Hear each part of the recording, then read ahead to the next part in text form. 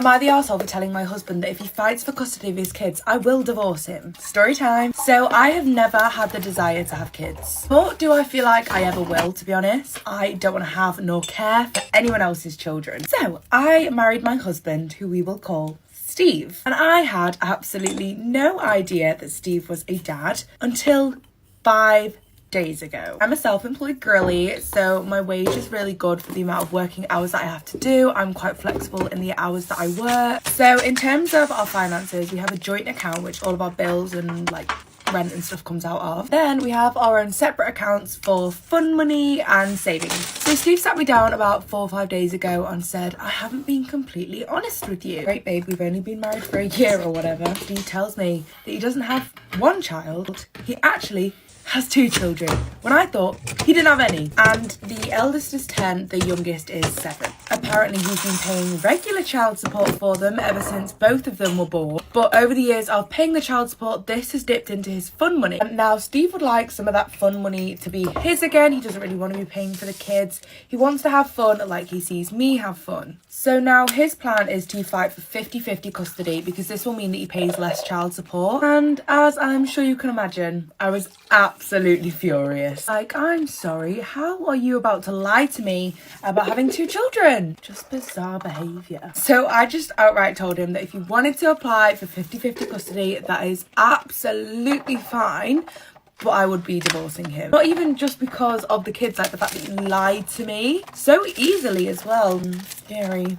I haven't tried this foundation before, so this could go very wrong. But we do have a prenup in place, so I would be fully protected, still get 100% of my business, and I'd get the house because it was mine that was passed down from my grandma. Steve then had the absolute nerve, the gall, bloody gumption to call me the arsehole in this situation. I'm sorry, can anyone see my 2 kids that I never told my life partner about running around? Because I can't. Interesting. He also told me that I would be in the wrong if I didn't step up to be a stepmom. I'm not too sure that is how this works, Steve. He told me that it was time for me to step up so that he could have fun. So realistically, it's not even about getting the kids back. It's about him being able to save money.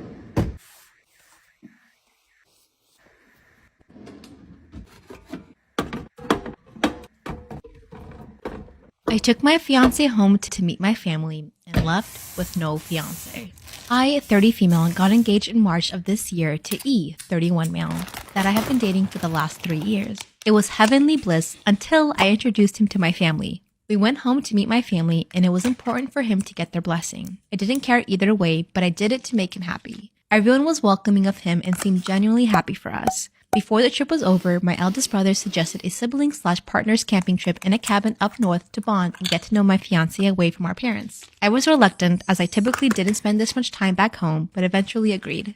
The trip was going well, so I let my guard down and decided to enjoy being in the mountains with my siblings. However, the day before the trip was over, everything changed. My sister and her husband were on their 17th argument of the day, and it was only 11 a.m. Her husband stormed out and she stayed there, just crying. I don't do well with other people's emotions, so I suggested a hike to clear everyone's head. My fiancé suggested that us siblings go so that my sister could talk freely if she needed to. I asked if he was sure, and he stated that he just checked some emails while we were out. Early on the hike, my sister said that she just wanted to go home. I offered to walk her back, but she said she wanted to clear her mind. We continued our hike and she went back to the cabin. After the hike, my brother and his wife wanted to explore, but I just wanted to shower, so I headed back to the cabin. My sister's car was still outside, even though it was a couple hours later in the day. I ignored it and went inside. I heard soft moans coming from upstairs and then a familiar grunt.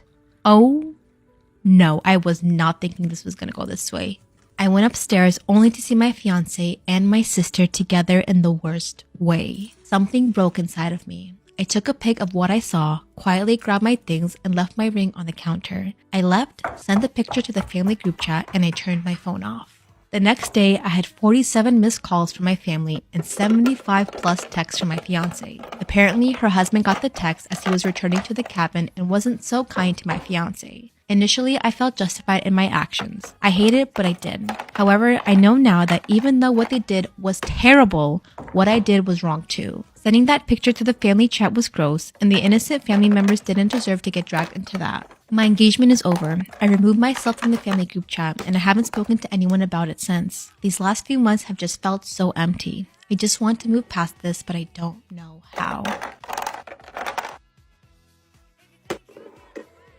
A very well-known influencer who is hooking up with a famous football player who has a wife and kids. Am I the asshole? Claimers is not my story time. Listen to me on Instagram. Lost my job in early 2020, obviously due to COVID. Instead of looking for another job, I set my mind to becoming famous on social media. Knew that I could make it happen, but I didn't know how yet. I did some research, so I basically started copying everything everybody else did. Like all the other famous influencers, dabbled in fashion, makeup, lots of lifestyle content, but finally I landed on bikini content. This just put me on a new level. Started gaining tons of followers. After posting every single day for about 6 months, I was almost at 400,000. This is when all the DMs started rolling in. I had really famous rappers, actors, athletes, comedians, other influencers, big YouTubers. I mean, the list goes on and on. So of course, I would reply to all of their DMs. Some offered to fly me out to see them, and others were living in the same city that I was. So I basically started going out on dates. The first date I ever went on was with a rapper. I don't want to give too many details because I think you guys could guess who this is. He was very popular in 2010s. I mean, he's still popular now, but he made a lot of good music then. Anyway, he had me come over to his house, spent the night at his house, and we basically talked the entire night. Surprisingly, we had really good conversations, and that was that. And I got a DM from a really big football player who I knew was already married and had kids. That didn't stop me from messaging him back. Part 2 is up. I'm a well-known influencer who's hooking up with a famous football player who's married and has kids. Am I the asshole? Disclaimer, this is not my story time. It's sending me on Instagram. When I saw his DM, I quickly answered. Sent me little heart eyes, so I replied back with some hearts. Then he asked me where I lived. I told him that I was in LA, and he said, okay, cool. I can fly you out. I said, sure. Actually, the next day, I was flying first class to go see this guy. Got me a suite at a really nice hotel. He said he would show up at 7, but he actually showed up at 11 p.m. By this point, I was already in my pajamas and my skincare. Once he came up to the room, he apologized for being so late. That's when he said that he liked that I wasn't wearing makeup. It makes me laugh so much because before he arrived, I had a full face of makeup on and a freaking cocktail dress and heels. He said that I was a natural beauty. That's when he basically ordered the entire menu from the hotel. He ordered steak, pasta, pancakes, waffles, French toast, champagne, and a bunch of other stuff. He asked me if I wanted a salad. I said yes. While we were waiting for the food, he started kissing me and we basically ended up doing it. It happened really quick. It was over in like 2 minutes. Afterward, he kissed me and then the food came. He proceeded to eat almost everything that he ordered, but he left me some salad and fries. That was it. It's like he was telling me that he only wanted me to eat salad. After that, he started asking me questions like if I was dating other people. Said no, but I was going on dates. When he told me that he only wanted me to be exclusive with him, that he would fly me out whenever he was available. I said yes, but I knew that I wasn't going to go through with that because I'm not going to be traveling for him all the time. Part 3 is up. I'm a well-known influencer who's hooking up with a famous football player who has a wife and kids. Am I the asshole? Claimers is not my story time. Was sending me on Instagram. That's when he told me he wanted me to be exclusive with him, that he would basically fly me out whenever he wanted. Obviously said yes to his face, but I was not planning on it. Would I be flying around the country to go see this one guy? Good news is when I got back home, I had a bunch of new DMs. So I went on a few more dates. I went on a date with a very famous YouTuber. It was super fun, really casual, and didn't really expect anything from me, which was really nice. When we went on our date, he actually treated me like a queen. If this guy asked me to be his girlfriend, I would totally say yes in a heartbeat. Then the football player actually ended up calling me the same night that I was on the date with the YouTuber. Decided to go to the bathroom and answer the phone. That's when he started acting all jealous and asked me where I was. He said that I should be home resting and ready to go see him again. He asked me if I could fly out the next day. I said no because I did have a modeling job, thank God. I mean, a girl needs to make money. Then he said that he would start giving me an allowance of $5,000 a month, which I said yes to in a heartbeat. So I ended up canceling the modeling job. I flew out the next day to go see him and he actually gave me the $5,000. Said that every time I saw him, he would give me more. But here's the thing, he has a wife and kids and I do feel bad about that. This has been happening now for a few months. I have more money now than I ever had. And I'm still modeling on the side, so I'm making my own money. I'm still going out on dates with other guys. What should I do? Story time. My wife and I have been married for 5 years, but our relationship began when I was 23 and she was 13. My wife is 27 and I am 37. Have been married happily for about 5 years, but our relationship began when she was 13 and I was 23. We are still deeply in love with each other, and we don't regret the past. Once I graduated from university, I immediately moved overseas to complete my master's, and also found a small teaching position at one of the most competitive middle schools in the city where I was studying. I taught English initially and eventually history. Once I had learned the language well enough, I also tutored on the side so I could have some travel money. For our sake, we'll call my wife Lily. During the winter of my first year teaching, she transferred to my English class. Admittedly, she was an adorable kid at the time. Yet my feelings for her were limited to the admiration teacher naturally has for their students. One day towards the end of the school year, go to part 2. Am I the asshole for bringing my sister-in-law's wallet to the restaurant when she conveniently always forgets it? I know. My female 28, sister-in-law Amy, female 26, always comes to visit from out of town. She stays with us instead of a hotel and always wants to go to expensive restaurants. She always conveniently forgets her wallet or comes up with some excuses as to why she can't pay her share. She has implied that since I make much more money than her, I should be the one to pay. No, not my husband should pay, but me specifically. I do make a fair amount of money, but not so much that I can treat someone every time they come into town. Nonetheless, in the past, I have just paid the bill and asked her to pay me back. She never has. She had made a reservation at an extremely expensive restaurant last night, and before we left, I made it clear that I wouldn't be paying her bill. This is where I might be the asshole, and I'll admit, I got this move straight from an episode of 2.5 Men. As we were leaving, her and my husband went to the car. I pretended I forgot something and went back inside. I found her wallet sitting right on top of her suitcase. I put it in my purse and we went to the restaurant. When we were done eating, I asked for separate bills. She said, no, we need one bill because she, quote, forgot her wallet again. I reached in my purse and said, this wallet? This is gold. She was extremely furious. She said that I should have not touched or grabbed her wallet. So, am I the asshole for taking her wallet and bringing it to the restaurant? No. No, Not at all. Teacher TikTok is similar, Yeah. and I say that knowing that like Faith Bench taught me Yeah. everything. Like, Yeah. she was in teacher TikTok world, but like outside of that, I have gotten more support in more genuine friendships than Yeah. people outside of my niche, because Yeah. it's just so weird to see people like just want to not have that competition. Totally. And it's been very interesting seeing people in the teacher TikTok world that will take the help, because Yes. I've always wanted to be able to give back to someone else the way that Faith gave to me. Yeah. And I still, like, me and Faith still, like, to this day, like, this week, Yeah. we're like, hey, here's how we're going to tag team VidCon and, like, Yeah, get the best yeah. out of it. And it's been very interesting watching even, like, TikTok teachers in the world be very interested in hearing the help. But the Yeah. moment you ask for something in return, it's like, Mm. oh, yeah, I'll get back to you. Wow. And it's just, I know. it's just such a shame, you know?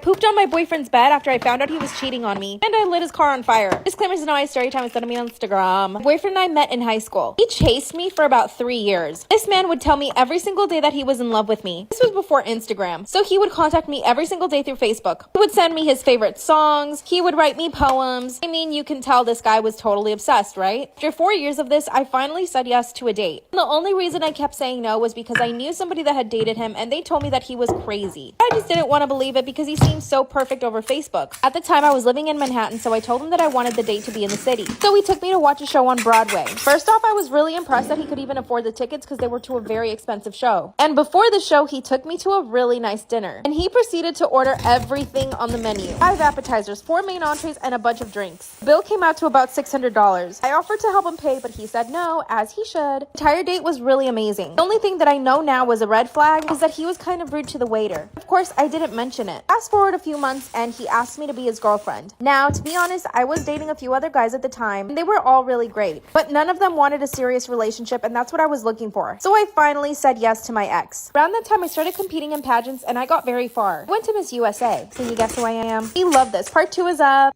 I pooped on my boyfriend's bed after I found out he was cheating on me and lit his car on fire. Disclaimers in my story time on send me on Instagram. After he asked me to be his girlfriend, I decided to start competing in pageants, and I got pretty far. I won my state and went on to Miss USA. At that point, my ex and I had been together for about a year. To my face, he always told me that he was so proud of me. He loved that I was so dedicated and disciplined. To get ready to compete, I would work out twice a day. I also had a bunch of classes and held down a full-time job. Here's when things start getting complicated. One night, our friends had a get-together at their house. Our entire friend group were there, and I invited my best friend. Now, my best friend has always had my back. He is my ride or die. Her and I went to the kitchen to get some drinks, and when she went back to where my boyfriend was standing, she overheard the conversation he was having with another friend. Apparently, my boyfriend was telling the other friend that I was crazy, that he thought I had eating disorders because I would work out so much, that I thought I was better than everybody else because I was competing for Miss USA. My best friend ran over to the kitchen to tell me everything she heard. At first, I thought, are you sure he wasn't joking? She said no, he was completely serious. I was really hurt. Instead of waiting for the party to be over, I confronted him right then and there. Asked him if he was talking bad about me, and then he said no, of course not. And I told him the whole conversation that my best friend overheard. But I told him that I was the one that overheard the conversation. That's when he started gaslighting me. He said that I was overreacting, that I had completely twisted his words. I asked him exactly what he said, and he told me he couldn't remember. I asked him point blank if he felt envious of me, and he said no. He said, you have to get over yourself if you think you're that important. Part 3, I pooped on my boyfriend's bed after I found out he was cheating on me and lit his car on fire. Disclaimers is not my story time, send me on Instagram. After I caught him talking bad about me, he denied everything. And he also told me that I needed to get over myself. I grabbed my best friend and went home. That means my boyfriend stayed at the party by himself. Well, guess what he does? He goes out of his way to find a girl to hook up with. And I know this now because a few of my friends who were at the party saw everything go down. Apparently, after I left, he started scouting all the girls. He would go up to each one of them and talk to them. Finally, he went upstairs with one of them. I mean, he couldn't even go somewhere else. He had to do it in front of all of our friends. Multiple people watched this all happen, and most of them knew that we had gotten into a fight before. One of the girls that was at the party actually messaged me and told me that my boyfriend was in the bedroom with another girl.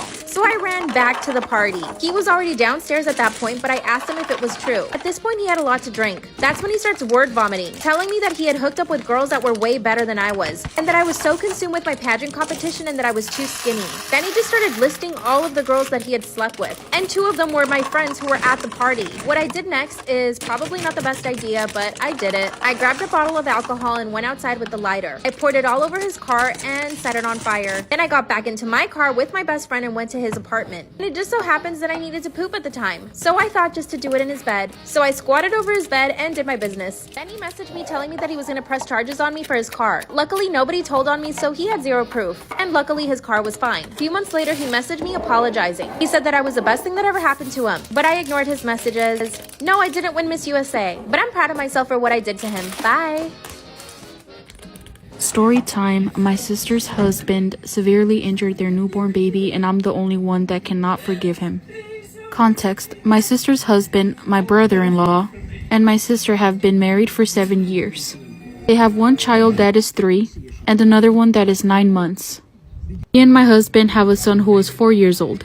We are very close with them until this incident. About 6 months ago, I got a call from my sister that her 9-month-old had a broken arm and was in the hospital.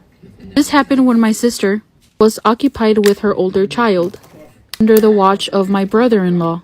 The story at the time was that the baby had his arm wrapped around in a blanket wrong, and he lifted his arm up too quickly, and that's when his arm snapped, just below the shoulder. I told my sister that sounded off, and she should press him to tell the truth. At that time, I assumed the brother-in-law was in panic mode, or covering up for a dropping accident, or something like that. The next day, everyone found out everything, due to finding on the x-rays and CT scans. My father called me because my sister couldn't speak. I vomited and I was filled with a rage I have never felt before in my life. There was 3 broken bones, the arm being the most recent, a rib and his leg. This man was hitting, squeezing, and shaking this tiny, helpless little human, hiding it successfully until he couldn't anymore. Obviously, the authorities got involved and cleared my sister of any wrongdoing. Apparently, the first injuries went unnoticed because of the baby's lack of mobility, and any discomfort from them would have been minimal and was just seen as normal baby fussing. I believe my sister didn't know until the arm. Her initial response was normal. She was angry, heartbroken, and in complete shock. This brings us to the now. Go to part 2. My sister's husband severely injured their newborn baby, and I'm the only one that cannot forgive him. Part 2. Baby has healed completely and is thriving. The authorities have delivered justice in the form of parole and therapy and etc. No jail time at all. Everyone has seemed to move on from their anger and outrage, except me and my partner. My piece of shit brother-in-law gets supervised visitation with the kids. and my sister has been seeing him on her own. They go on dates and she is talking about taking him to a family wedding this summer. She told me she is not seeking for divorce and understands that he has mental health issues, and this is the reason for what he did. I am disgusted. I am judging her and him very harshly. I physically shake with anger when I hear my brother-in-law's name. I don't care that he was stressed out, overwhelmed, or depressed. While I also myself relate to those feelings, as most parents probably do, I cannot forgive him for his actions. He could have put him in the car and walked away. He could have sought counseling when his feelings started to become unmanageable. He could have done anything else but what he did. 3 separate known times. Who knows what didn't leave a mark for the x-rays to show. I will not be attending the wedding this summer, and I shared this with my sister. No one in my household will be around his presence again. I have helped her with babysitting and I also do play dates, but I have checked out with her emotionally. I don't want to talk to her about what's going on or how she's feeling, and I'm sure she has felt me pull away. I feel guilty, I feel angry. I love my sister and I love my niece and nephew. And I did accept at one point my brother-in-law. As a brother, I don't know if I'm doing the right thing. How and when do you forgive someone for doing something like this? He decided to put all his anger on a baby, on a helpless baby. I don't think I could move on. I don't know if I'm doing the right thing. Am I the asshole for kicking out my sister-in-law for spreading true rumors about my marriage? My 32 male, sister-in-law, 18 female, is living with my wife, 27 female, and I while she attends university. She has a partial scholarship and we let her live here so her family can save money. My wife was injured severely while taking a hike 2 years ago. Unfortunately, she has lost the use of her limbs. I love my wife very much and I will never divorce her. We have 2 very young kids that need us both. Also, my work provides us medical insurance, which obviously is very important to us. The crux of the matter comes down to sex. My wife cannot have intimacy, not any kind. There are medical reasons. No, I won't go into it. About 1 year after her accident, my wife was feeling very down. She was in a very dark place. She thought I was going to leave her and be with somebody else. I did not have anyone else on the side. I also had no time. I was working, taking care of 2 kids and assisting her in care. I literally had no time for anything like that. Anyway, it led to a fight that led to me admitting I still had physical needs that weren't being met by a quick wank in the shower. Before you ask, yes, we are both in therapy. This has been a situation that neither of us imagined when we met. Long story short, my wife finds me women that I sleep with and have zero emotional attachment to. I do not go looking for women, and I don't tell my wife what to do. When she decides that I need it, she makes arrangements. It's not perfect. It's not what I want. I want my wife to be healthy again. I want to hold her. I want her. It's never going to happen. It was a private decision that we made together. As far as I'm concerned, it should have stayed private. My sister-in-law moved in with us in September to start university. She helps around the house and with the kids. In return, she lives in our basement suite, and I give her some spending money. She does not work hours a day or anything. She might watch the kids while I make dinner, or she will work my wife's garden. One of the nights I was gonna go out as arranged, my sister-in-law was supposed to watch the kids. Instead, she got one of her friends to watch them, and she followed me. She saw me go meet a woman and go up to a hotel room. She took pictures.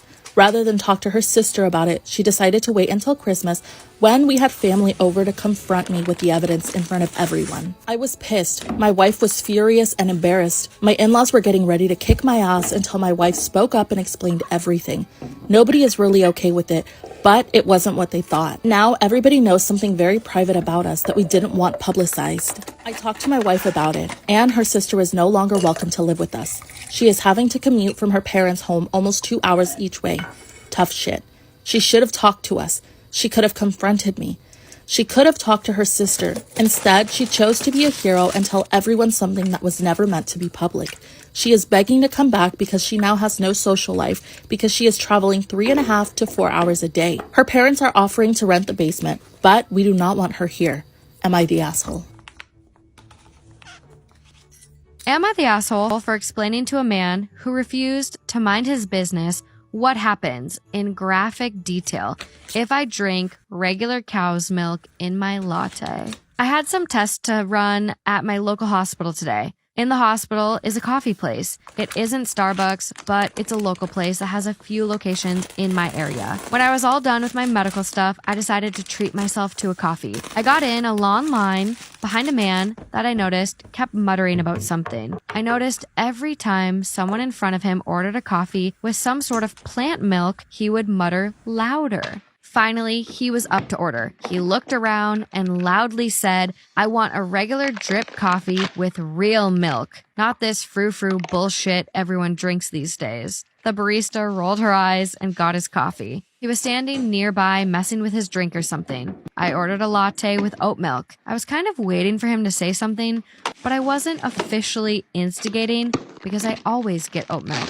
This guy looks at me and says, "You know that's not milk, right?" I said, "Yeah, I know." He then says, "It won't kill you to drink regular milk, right? It's good for you." Now, here's where I might be the asshole. I said, quote, "Yeah, it won't kill me, but I don't want to Hershey squirt all the way home. I don't want to shit myself right now until there is nothing left in my stomach. So if you don't mind, I will take my oat milk latte and not shit myself. Thanks." How is that an asshole? The guy threw his coffee away and left. Good. Bye, bitch. The barista was in shock. Now I feel bad, and my husband said it was kind of uncalled for, No. but he also laughed so hard when I told him. I get so annoyed when people decide they have some sort of out-of-pocket thing to say to me. Absolutely. Storytime, I got essayed by my baby's father. This is not my story. Not sure if this counts as essay because he was my boyfriend at the time. Me and him have been together for 8 months and I got pregnant. So I got pregnant and I just wasn't into doing it during my first trimester. One day I went over to his house to hang out. Everything was pretty normal. We went to go play basketball, went swimming, and after we got done swimming, I got into his clothes and we decided to hang out in his room. We watched a movie and I waited for his mom. She wasn't home. He tried to initiate, but I kept telling him no because I felt sick. He wouldn't stop asking. He proceeded to pull down my shorts and again I told him no. I kept pulling my shorts back up and he would keep pulling them down. They were his shorts, not mine, so they fit me kinda loose. He pulled them back down and proceeded to do what he wanted. I froze.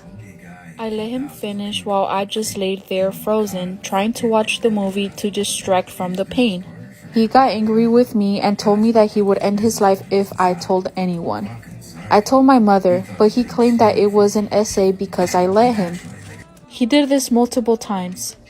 I gave birth to my beautiful baby girl and I couldn't have relations for 6 weeks because it could cause a lot of damages. He was living with me and at this point he had forced me. He had forced me multiple times to have relations even though I couldn't for 6 weeks. He didn't wait. Every time he forced me, it was super painful. My mother had noticed that something was going on. And she also noticed that my boyfriend was physically abusing me. So she ended up kicking my boyfriend out. Me and my mother both put my boyfriend in jail. I went through this for months and I can finally say that I am happy. My beautiful baby girl doesn't need her father. This happened to me when I was 15 years old. I am currently 16. All of this abuse happened when I was pregnant. And some before I was pregnant.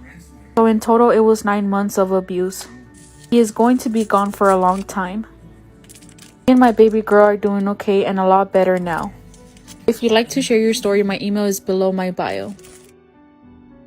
I'm madly in love with my co-worker and I really want to tell him, but he has a girlfriend. My co-worker and I are both 26 and we get along very well. We speak every single day and he's never mentioned to me that he has a girlfriend, but he's also never flirted with me or misled me in any way. I've had feelings for him for quite a while, but I've only just recently found out from other co-workers that he has a girlfriend. I have no intention whatsoever of ruining his relationship, so I've been trying to stay distant. Recently, every time I see him, I've been pretending to be busy and I try and avoid him. He's been going out of his way though to find me and create create a lot of chit chat. We have lots of common interests and it's getting really difficult. At this point, I'm kind of in agony. Every time he talks to me, I feel like I'm getting stronger feelings and it's making it increasingly difficult for me to even go to work. I'm feeling extremely anxious and overwhelmed, and I've been crying almost every night about this. Feeling like the only thing left to do is to quit my job, and I've worked so hard to get to where I am and I really do enjoy my job. I'm thinking of just confessing to my co-worker how I'm feeling and politely asking him just to keep his distance from me. However, I mentioned this idea to my friend and she's told me I would be completely in the wrong to even bring this up. From what I've told her, she thinks he has literally no feelings for me, and if I bring this up, I will be very selfish and put him in an uncomfortable position, and this is my problem to deal with. I do understand what she means, but I really just need to get this off my chest and let him know how I feel. Obviously, I'm not going to say to him that I'm madly in love with him, but just that starting to catch feelings, and I think we need to just keep our interactions purely professional.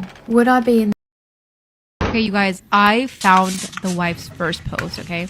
And it's, am I the asshole for asking my fiance to pay a bride price? My fiance, 32 male, is white, European man. I, 31 female, am a black African woman. We've been dating for 7 years. I came to his country to study and have lived and worked here since. Ever since we started dating, he took such an interest in my culture, asked me to teach him my language, culture, and we've even been to visit a few times. He asked me to marry him last year and I accepted. We were planning our wedding. I mentioned we need to account for my family back home. We could have the traditional wedding in my home country and then the white wedding in his, since we don't want to ask anyone to fly out or get visas, etc. The issue came when I mentioned a bride price needing to be paid, something he scoffed at. To call it a bride price is misleading because there is so much more to it than the money that changes hands. It's our time-honored tradition that blends two families into one, and it's always something I wanted to do when you got married. I mentioned he knew of marriage customs in my country and that they included a bride price. We both work in law and human rights type of fields, so he assumed I would be against the bride price. I told him I'm against it being a forced and money-making thing, but I'm asking that he does it because I chose it and I want to honor my parents and culture. He refused, saying it was backwards and exonerate, and it would be like he bought me.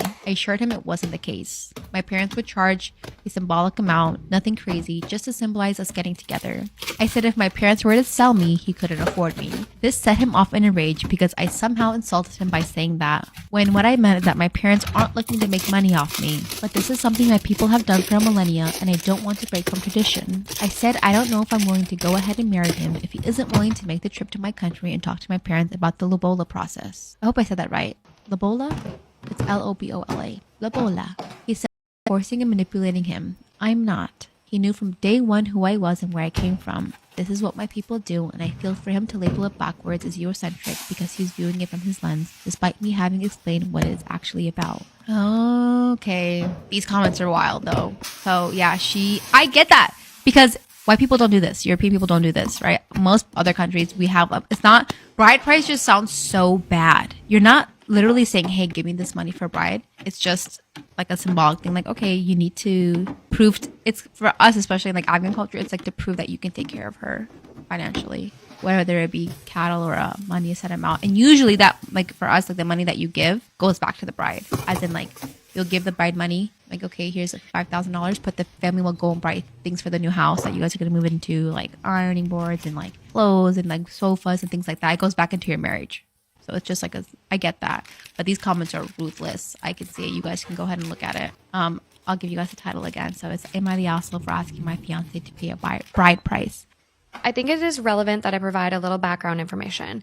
My name is Jake, 28 male, and I've been studying the occult and paranormal for the better part of 13 years, and almost 10 semi-professionally. I have personally investigated over 150 alleged hauntings, and I've been a part of 3 teams. I've been able to meet many interesting people doing this. I was even able to meet and have a very personal conversation with Lorraine Warren, the person whose case files the Conjuring movies are based off of. Oh my gosh. Damn. Despite all of the recent criticism from the paranormal community, she was a wonderful woman to meet. Why is this important? I don't mean to sound arrogant, it serves a purpose. Most of my research is mundane and boring. Many things that appear to be supernatural can usually be explained away by sometimes complex, however usually mundane and normal scientific means. I try to stay skeptical and look for sound reasons in everything, even where there is none. In my 10 plus years of research, I've only had a handful of things ever baffle me.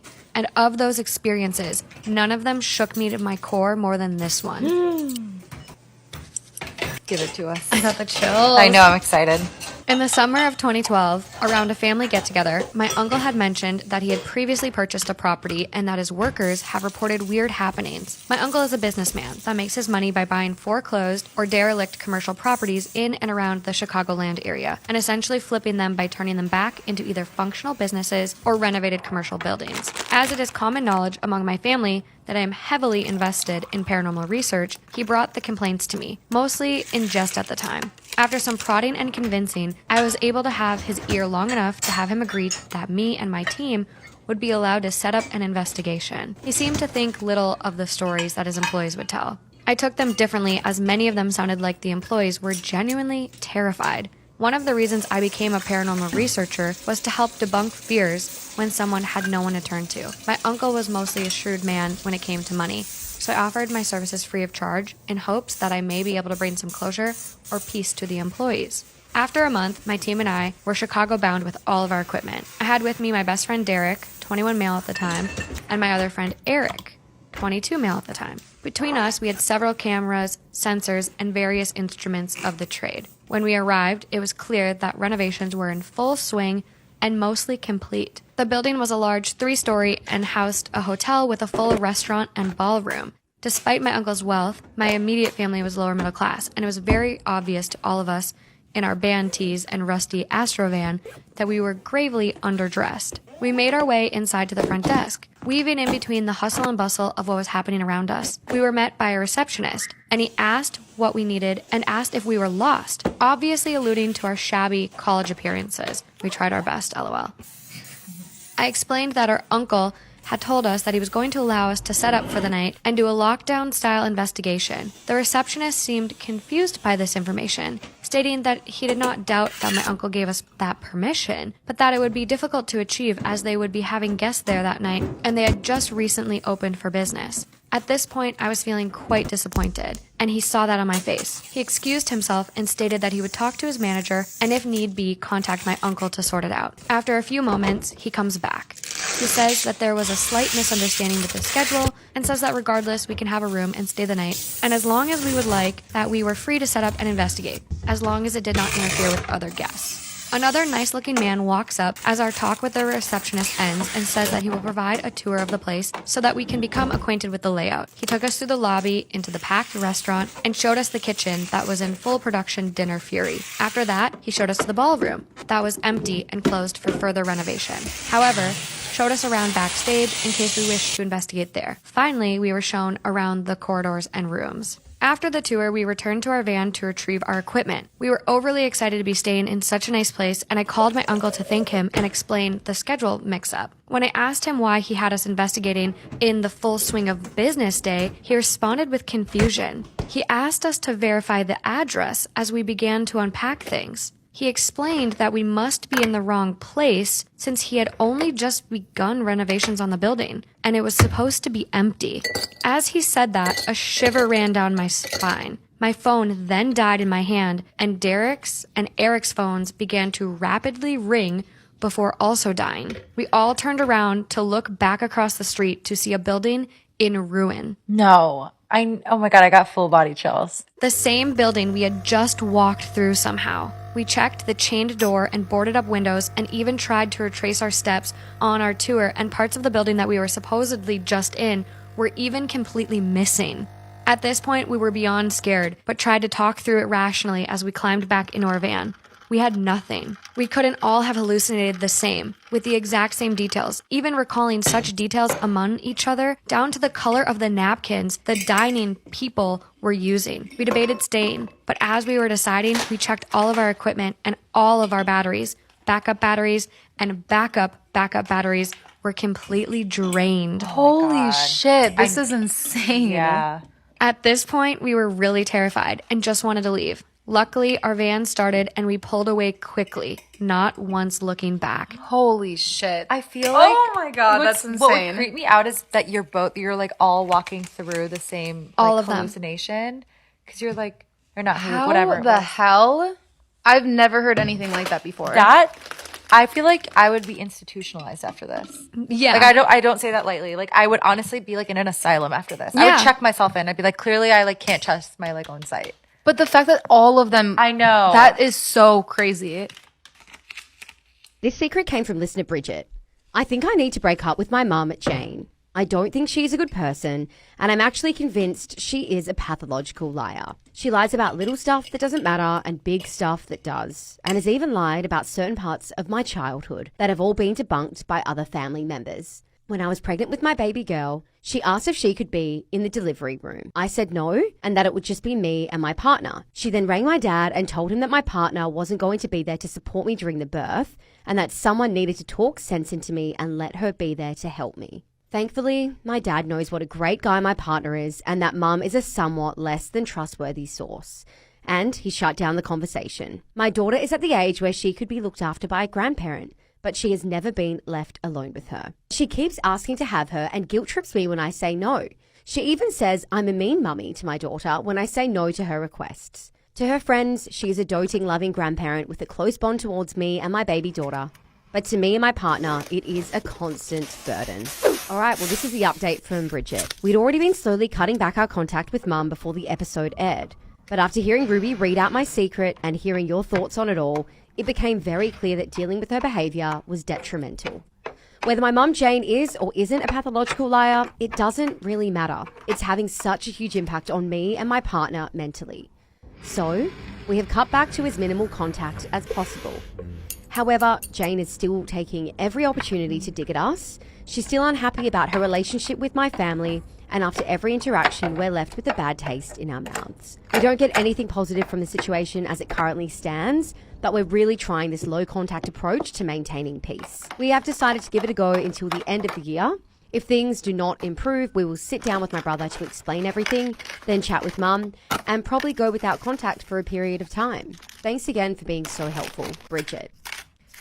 My boyfriend deleted my dead brother from my Instagram friends, and he doesn't seem to understand or care that I'm upset. 6 years ago, my twin brother Sam died in a horrible accident on the freeway. It was one of the biggest accidents in our state. My only comfort is that he died immediately. The police said that he most likely had no idea anything was happening around him. Anyway, before he died, Sam was a huge social media user, mostly on Instagram and Snapchat. I never followed him on Snapchat, but I followed him on Instagram. He made thousands of posts about his life, friends, family, music. He was an amazing singer. After he died, I would go to his account and just scan through his account. I mostly watched a few videos he made where he does a dialogue for ESL speakers. He taught English to ESL students for extra money. I'd often pretend that he was speaking to me. I know it's not healthy to listen to my dead brother's voice every day, but it just became a habit. A few weeks ago, my boyfriend had been urging me to break free from this. He told me that I needed to move on. I did start. I would only watch one video, or even not use my phone until right before I went to bed. Last night, I went to check my brother's account and I saw that it was gone. I was upset. I texted my sister and she said that she could still see his account. My boyfriend told me that he blocked my brother on my account. I was annoyed, but simply thought that I could just go back to following him. But my brother's account was private and our family couldn't access his account years ago. The reason why he blocked him is because he thought I was in love with my brother and even accused me of being once intimate with him. I wanted to vomit. He's my twin. We spent every single day together. Even when we grew up, we went to the same university. At the time of my brother's accident, we were roommates. I love my brother, but not in a sick way. My boyfriend never met him. He and I only started dating 2 years ago. But after this, I don't know if I can or should continue this relationship.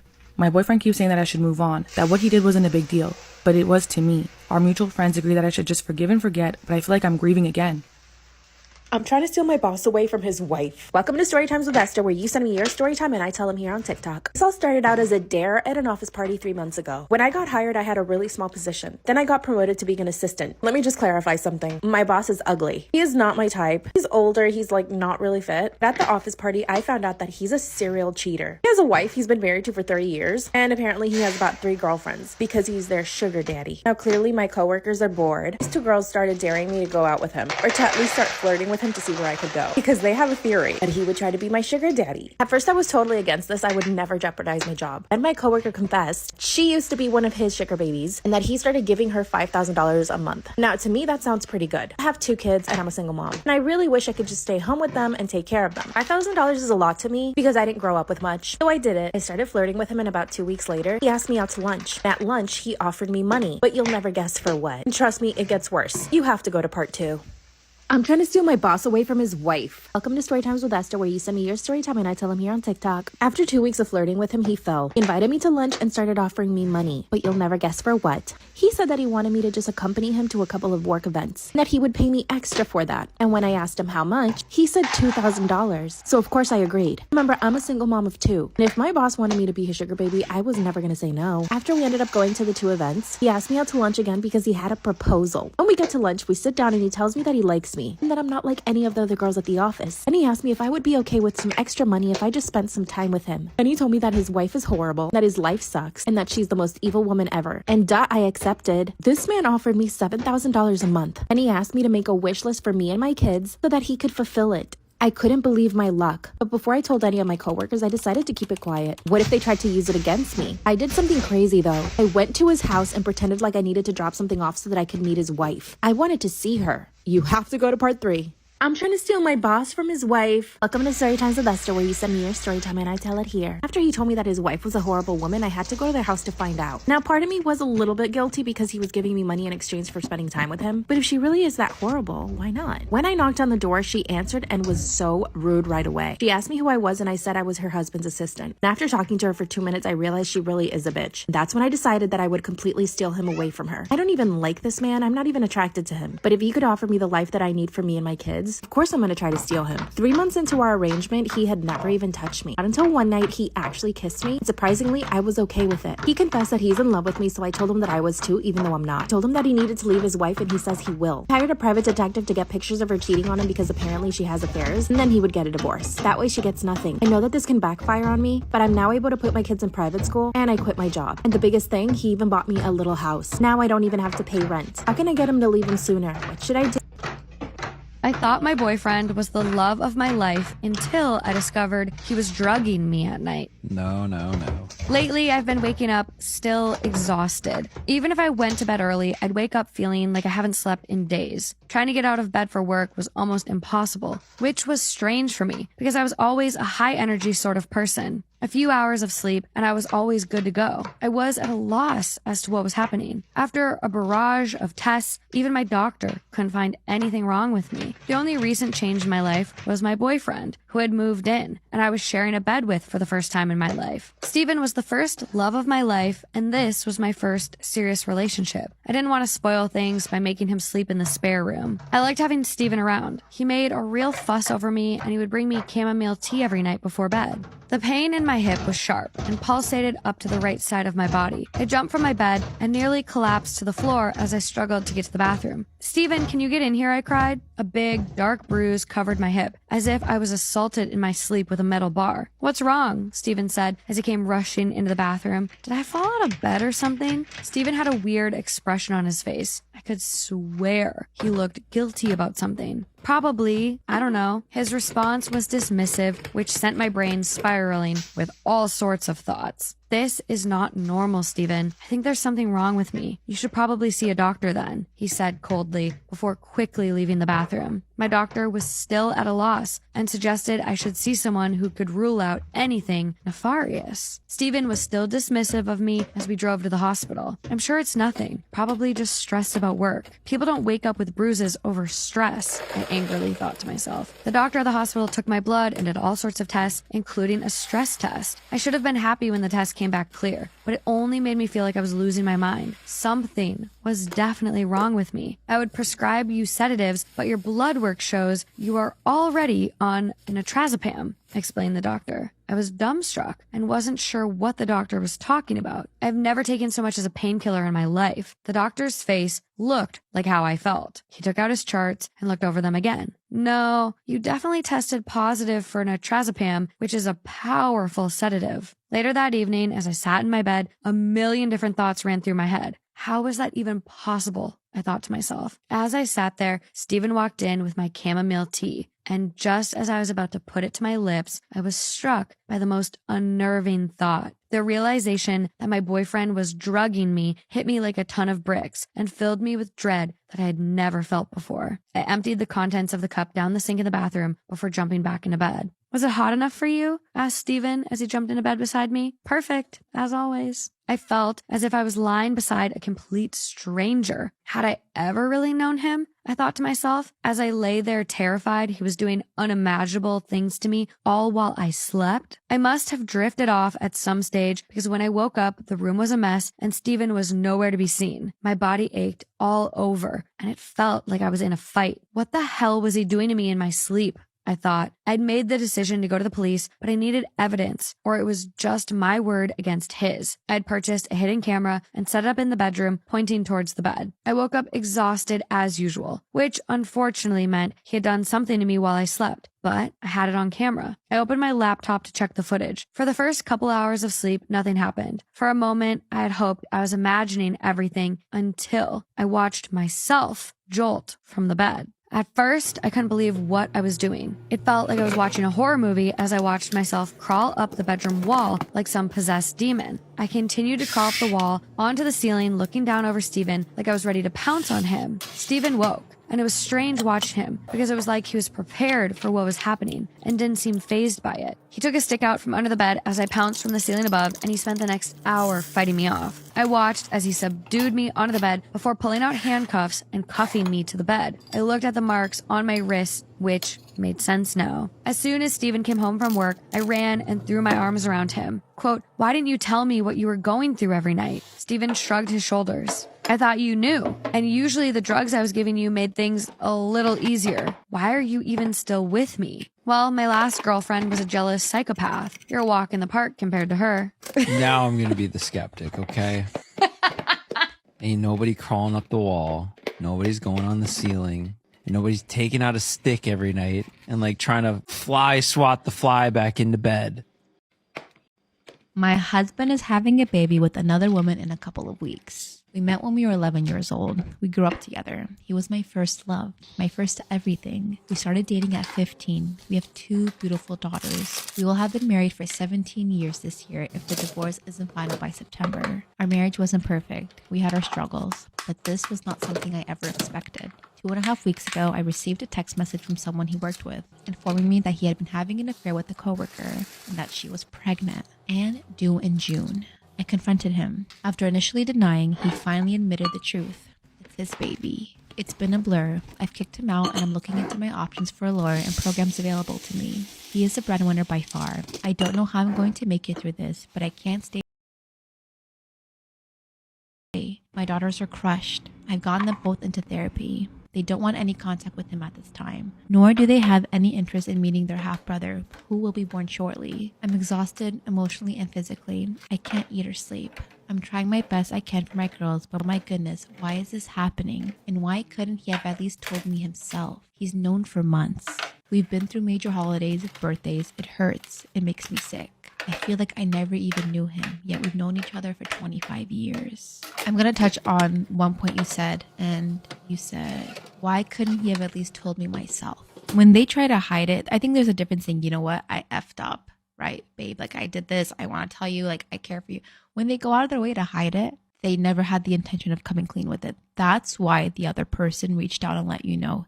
They probably had a disagreement saying, hey, you need to tell your wife that we're having a baby. And he denied, thought he could live the best of both worlds and play daddy to both sides without letting you know and ruining his ideal world. That's why he didn't care. He wanted to lead that lifestyle, or he was scared shitless because he knew he destroyed his marriage and the marriage was over. For myself, right, I always say there's 2 things in a marriage for myself that are non-negotiables for me that are causes of divorce. I never want to get divorced, and Shalami, that never happened for me. I always state, listen, if you put your hands on me or if you cheat on me, it's over. Everything else, I will work through the dirt with you. I will bring us up. I will do everything in my power to make our marriage work. But if you ever put your hands on me and if you ever cheat on me, I'm out. Those 2 forms of disrespect is something I will never tolerate. And may I always keep that mindset, because I know when it happens, it's different, right? You have kids, that's the father of your child, things like that. But I just, non-negotiables. And then your last sentence, I feel like I never even knew him, yet we've known each other for 25 years. You know, I'm looking at the top comment right now and it says, sometimes I wish I was lesbian. I understand that. The example like that he has set for his daughters. I think things like that's what causes like generational trauma. I'm thinking about it like from the daughter's perspective, right? I don't know how old they are, they don't state it, but how traumatic, right? It's someone you put that distrust in them already for men in their lives, because they're saying, how can someone they love so much and so dear, one day do something as sinister like their father did to their mother. So that's always going to be in the back of their mind. It's different when you know someone that close who cheated, right? You hear stories here and there, but when it's like, yeah, my own father cheated when he had 2 kids and was my mom for X amount of years. What prevents it from happening to me when you live that firsthand? I'm going to read this comment, and it says, stand firm. I can't imagine what you're going through. Your ex betrayed you in the worst way possible. Steady yourself and don't falter in your steps. You have to be the rock for your daughters. You're already setting an important example for them by being a strong woman and not tolerating his disrespect. It's going to take a long time to come to terms with everything, but it will happen eventually. Sending lots of love and positivity.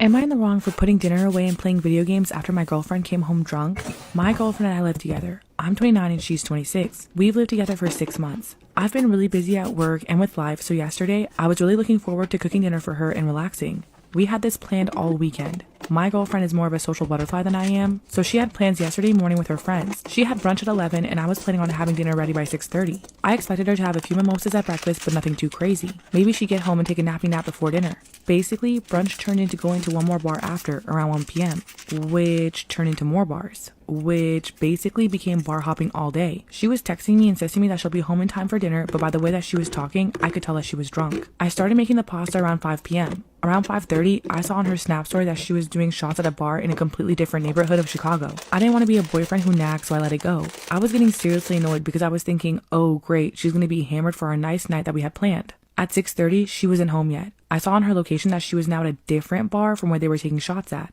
I ate and asked my friends if they wanted to play PlayStation, so I packed up the food, put it in the fridge, and hopped on PlayStation with the boys. Girlfriend arrived home around 7:15 p.m., clearly drunk. She asked what I was doing and what about dinner. I said she was late and that dinner was done, but it's in the fridge so she can heat some up if she wants. She apologized for being a little bit late, but basically gave me a half-assed laughing apology saying, you never know what to expect when the girl gang goes to brunch. I said that it's fine, but now I have other plans. She called me rude and went to bed. We haven't talked much about it today, but I can tell that she's being passive-aggressive. So, am I in the wrong?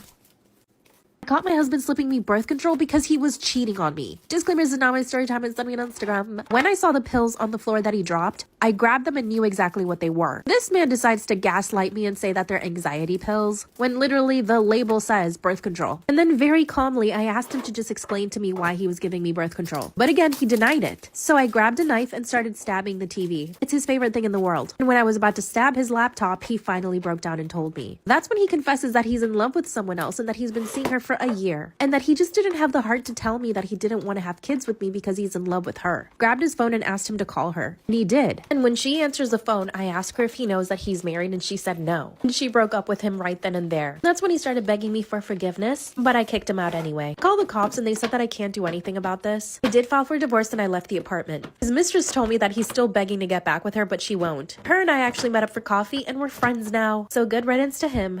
Okay, so some backstory. I live in Virginia, near Jamestown, if you remember it from history class. Anyways, there's this road that is known for being haunted. All the high school kids go there to get a little scared every once in a while. The myth goes, in the early 1800s, a woman fell pregnant, and when the baby was born, her husband didn't believe it was his, and... Wow. The woman could not stand the pain, and... Okay. From a bridge, Crawford Bridge. If you park under the bridge at night and fully turn off your car and all lights, you will hear a woman tapping on your window in search for a baby. If you have no baby in the car or you aren't pregnant, you are fine. Babies have gotten sick from this spot for seemingly no reason, and cars also tend to stall. Anyways, as all teens do, me and my friend did the ritual, heard her, got really scared, and drove away. About 3 minutes later on the same road, my car completely stopped. Confused and a little scared. This is the update on the switched at birth story that everyone has been asking for. We found our biological daughter in foster care. I don't think that it's going to surprise a lot of people that we gave birth in a hospital that wasn't in the best location. Our baby ended up with a family that ended up under investigation. Apparently, when the DNA proved that the child was not theirs, she was taken by the state and put into foster care. Of course, I feel terrible for the family, but I'm just so happy that our child is safe and alive. We have started the adoption process to adopt our biological child. We have some pretty great resources now. I definitely wouldn't say that the settlement money makes up for anything that we went through, because obviously the situation was extremely traumatic. It's close to $2 million. Our lawyer said that we could have gotten more money from the hospital, but the hospital really just wanted to end this super quickly, and honestly, so did we. We did explain to our daughter that her sister was going to come stay with us and that we still love her very much. She honestly seems so ecstatic at the idea of having a sister around. We are planning to move away. We found a really great school district a couple states away. We just want to start fresh. I still have no idea what we're going to do about the other family. I really don't want to involve them if I don't have to. My biological daughter does not seem to really remember much about them. I know that it's morally wrong not to let them know. I mean, I'm sure the poor mother had no idea what was going on. I know how terrible that must have been, but for now, I just really want to focus on my daughters and giving them the best life possible.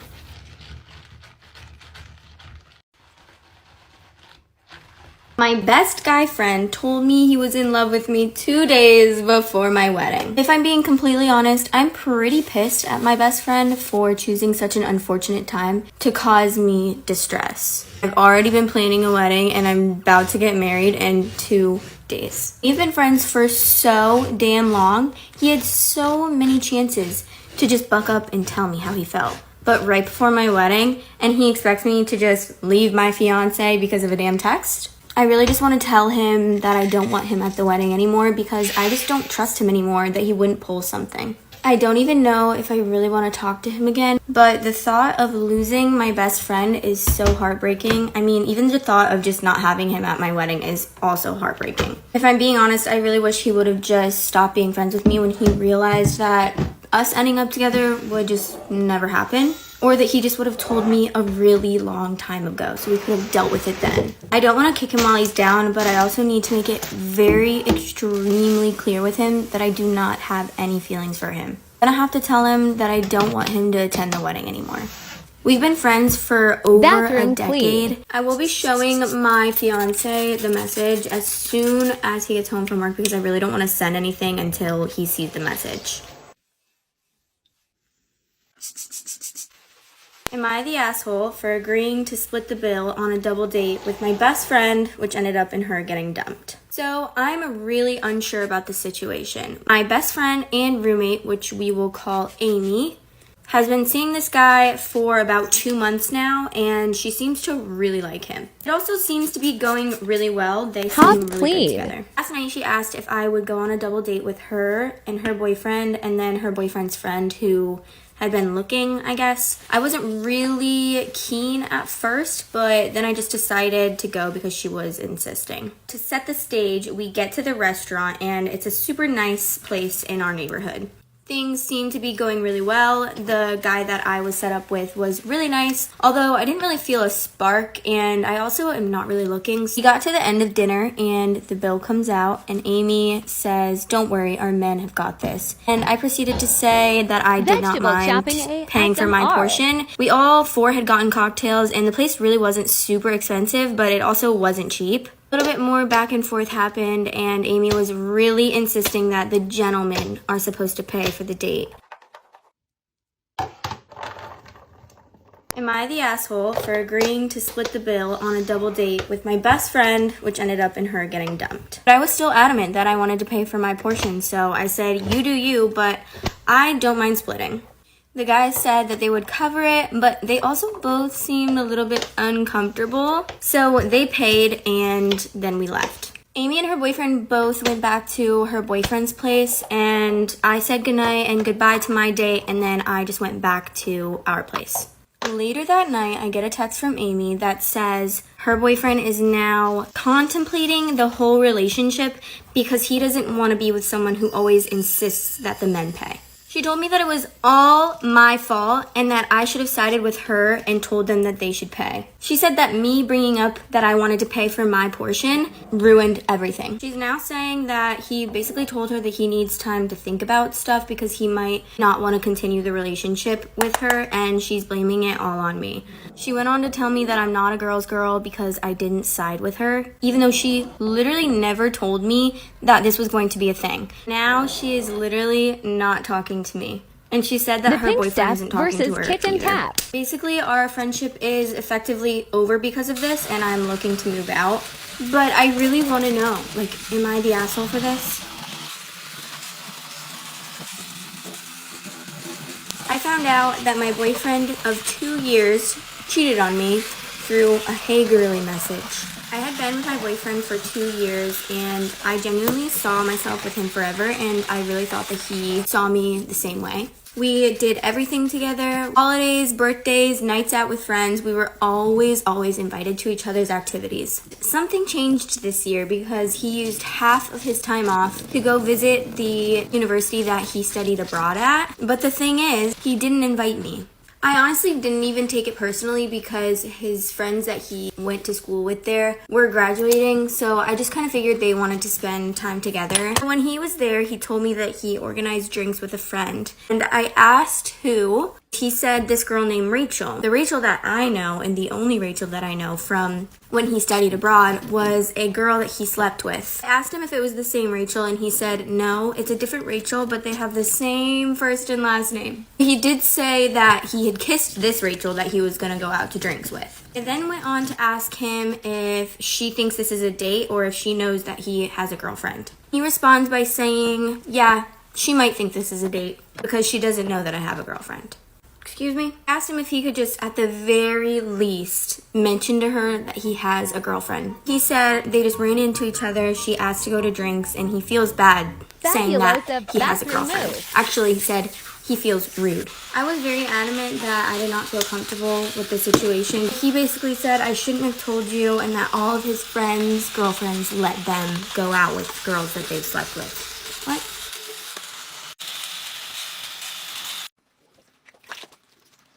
I found out that my boyfriend of 2 years cheated on me through a "Hey girly" message. The day that he was supposed to go to drinks with Rachel rolled around, and I asked him what he was doing. He said that he was going out with his friends from the university, and I asked him if the drinks with Rachel were called off. He said yes, because he told her that he had a girlfriend and she canceled a few hours later because she was busy. When he was on his way back, we were talking, he was saying how much he missed me, and I was arranging to pick him up from the airport that day.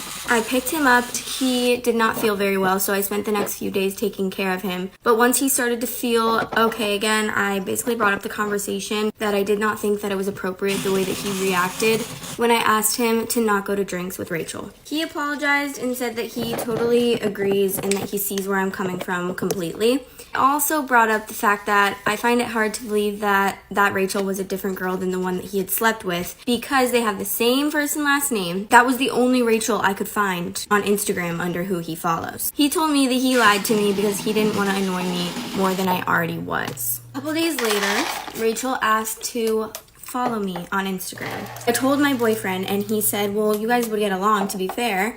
But then the following day, he asked me to block her. The day after that, I was sat next to my boyfriend and I got a DM from Rachel. She basically told me that she and my boyfriend had hooked up when he was on his trip there and that she had no idea about me because he never told her. At first, he denied it and said that he has no idea what she's talking about, but then he finally ended up admitting it. And as soon as he admitted it, I told him to leave and he left. So ladies, this just proves to trust your gut because now I know that I had every reason to be worried about him going to drinks with Rachel.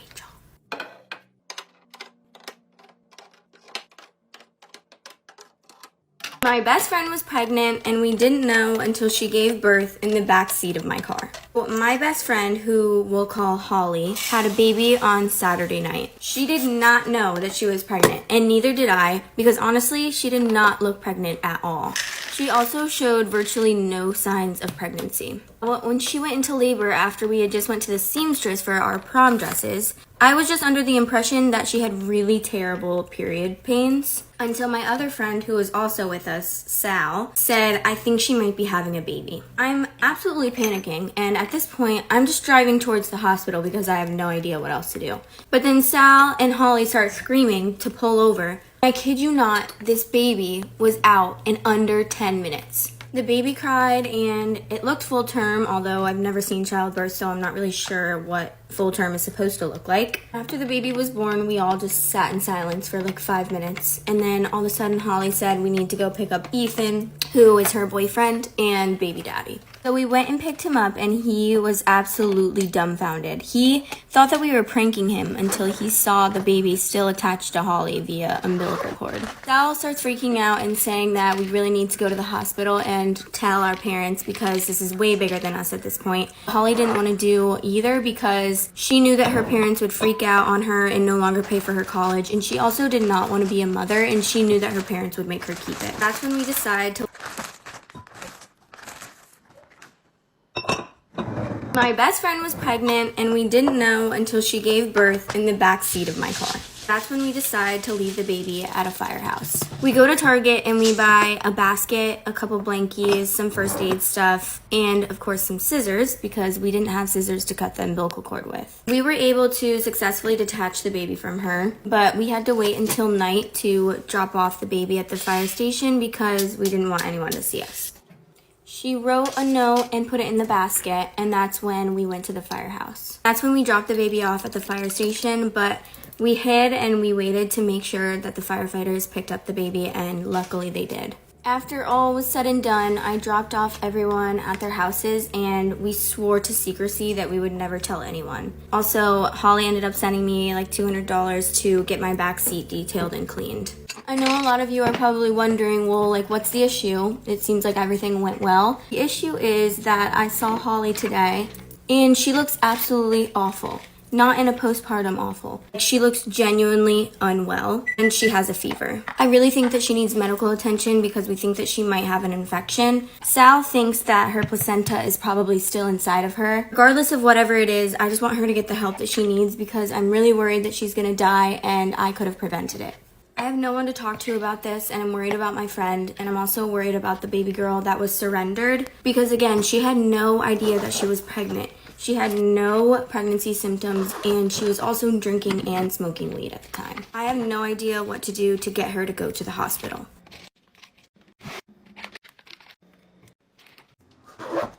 I caught my husband making out with the babysitter. I've been having suspicions now for about 4 months, ever since I hired our babysitter to watch our 3-year-old child. And mind you, our babysitter is 17 years old. I'm a nurse working full-time, and my husband works 3 nights a week, and he comes home during the day to sleep.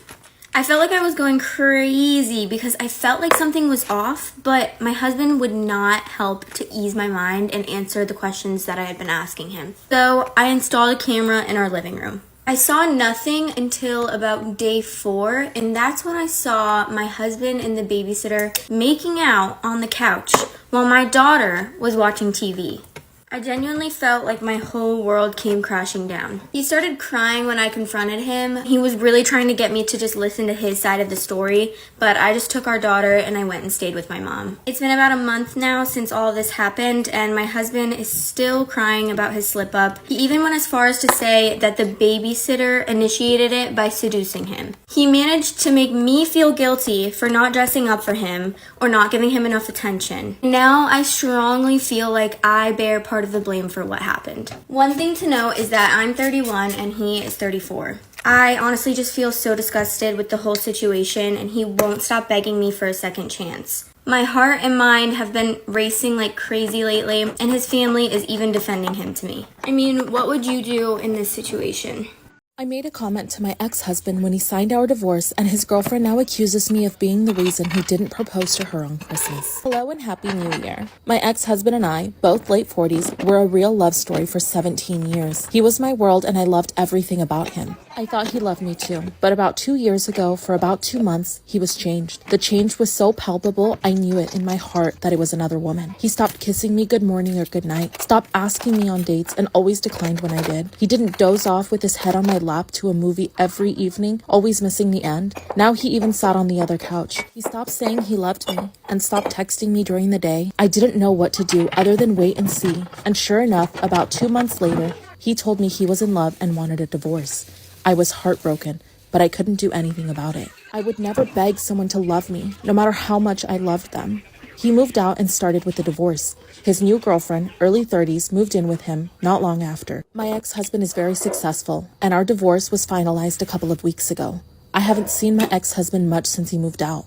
I don't know what got into me. I have kept civil and prideful during the separation. I was surprised that he was with his lawyer because I thought that he just signed and didn't need to be there. I signed and then I looked at him for the first time in 2 years. And just without giving myself the time to stop and keep my dignity, I smiled and said that now he lost the last woman who he would know for sure ever loved him and saw him for him and not for his money or assets. He was smiling at first, probably relieved that I finally was able to look at him again. He complained to our son that I never looked at him anymore. His smile faltered and turned into shock. Then he started crying. I was terrified of what I did and just left, almost running. I got a text from his girlfriend this morning with many insults about me, my character, my looks, and my age, because he was supposed to have proposed on Christmas with all family present, but he didn't. He now refuses to talk about it with her or any of her family, and she means that it is all my fault. I ruined their relationship. I blocked her, but I can't help but wonder if I really did ruin their relationship. I even wonder if I care. All I know is that he looks so old and pathetic. I wonder if I ever really knew him or loved him. Is it wrong that my boyfriend wants me to watch rape corn? Huge trigger warning here. Please do not watch if you are sensitive to this. Take care of yourselves. I love you. My boyfriend and I have been together for 8 months. I just turned 21 and he's 33. He's always kind of been the perfect boyfriend, but a few months ago he started acting more like my dad. Started with him just telling me what to do, and then eventually he started trying to give me advice about everything I did. For example, he'd tell me how I needed to talk to my landlord and small things like that. And now I feel like it's gotten to the point where he wants to completely control me. Now here's the thing. I'm young and I don't know if I'm just overreacting or if I'm reading too much into this, but I know that sometimes he makes me feel really uncomfortable. Only 2 months after dating, he asked me to marry him, and I didn't say yes right away, and this really upset him. He accused me of wanting to stay single so that I could date other guys. I told him that I thought I was too young to get married, and that we needed to get to know each other before we talked about marriage. But here's the thing. He started getting so upset that eventually I said yes. So as of now, we're kind of engaged, but I don't really want to. He wants us to go buy a ring, and he wants to formally ask my parents. I called my parents to tell him about it, and they were totally against the idea. I agree with my parents. I haven't told my boyfriend, but things get worse. Started showing me the corn he watches. When I didn't want to watch it, he got really mad at me.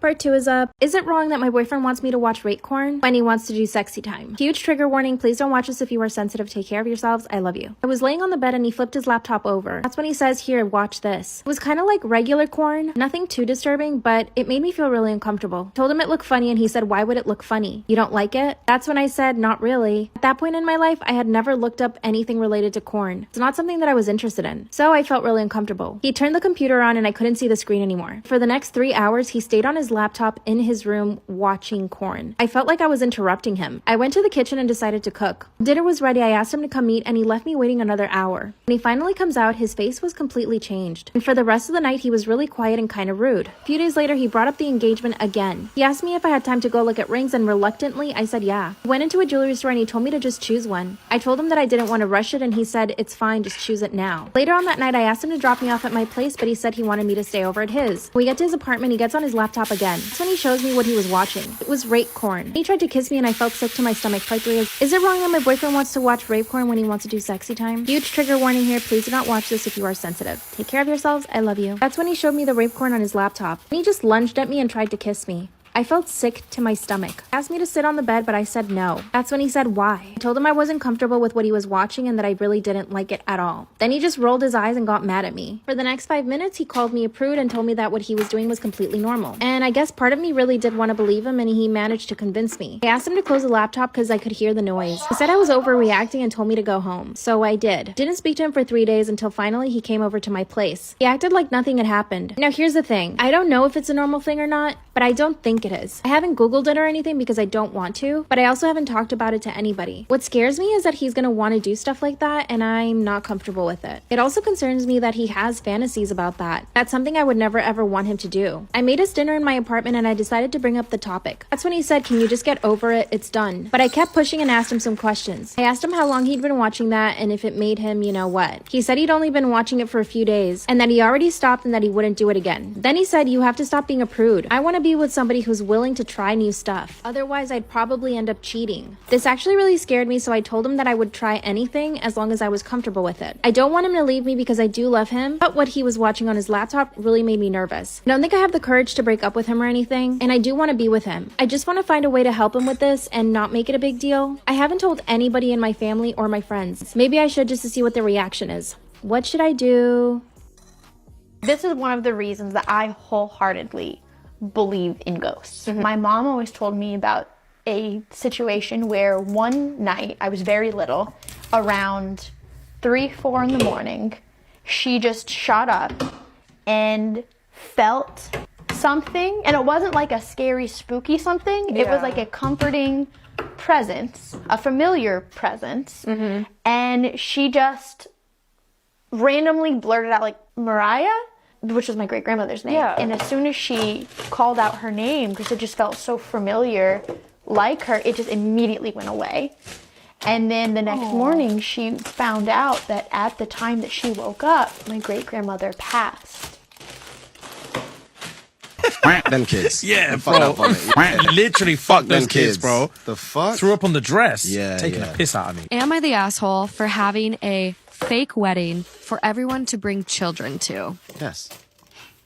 Wait, off the cuff? I'm intrigued. A fake wedding so everyone can bring their children. Okay. I had a huge wedding earlier this summer with an equally huge reception. My parents paid and they didn't want it to be child-free. I already knew that was going to be a fight, so I just went along with it. I bought a wedding dress from Facebook Marketplace and had it tailored to fit. The wedding was fun and noisy with babies and kids. I'm pretty sure I heard Mario Kart music as well. The reception was loud and rambunctious, with 2 of my younger cousins getting drunk and puking. Late teens, not children. Someone was giving them drinks because they were, quote, old enough to handle it. A baby threw up on my dress. A few people apologized, but not most. A lot of people commented on how well my husband and I took the chaos. The following weekend, we got married for real. Just our parents and bridal party in attendance. I got to wear my beautiful dress that I picked out with my mom and mother-in-law. We had the same flowers and outfits. We got married at an outdoor pavilion that I have always thought was perfect. We posted a few of the wedding pictures, and people noticed that my dress was different and that the location for the pictures was different. They were asking what the f. I said that I wanted everyone to join us for our wedding day and have a good time, but that we also wanted the ceremony and pictures that we planned for ourselves. Some of our family and friends say that we were assholes for inviting them to a fake wedding. I think we just had 2 ceremonies. Am I the asshole? I take it back. She's not the asshole. Yeah, I take it back completely. No. Fuck them kids. Yeah, Them bro. fucked up on it. Yeah. Literally fuck those them kids, bro. The fuck? Threw up on the dress. Yeah, taking yeah. a piss out of me. Yeah. Yeah. I completely agree. What she did was right, in my opinion, yeah. I think what she did was right. I think Yeah. posting the pictures is a bit much. I don't think so, bro. I actually do. I Why? actually feel really strongly about this. Okay. Because this is a completely separate argument. Okay, You know okay. for a fact you Okay. tricked everyone and you Okay. still got the audacity to post the pictures. You can have these pictures at your house. Like before Instagram, that's what everyone did. Yeah, yeah. They had Okay, the pictures fair, in an fair, album, fair, in their fair, house, fair. da-da-da-da. No harm, no foul. Fair. I don't think the concept is assholey at Yeah. all. I think throwing it in my face that like you're doing something like That is interesting. you took the piss out of me. I think posting it is a bit of an asshole Fair. move. My initial thought wasn't them posting and seeing their reaction. Like, I would just post it because it's something I want to post. Because, for granted, we've been planning this for X amount of time. Like, Yeah. we had the little kids ceremony party, whatever, for everyone. But the reason why I'm posting is because this is for me and my husband or me and my partner and blah, blah. Do you know what I'm saying? If they wouldn't have posted it, there never would have been a problem. But at the same time, I feel like if it were me, and someone was approaching me and was like, "How dare you?" I would have been like, "Did you see what happened?" Oh yeah, Like, you can't beef me about what I yeah, did. Honestly, like a baby threw up on me on my wedding day. Yeah. It How was would you feel? terrible. How would you feel? I needed a redo. Like, it was nothing against you, but like, I got thrown up on. Am I wrong for giving my child the same name as my friend's stillborn baby? I, 26 female, am currently 7 months pregnant, and a few weeks ago we found out that we were having a little girl. My husband, 28 male, and I had already decided on what to name our baby depending on the gender, and upon finding out that she was going to be a girl, we announced that we would name her Adeline. I first heard of this name when I was a kid and thought it was beautiful, and decided that if I ever had a daughter, I would name her Adeline. After hearing female who I had been close with since we were in university began acting distant towards us. Throughout my pregnancy, I have tried to be sensitive to her feelings, as I knew it was a sore point for her. 2 years ago, she tragically lost her baby girl to a stillbirth. I can't even begin to imagine how heartbreaking this must have been for her, and I made sure I supported her through this devastating loss. Despite her trauma, she has never been anything less than kind and empathetic towards me, up until that day.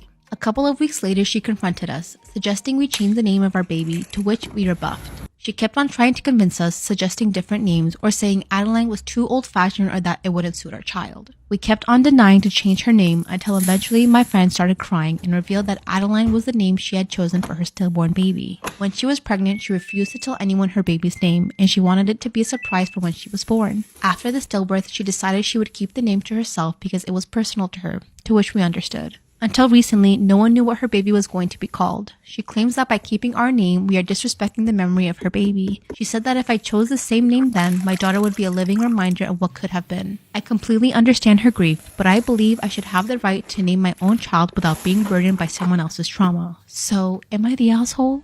Conflicted. Okay. 2 things. One, I would say you didn't know. She didn't share the name, so it's not your fault that you picked it, okay? I wouldn't consider you the asshole for that. It comes down to this. What do you value more? Your relationship with your friend or this name? If your friend has come up to you and expressed that, hey, this is going to be very traumatic for me if you name your daughter this, do you not care and will willing to let that friendship go?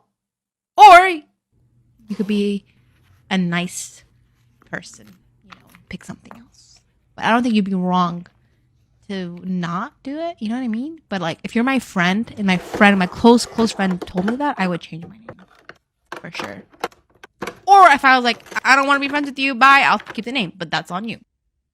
My husband used my house savings to buy a yacht. Story time. I am a nurse and I've been married to my husband Steve for coming up 2 years now. Recently we bought a very small house for quite a decent price actually, but it needed a lot of work doing. Going far as to say it's in bad shape would be the biggest understatement. It is in the worst shape. At the moment, I'm currently saving up for the bathroom renovation. The bathroom is a mess, and so far I've managed to save up like 2,500 quid. Steve doesn't earn as much as I do, so he chips in a little bit every month. And when I say a little bit, I mean like 20 quid. So now on to the issue. He asked me if he could use some of our bathroom renovation money for, wait for it, his friend's welcome home party. I was like, listen hon, it's kind of an urgent situation here, so no, that bathroom money is fixed, you won't be getting any of it. And he said that he understood. But yesterday I was going through our emails and found out that Steve has rented a yacht for the day as part of our friend's welcome home party, and it cost him £2,000. I confronted Steve about this and he says that it's the joint account, which means that it's also part of his money and he can do what he wants with it. But bearing in mind that Steve actually hadn't put any money into that joint savings account for a very, very long time, and all of the money in it at this moment in time was mine. So what do you think? Am I the arsehole here or am I just overreacting? People would assume that because you were on such a hit show, you'd be set for life. Yeah. And that's not the case. And a lot of my money actually covered like our rent and like food and stuff because I was like actively working and my mom was taking me to the jobs. And so obviously it was just us two. So I think per episode for Avatar was around $700. Wow. Yeah.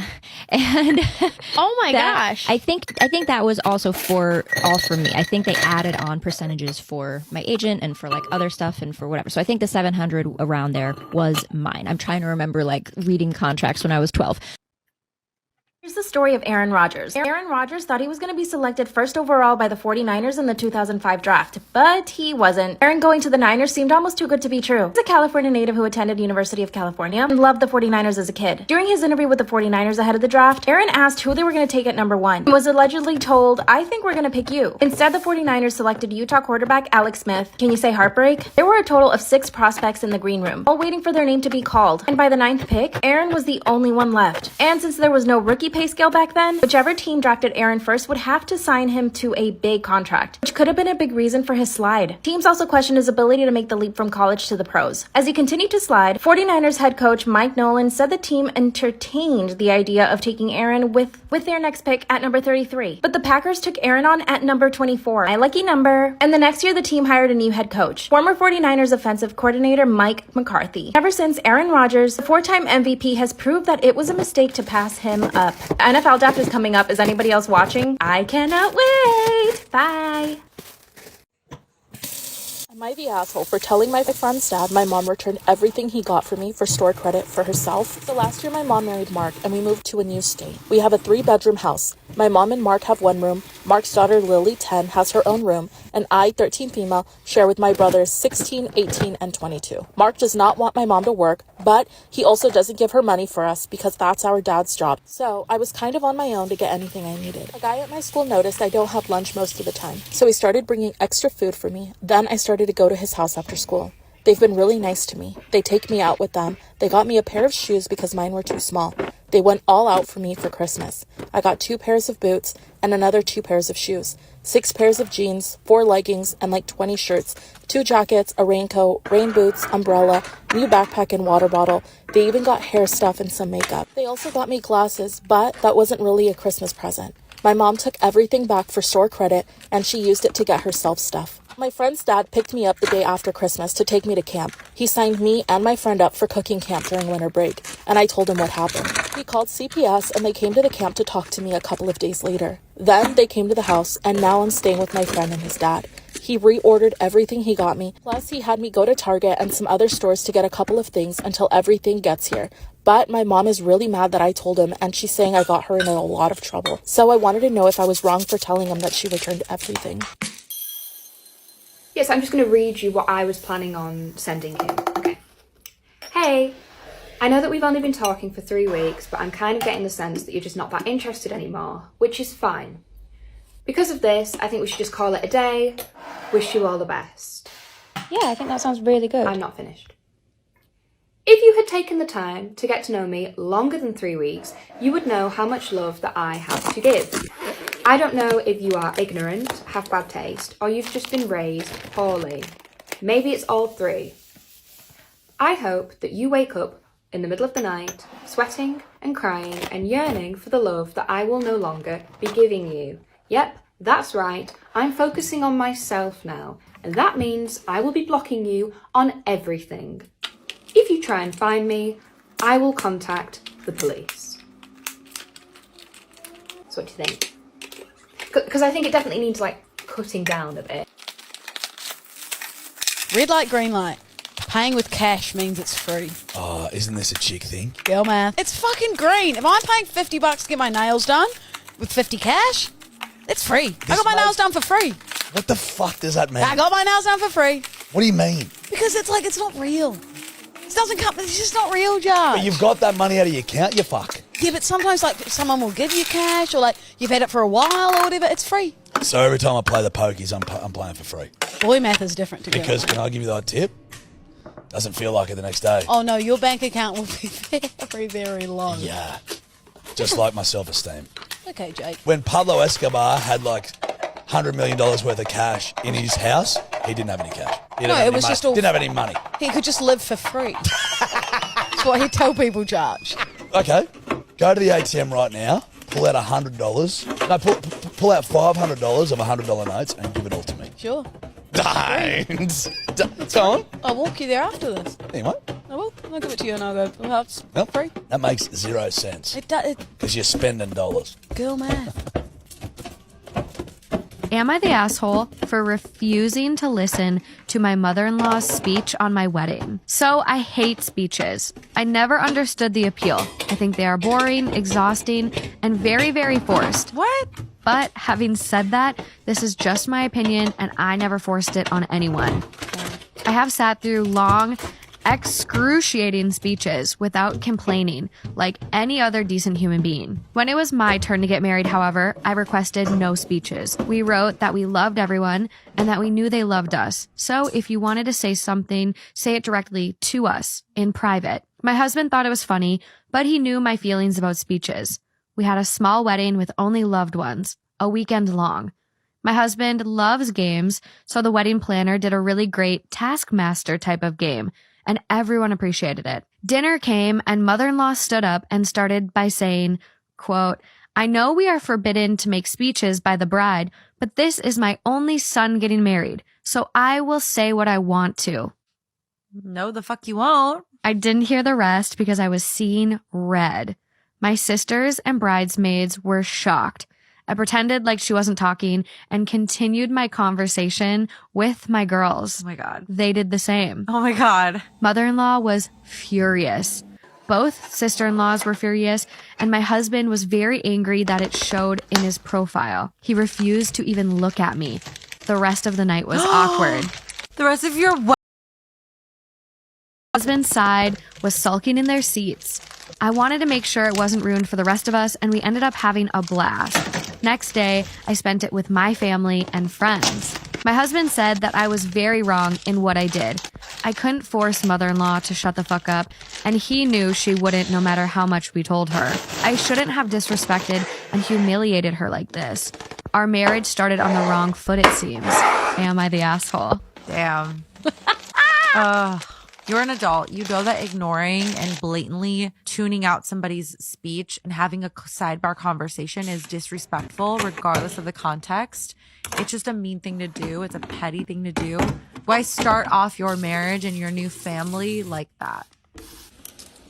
I'm being accused of rape and I don't know if I actually did it. Am I the asshole? Disclaimer, this is not my story time. I repeat, this is not my story time. This all started 2 years ago at a party. 2 years ago, my friends called me up and told me they had a party to go to. Ironically, I did not want to go to this party. I felt really tired from work and I just wanted the night off to chill. That's until my friend called me and told me that the girl that I liked would be at the party. Here's a little backstory on the girl and me. Her and I met through mutual friends, and from the moment that I met her, I really liked her. The night I met her, I asked her out and she said no. So I left it at that. Of course, my feelings didn't change for her. I still liked her. Anytime I would see her at parties or friends' houses, we would always chat. I never asked her out again, but she could clearly tell that I still liked her. I had a bad habit of staring at her. So when my friend told me that she'd be at the party, I decided to go. As soon as we got to the party, I saw that she was talking to this one guy. Now I have to confess, it made me really angry. This is when I decided to have a few beers. Now here's when things start going bad. I'm starting to get tipsy and my friends start telling me to go talk to her. I said no, but they insisted. Instead of sticking to my guns, I decided to do what my friends wanted me to do. I walked up to this girl, not even saying hello, and I said, "Are you dating this guy?" While this guy is standing right next to us. That's when she pushes me aside and says, "It's none of your business." Part 2. I'm being accused of rape and I don't know if I actually did it. Am I the asshole? Disclaimer, this is not my story time. I repeat, this is not my story time. That's when she pushes me to the side and tells me it's none of my business. That's when the guy that was standing next to her tells me to leave. So I did. I walked back to my friends completely defeated and embarrassed. I felt humiliated. Almost 5 minutes later, she comes up to me and apologizes. She said, "I'm sorry I pushed you." I told her it was okay and if we could just talk. We went to the backyard and I asked her why she wasn't interested in me. That's when she told me that she had been in an abusive relationship and she wasn't looking for anything else. I told her that I wasn't looking for a relationship either and that I just really liked her. Basically, I just wanted to hang out with her. She said she wanted to stay away from guys for now, and I said why. And that's when she kissed me. I was completely shocked. I was not expecting that. Now I could tell that she had been drinking too because she was a little tipsy, so I kissed her back. I could hear my friends cheering in the background. They're such idiots. So I asked her if she wanted to go somewhere more private. We ended up going to one of the bedrooms in the house, and we kept on kissing. At this point, she did not say no. It felt like she wanted it just as much as I did, and we went for it. And to be honest, it only lasted about a minute. After we finished, we kissed and we went back to the party. She held my hand for the rest of the night. In my eyes, things had gone pretty good. But then my worst nightmare began. Part 3 is up.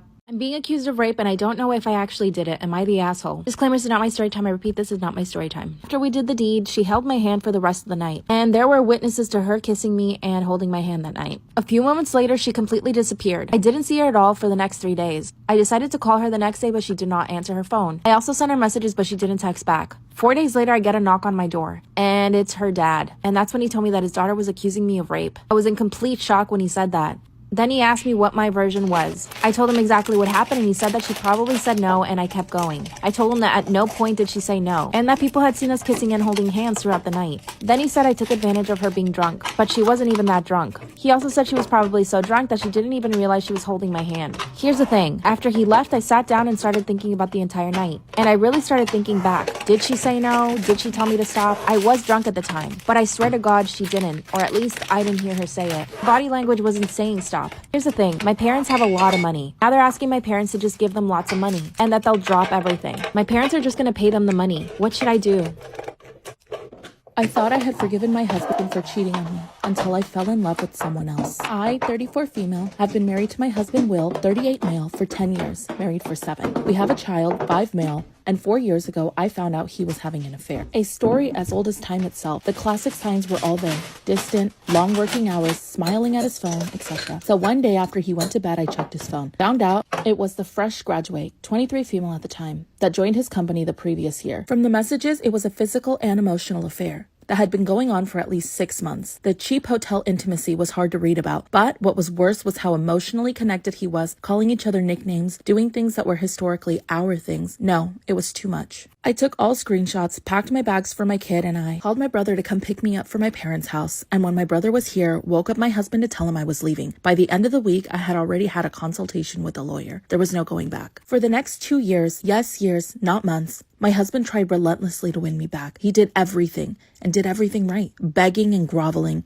He was blinded by the attention he got, cut off the girl immediately, switched jobs within 2 months, booked counseling sessions that he begged me to attend, made progress in counseling, read books, you name it. He was visiting our son almost every day after work and weekends. When he wasn't there, he would text me where he was. He also shared his location. I saw genuine and consistent change and remorse in him. And after 6 months, me and the baby moved back in. Things did get better every day for the next year and a half until we reached the normal state we are in now. I can't explain why or what it is, but during the last 4 years, I felt that we have been in an emotional limbo. Things are normal, as I said. We go on dates, have intimacy, have family, just like before. But I feel emotionally detached from him, like I can't be all in. I know I have forgiven him, and now I don't even think about the affair every day. Neither do I have any reason to doubt him anymore. But I also don't feel this love for him like before. He seems to think we are back to our old relationship, but I feel like we are very friendly roommates that smile and wave and just go with the flow. I thought this was my new reality, and I was never gonna get the old me back until I met Jake. I met Jake, 35 male, about a year ago on our local subreddit. He made a post about a hobby we share, and I commented. It's a rather uncommon hobby, so not many people have an interest in it. The first month was nothing but talk of this hobby. Then we slowly started to get to know each other. He is a widower, and I told him I have a family. We met a few times for coffee after work and for the hobby.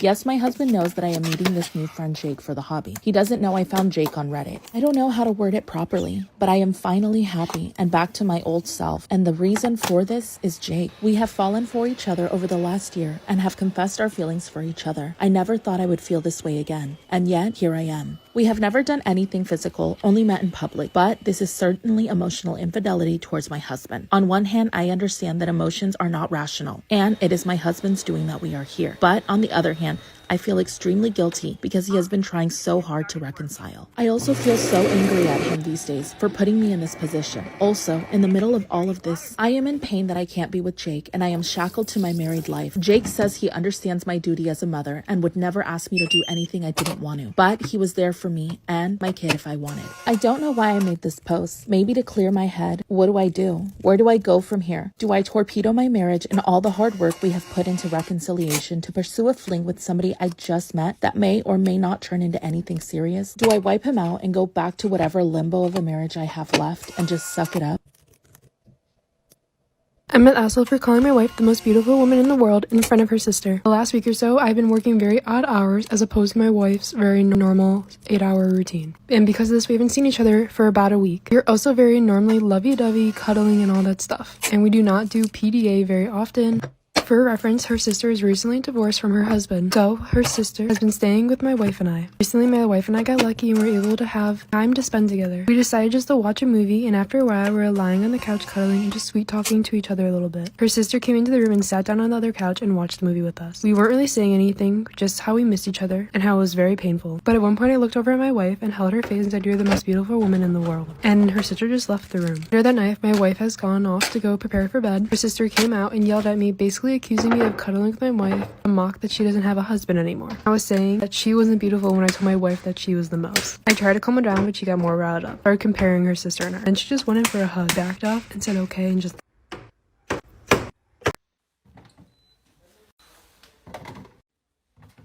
Am I the asshole for asking my ex-wife to stop making my kids jealous and flaunting? So I've, male 38, been divorced from my ex-wife, female 35, for 10 years. And we have 2 kids together, 12 male and 10 male. I remarried a year later while she is still single. I have 3 additional children, female 9, female 7, female 3. I have my sons over every weekend. About 4 years, my ex-wife opened up an online business and she's been making 6 figures, while my wife is a stay-at-home mom and I make $30K to support our family. Wow. I'm not very good at math, but that's 30K. What math do you need to do? What math? You can't live on it. It's hard. with a wife and 3 kids. 3 kids, wife, and then he has to pay probably something for the other 2. You can't live on that on Wow. your own. Wow. I don't know how he's doing it. So you can imagine how this difference has affected our 2 households. They live in a gated community. She drives a 2022 RSQ3 Audi. Sick. And she and our sons go to 2 extravagant holidays a year. My sons came over this weekend and started telling me and the girls they're going on a Disney concierge cruise in the summer. My daughter started crying, saying, "Daddy, we want to go." And when I looked online for the prices, they're priced at $5K per person. It's been all they've been talking about nonstop. I feel like their wealth is being shoved down our throats when we can barely afford heating this Christmas. It's hard not to be hateful, but I sent her a long text saying, "Stop trying to make us feel less than." I also told my sons in private, "Please don't mention holidays or gifts around the girls." She replied with saying it's not her problem how we feel, and when she does nice things for our boys, that me and my wife are the last people on her mind. Am I reading into this too much, or am I the asshole for saying she's spiteful? My turn? Yeah.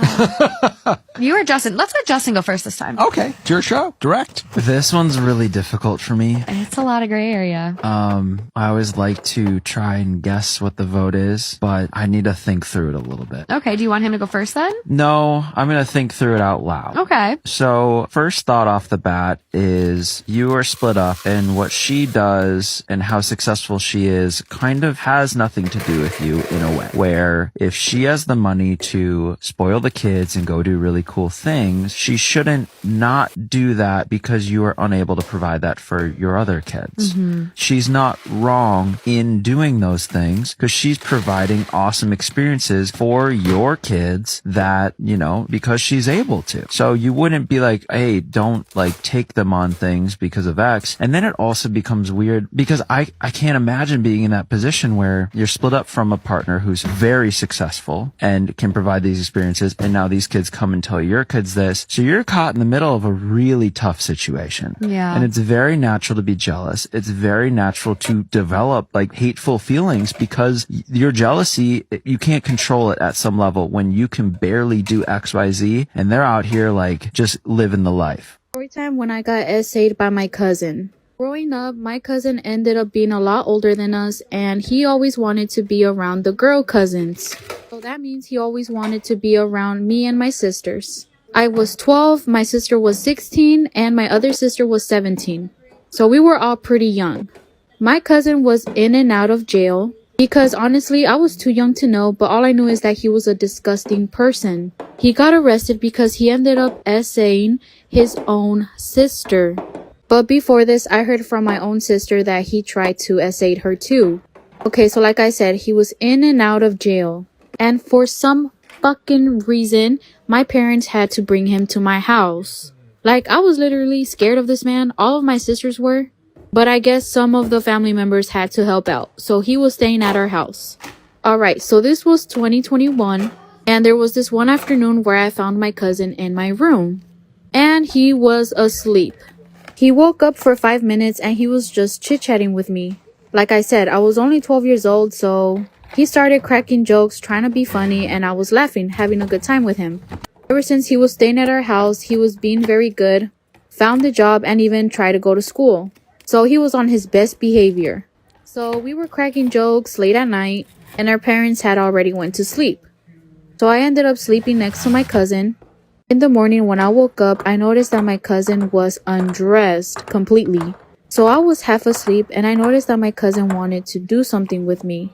What he was trying to do with me, I didn't know much about it. So as I was half asleep, I noticed that my cousin was being super touchy with me. I felt like someone was tickling my part and also my chest. Like I said, I didn't know much about this. So when I went to the restroom, I noticed that my pants were off. I asked him what had happened, and he said he didn't know nothing. I ended up telling his mom, and she was just rude to me and did not believe me. Am I the asshole for taking family photos to send without my actual mom and stepdad after they took their family photos without me? Disclaimer, this is not my story. I was born to a teen mom. My mom had me at 17. She later married my stepdad and they had my step-siblings who are 9 and 12. I'm 18 and in college now. Before Easter, I was at college and I found out that my mom and stepdad took family photos without me for their cards. My mom said that it was just because she needed them printed out in time and I was at college. But college is only 25 minutes away and I feel like my stepdad is resentful that their family includes some other guy's child. He also described the photo as of close family, and then backpedaled and said I just wasn't as close physically because I'm at college. So I decided to play a little joke. I took my younger siblings and 2 of my best friends to the Walmart photo shop. And we took deliberately cheesy family photos all wearing blue jeans and jean jackets. My friends dressed as my mom and stepdad. My female friend wore a bald cap to be my stepdad and my male friend wore a wig and a denim dress to be my mom. We took a bunch of pictures with props and picked a favorite of all of us standing in silly action poses wearing raccoon skin hats. We all agreed that my friends looked like my parents when the picture was postcard sized. It was honestly a really fun photo, really different than the serious ones my family always takes. I had it printed out on the cards and signed them with love, the family name. I then swapped the cards in the envelopes my mom had prepared and resealed them with the sort of stickers she uses. Apparently, a couple of my extended family members didn't look hard enough at the pictures to notice something was off and just displayed them. But a few people mentioned to my mom that the picture was funny, which pissed her off because she thought they were talking about her boring photo. A few people mentioned to my mom that the picture was funny, which pissed her off because she thought they were talking about her very boring photo of them all sitting on a picnic blanket with a giant Easter basket. Then my aunt sent a photo of the postcard to the family group chat and said, "This isn't you, is it?" My mom was furious at me for sending out the joke cards and embarrassing the family and also not sending out the cards that she made. I told her that I didn't get why she was upset about being left out of the family photo. Apparently, it isn't a big deal to be treated like you're not part of the family. She said I was making a mockery of her and my stepdad by having cross-dressers be in the photo. I said that I just wanted a photo with my close family just like my stepdad did. And that I consider those friends of mine my closest family. Because I guess that's just something we can choose now. My mom got mad at me for sassing her like that. She told me to leave and I went back to college. Am I the asshole for defending my friend and saying my wife needs to work on her insecurities? Disclaimer, this is not my story. I've been married to Jessica for 13 years and we have 2 girls, 12 and 5. I have a female friend, Madison, who I've known since before I was with Jessica. This has never caused much of an issue because I met Madison through her ex-husband, who is still one of her best friends. And we usually hang out in a group, so Jessica has never felt jealous or threatened. She doesn't like Madison though due to clashing personalities. She feels like Madison and our mutual friend's wife look down on her. But she can't come up with any examples and admits it was just a gut feeling. I don't know what to believe there because other people have told me they felt like it was Jessica who hated the 2 other women. Madison has a glamorous life. She used to work in fashion and married a guy with a lot of money. So my 12-year-old has always been in awe of her just due to the clothes and the parties. This annoys Jessica, but we never thought much of it. Jessica is more of the girl next door and looks down on Madison for some of the glamour. My 5-year-old has been having some behavioral issues lately, so we're working on that, but everyone else is a little tense. Madison and her current husband stopped by Saturday night after attending some sort of gala fundraiser. Madison was dressed up for the gala. Our 5-year-old heard and it woke her up. She saw Madison and said, "You look like a princess, you're so pretty, and your dresses are so pretty, I wish you were my mom." Madison laughed and said thank you, which Jessica thought was insensitive. When she left, she went off about what a bitch Madison was. She's been pressuring me to distance myself from the friendship. I argued that Madison didn't do anything, but Jessica said it didn't matter. Today she brought it up again and I told her she needs to work on her insecurities. One of the homes directly across from me installed security floodlights in the driveway. I was awoken at 1 a.m. with my room flooded with light. No. I instantly panicked and thought a helicopter searchlight was shining through the window. The light proceeded to kick on and off all night long. No. The lights flashing on and off is jarring and wakes me up every single time, even with the curtains drawn. I discovered that it is a violation of light trespassing and nuisance for numerous reasons. I also found a form for submitting a formal complaint, which I completed in less than a couple of minutes. When a coworker had inquired why I had been looking so tired, I told them the full story. They asked why I couldn't just go over and have a conversation with the neighbor first, as they were sure it wasn't intentional. AITA? Whether or not it was intentional, it was definitely thoughtless. You know how lights work. They are very bright. My roommate invited a bunch of people into our dorm. One of the girls asked me if I was circumcised. I felt the question was invasive and personal, so I responded, "What's your pubic hair situation?" My question was less personal than hers. It was about a styling decision, which is done on your own volition and easily changeable. I was hoping she would realize she had overstepped the line, but instead she just blushed and ran out of the dorm room. Now my roommate is mad at me and wants me to apologize to her. If she doesn't like having me ask her questions about her private area, she shouldn't be asking me questions about mine. AITA? I didn't really like how OP tried to rationalize how this question was less personal. In fact, we were just talking on the bonus episode about how much sort of rhetoric there is from men who discuss women's pubic hair. Yes, I mean, honestly, I would say that women strictly style their pubic hair based on what the men in society want us to do. Am I the asshole? I made my wife go back to work by lying about quitting my job as well. Let's get into it. My wife didn't like her job. I was telling her to look for a job, and while she was still in her current company, she wanted to take a break from work, but we couldn't afford it right now due to our accidental conception. She's 3 months pregnant. So I made her a resume and applied her to a few interviews. However, she did not attend any of them, saying that she doesn't feel like it and she wants to be a stay-at-home mom. I told her that we weren't even planning this pregnancy and now we cannot afford for her to become unemployed as well. She didn't listen and just quit her job without consulting me. I was super mad at her. I told her I don't want to bust my ass while she relaxes at home. She cried and said she doesn't want to work anymore. So I told her I'd be quitting my job as well, and then we can both be jobless and homeless with our child. I pretended to quit my job in front of her by sending an angry email to my boss, but instead I sent it to my friend. She was shocked and she asked me why'd I do such a thing. I told her tough luck and went to sleep. The next morning onwards, she got ready for an interview and started attending interviews. Wow. I called my work and took a break of 1 week. Today, my wife got a job and she gave me the news at night while we were having dinner. I then told her the truth about not quitting my job and about it being a way to make her get back to work. She got mad at me and told me I was very petty and that I should have just sucked it up and let her stay at home. And now she's not talking to me. Am I the asshole? What do y'all think in these comments? Oh my goodness. Bro, I don't really think he's an asshole. Like, I feel like that should be a discussion between the both of you. Especially if y'all weren't in the financial, like financially able for her to be a stay-at-home mom. I don't think that was very fair for her to just make that decision on her own to just quit her job. But to lie, the communication is, yeah. But anyway, I don't want to say too much because I don't know. That's a crazy ass situation. But honestly, I'm glad that, y'all going to be able to provide for y'all's baby. And maybe later down the line, she can talk to you about being a stay-at-home mom after y'all, get everything settled. But dang, that's crazy. What y'all think?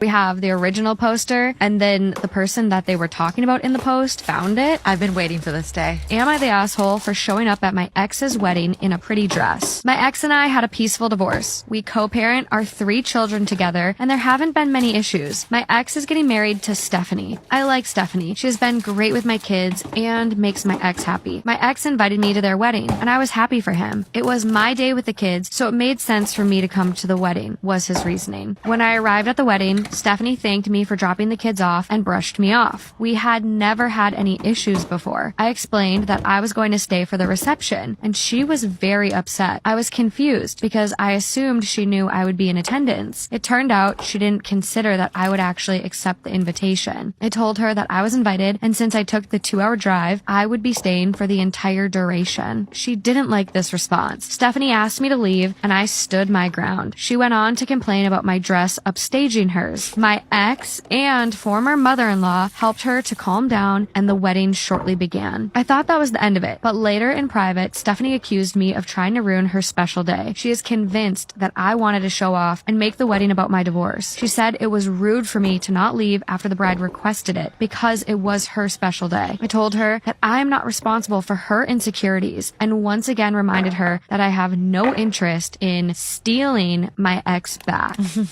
Okay. I mean, for me, it's pretty straightforward. The one thing I'm still kind of grappling with is the bride asks you to leave and kind of going right directly against that is maybe a tad rude. But here's the thing. This is not just an ordinary guest. This is the mother of your stepchildren. So I think people were like, okay, your title is all about a pretty dress, right? And so people were asking, what dress did you wear? Yeah. I don't care if she's dripping in Gucci.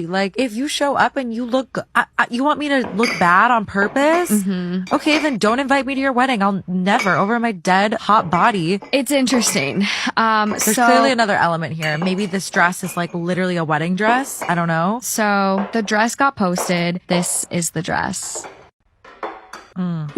Okay. It's something you would wear to a military ball or... No, I see the issue now. Very wedding dress. Very wedding dress. If you made that white, you'd be like, yeah, I've seen that wedding dress a million times. So now we have Miss Stephanie's post, who is the bride, ex's partner, the bride, and it's titled, "My wedding was ruined by a jealous ex," and she decided to brag about this on Reddit. "My husband and I have been married for 2 weeks, and I'm already having regrets.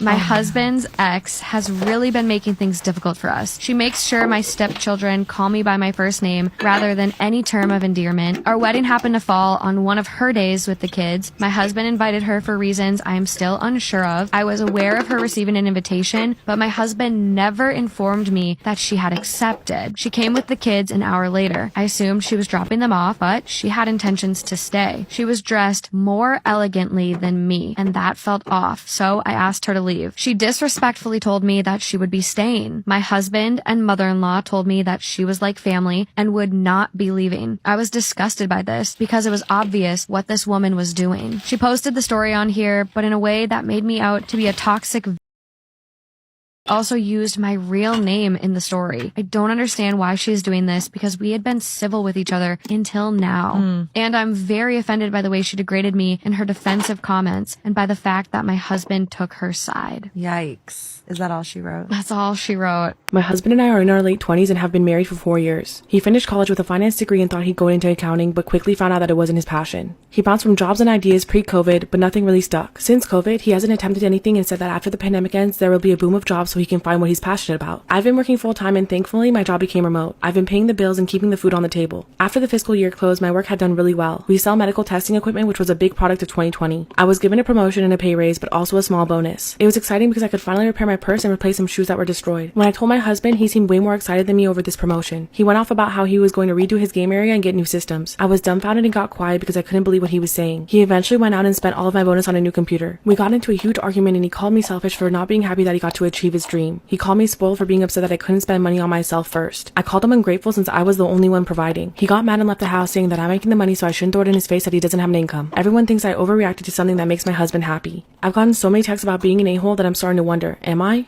Part 2 of how my husband spent my bonus on himself. My husband went back to his parents and waited for my apology, which I never gave. Instead, I realized that I wasn't going to treat our relationship like a marriage if he wasn't, and I wasn't going to baby an almost 30-year-old. When he noticed I drained our joint bank account, he escalated things by saying that I was his and I could never leave him because he owned me. He also said that all of my success was his and without him, I would be a loser dropout. His family was even worse because I had already blocked them, so they made fake accounts using apps to hide their number and harass me. They said that I ruined their son's life and how he sacrificed everything to get me to where I am. They also said that throwing him to the side like this was disgusting and I deserved to rot. I provided all of this to my lawyer, who recommended I get a restraining order and not engage but just keep the records. I separated our finances completely and changed banks. I told him that my husband is never allowed to access these accounts because I feel like he'd take it all and run. I changed my number and took myself off of social media. Part of me is broken our marriage came to an end over a computer. I must look like a fool to everyone for missing the warning signs. I lost a majority of my friends because they thought I was the selfish one since I was the one with the job. They also said that marriage is for better or worse, and so on. I filed for divorce and I'm picking up the pieces.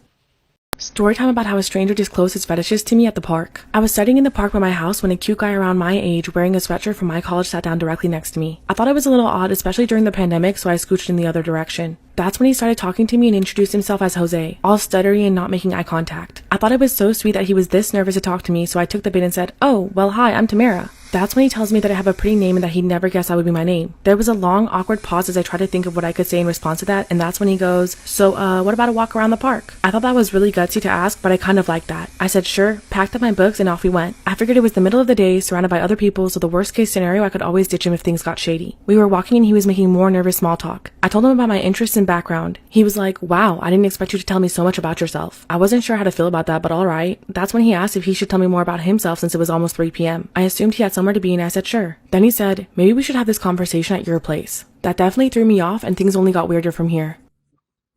Part 2 of how a stranger disclosed his fetishes to me at the park. I thought asking me, a total stranger, to stop what I was doing and take a walk with him was gutsy, but what he just said was sleazy at best. I nervously looked for non-confrontational outs and said, "Ahaha, we're definitely not going to my place." He said, "Oh, okay, sure. I didn't mean where you live, just meant the place, where it is we're going. I'm sure you got something all worked out. Anyways, I can tell you about myself, sure." He was looking around to see if other people were listening and he goes, "See, I'm really more of an ass kind of guy. I have a major spanking fetish, so if you got any skirts or..." I tuned out the rest as I started screaming in my head. Forget the non-confrontational exit, I instinctively went, "Stop, this conversation is over," turning to hightail it out of there. The guy ran after me going, "Wait, what? I'm sorry, I didn't mean to. I'm sorry. The ad said you were cool with kinks and stuff, so I just thought, wow, I'm sorry." Alright, that slowed me down. I'm thinking, did he just say ad? Then he said, "Again, I'm so sorry, and look, this may not be the best time to ask, but am I still getting charged full time even though you're leaving?" It turns out, poor guy was experiencing a touch of pandemic loneliness and hired a call girl off some personals online. She told him she'd be in the park wearing almost my identical outfit and described the features similar to mine. Story time when I called out my mother for trying to force me to make out with her. I am currently in 8th grade, and ever since I can remember, I have hate kissing my family members. It makes me feel completely uncomfortable, which is reasonable. My mother is 42 and forces me and my brother to kiss her every day. One afternoon, I was chilling in my room, I was drawing, and my mother comes in and tells me that she's gonna go to sleep. She kisses me goodnight, and I purposely kind of dodge her lips because I don't like kissing my family members.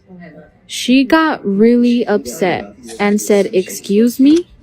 This is not how we kiss in our family." She grabbed me.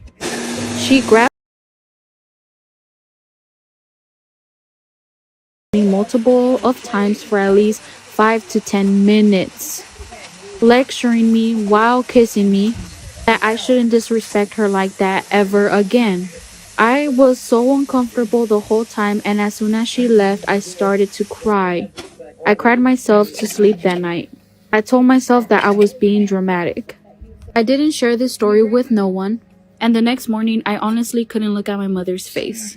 I tried avoiding her all morning, including when she dropped me off at school, told her that I was running late, and I just ran inside the school. I swear to God, it started getting weirder. She texted me that same day and said that she was disappointed in me, that I'm basically breaking the family's tradition, and that I'm not showing her any love.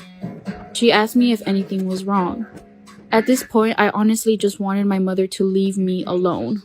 I did not want to share this with my friends because I didn't want them to think I was weird, or that my mother was weird, because honestly, my mother has never tried to do anything weird to us. Weeks go by, and one morning I go downstairs, since my mother did not wake me up, and I think I was running late to school. I run down to the kitchen, and I see my mom and my brother making out. I honestly freaked out and I felt like I was going to die. My stomach and my neck was burning. I went upstairs and I just ran down the stairs, making it heavy so they can hear my footsteps. My mother and my brother separated, and I acted like nothing happened. She took me to school and I told her that I needed to talk to her. I threatened her and I told her that I was gonna tell another adult what I saw her doing to my brother. I told her that I never want to kiss her again, in the cheek, in the mouth, and I better never see her kiss my brother again. She freaked out and it stopped ever since. Story time when I got essayed by my dad's best friend. This story is going to be short because it was sent as a short paragraph to my email. I already asked for more details. If the sender wants to send more, they will. Let's respect all stories. Okay, so one day I was at my dad's house and my dad used to live with his best friend called Brad. Brad was a complete weirdo. He totally gave me that weird vibe ever since I met him. I was only 4 too, so I didn't really know what was going on. I just remember my mother saying that he was weird and the rest of my siblings. So every time my father had to go to work, Brad would babysit me. The SA started happening when I was 5 years old. Brad would take advantage that my father was at work. He would take me to the bathtub and start touching on my private areas and rubbing my private areas. I was growing up more, and since my father and my mother weren't at home, this is when Brad started taking me to my mom's room and he started using toys, adult toys. He started using adult toys. That's when he completely took advantage of me. And this is when I started to get UTIs. My mother did take me to the doctors, but Brad had threatened to end my life if I confessed to my mother or to my father. Not only was Brad using toys, but he was also using vibrators. Basically any objects that, and if I still had my V card. I told my mom no, and she got very hysterical. She asked me if I knew what a V card was, and I said, yes, Mom, I know what it is. And she asked me when and where and who, and all I could do was start breaking down. I told her that I did not have a boyfriend, that it was someone very close to us. My mother started panicking and asked if it was my own father. After so many times of being completely essayed by Brad, I finally had to confess to my mother because I knew my period was gonna come soon and I just did not want to get pregnant. I ended up telling my mother that it was Brad who was essaying me since I was 5 years old. We took him to court and court said he couldn't be in jail because he had mental issues. My wife stole our daughter's college money to fund her shopping addiction and wants me to take the blame. I'm stuck in between a rock and a hard place and I don't know what to do. And the problem is, I can't discuss this with anyone I'm close with for privacy reasons. I've been with my wife, Andrea, 48 female, and my stepdaughter, Cassie, 17 female, for 8 years now. I love them both to death, but Cassie is a very brilliant young woman. Recognizing her potential, me and Andrea decided to put together a college fund for Cassie so she wouldn't be crushed by debt. Over the years, it has amounted to over $200,000. Cassie is aware of this and is banking on it since she's trying to get into the Ivy League. To make a long story short, last week I found out that almost $170,000 of the money was missing from the account. I freaked out and asked Andrea if she knew anything about it. She teared up and said that she had been spending the money over the years to fund her spending habit. I was furious, but I had a moment of clarity. I've browsed these subs enough to know that an affair was possible, so I asked her if she was having one. She adamantly denied it and offered any proof if I needed. Social media accounts, emails, her work phone, everything. She offered to show me the receipts as well. There was nothing that popped out as suspicious, and the math from the receipts added up as well, so I let it go. But we still had the major problem of the money being gone. She described herself as a shopping addict, and the money from Cassie's account was just too tempting not to use. She didn't make excuses, but offered no solutions. As stated before, I was beyond furious. She ruined Cassie's chances at going to college debt-free and has changed the trajectory of her whole life. I'd asked her to stay with her sister while I tried to figure this out. Cassie was a little bit concerned about why she was leaving, but we just said we needed a little bit of space. I asked Andrea to come back home yesterday, and we had an extremely long discussion about how to handle this. She stopped me from talking and asked a favor of me. She asked if I could take the fall for her. For context, her and Cassie don't get along for a variety of reasons. And knowing how independent Cassie is, she will probably leave right after college, if not during. In fact, me and Cassie get along very well, and she comes to me for a lot of her issues. Andrea fears this will permanently drive Cassie away, and she doesn't want to lose her. I told her that before we even talk about that, she needed to acknowledge her mistake and own it. She needed to go to individual therapy, we needed couples counseling, she needed to find a shopaholic support group, and that I would be controlling the finances from now on. She said those terms were steep, but fair. I said she needed to tell Cassie what she did, apologize, and hope for the best. She refused and said she could never lose Cassie. She said I could survive the mistake, but she couldn't. I told her that in order to even consider me taking the fall, she needs to agree to my terms. I don't know what to do. The last thing I want to do is lie to Cassie, but I don't want Andrea and Cassie to split up forever. And the worst part about this whole thing is that Cassie's life is ruined either way. And I don't know how to replenish the money other than maybe borrowing from my 401k. Divorce is always an option, but I love Andrea despite her mistakes, and me dating at age 52 is next to impossible. I won't be staying with Andrea. She's lied and manipulated me and Cassie for far too long for me to stay with her. The fact that she stole from me, Cassie, and Cassie's grandparents makes this as close to unforgivable as it gets. The most wrong party here is Cassie. She has an amazing future ahead of her, and I refuse to let her future go to waste because my wife made such selfish choices. Also, I'd like to take the time to answer some common questions, some of which I answered in the original post, but I'll post again here so everyone can see it. Over half the money in the account came from Cassie's grandparents, aka Andrea's parents, Cassie's bio-dad's parents, and my parents, whom she also calls grandparents. This money came in the beginning, which is why I knew how much was supposed to be in there. 2, I never handled the account. Although I claim Cassie as my daughter, she is only my stepdaughter officially. As such, her mother handles all financial matters related to her. I simply gave her money to put in the account, and she showed me, probably doctored statements. My belief is that she pocketed the cash whenever I gave her the money. 3, I did notice all the stuff she was buying. She claimed that they were either on sale or because she got a work bonus. She makes a very good living, and I thought was responsible with money, so I said all right. I did ask her why she needed so many Christian Louis Vuitton shoes. She shrugged it off. And although people can't wrap their heads around it, it's very easy to spend $170,000. 4, a large chunk of the money went to buy a Mercedes, which I thought was a lease. She had a 7-year-old Lexus that, according to her, her friends were laughing at. Keeping up appearances for her wealthy friends is very important to her. 5, Cassie and Andrea do not get along for a variety of reasons. Allegedly, Cassie takes a lot after her deceased father, and Andrea can't relate to her at all. Or maybe doesn't try hard enough. Cassie prefers me to talk to.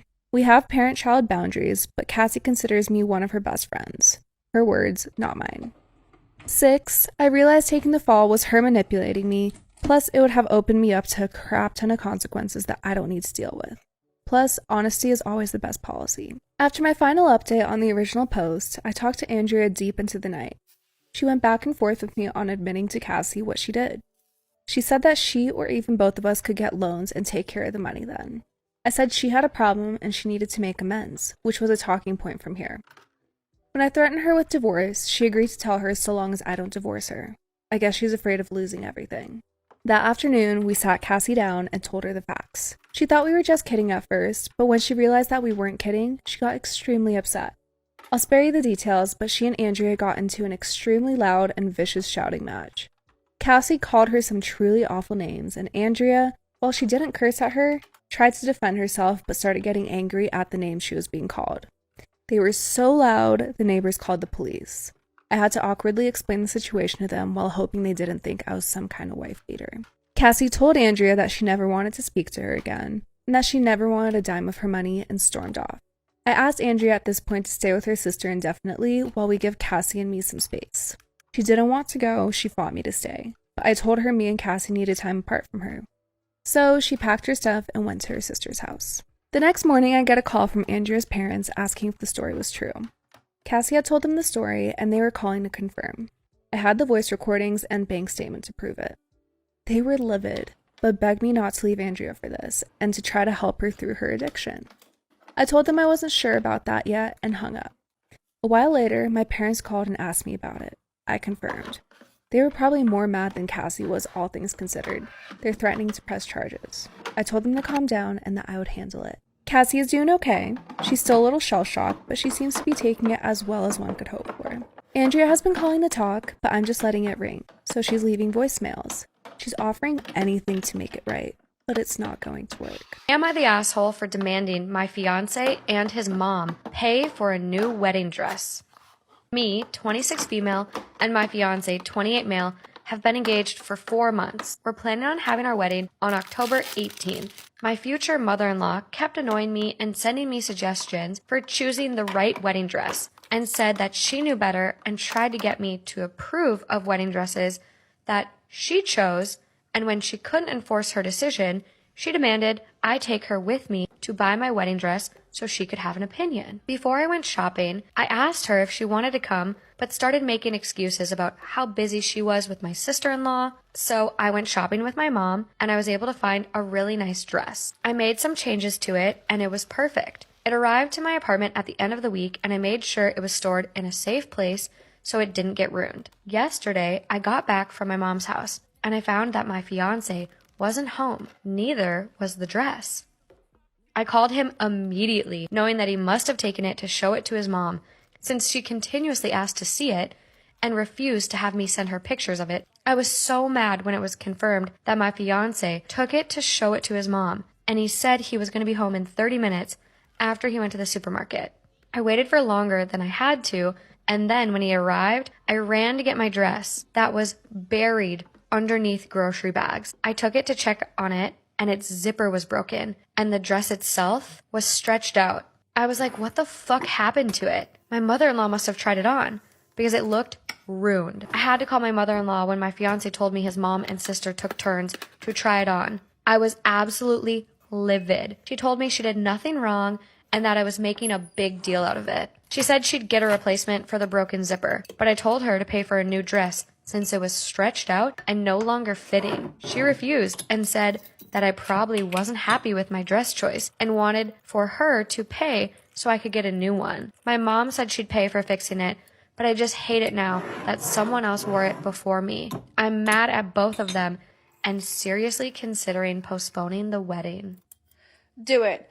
The mother and the sister, emotional incest. You tried on that wedding dress because you want to fucking marry your son. She goes, me, 22 female, and my boyfriend, Jacob, 25 male, have been dating for 3 years.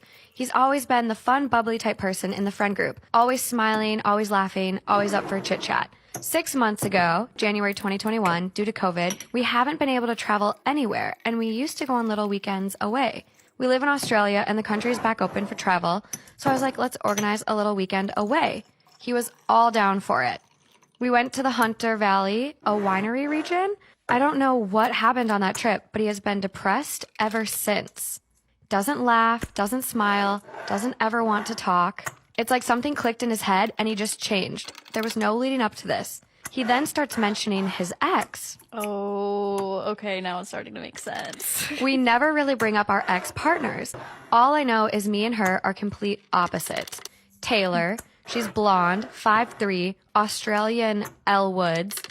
Me, brunette, 6 feet, farm girl. 6 feet? Races Go off, dirt queen. bikes. Yeah, seriously. One night during set, he called me Taylor. Wait, the ex's name? Yeah. No. Maybe a couple weeks after that, I was cooking dinner and he said, oh, Taylor would cut the bread this way. I kind of just ignored it because at this moment, he's in a really depressed state. He has made a few more comments saying Taylor did this or like this over the next 2 months. 3 months ago, in April 21, his dad passed away in a car accident, which sent him into just a spiral. It was the deepest part of his depression. I've never had a problem with his family. They're welcoming, always there if I need anything, very, very supportive. I'm there trying to support his mom because she just lost her husband by cooking meals, cleaning around the house. She said, you've missed a spot on the floor over here. When Taylor would mop the floor, she wouldn't miss a spot. What the fuck? This made my blood boil. Another day I had it over there. I was just wearing like sweats and a jumper, like I'm going to go cook food and don't need to be looking like $1 million. He said if Taylor was the rock at my house, she would look presentable. So I walked out. Am I the asshole for walking out? No! Will I be an asshole if I leave my depressed partner? No! Is she an asshole to compare me to one of his ex-partners? Yes. My fiance's coworker recorded her kissing him in the car and sent it to me. My fiance kept saying it wasn't her fault. Me and my fiance have been together for 4 years. He's 29 and she's 27. She has many good traits, from being selfishless to generous. Her absolute weakness is seeing others struggle. She always tries to comfort and sympathize with everyone. And about 6 months ago, she started telling me about her male coworker who lost his 8-month-old daughter, and how she sympathized with him and felt sorry for him. She made him meals and spoke with him on the phone whenever he needed to vent. It didn't bother me much because it didn't happen often, and I had no intentions on causing unnecessary issues because it's just my fiance's nature to help out and offer a shoulder to cry on. This happened out of nowhere. Days ago, I received a 47-second long video via Facebook of her coworker car cam showing him and my fiance kissing each other. I was in shock and took a lot of time to process what I saw. I kept rewatching the video and thinking that the person in the car was not my fiance. Plus, I never met this guy before, but I figured he probably found me on Facebook by seeing my fiance's status as engaged to me. The Facebook account then disappeared and I couldn't access it. Boy, you should have saved that video.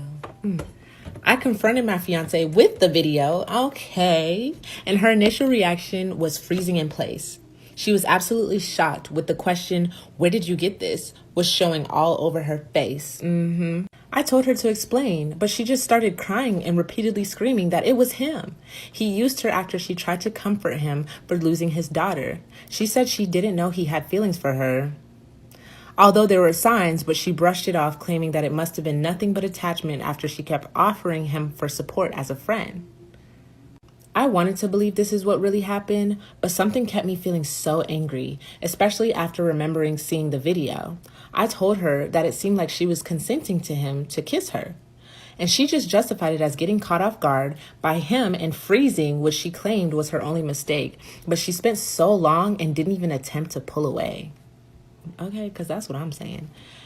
After arguing for hours and her repeating that he used her and manipulated her into sympathizing with him and then caught her off guard with that kiss and disrespected her boundaries, she said she probably did this to get back at her for turning him down multiple times.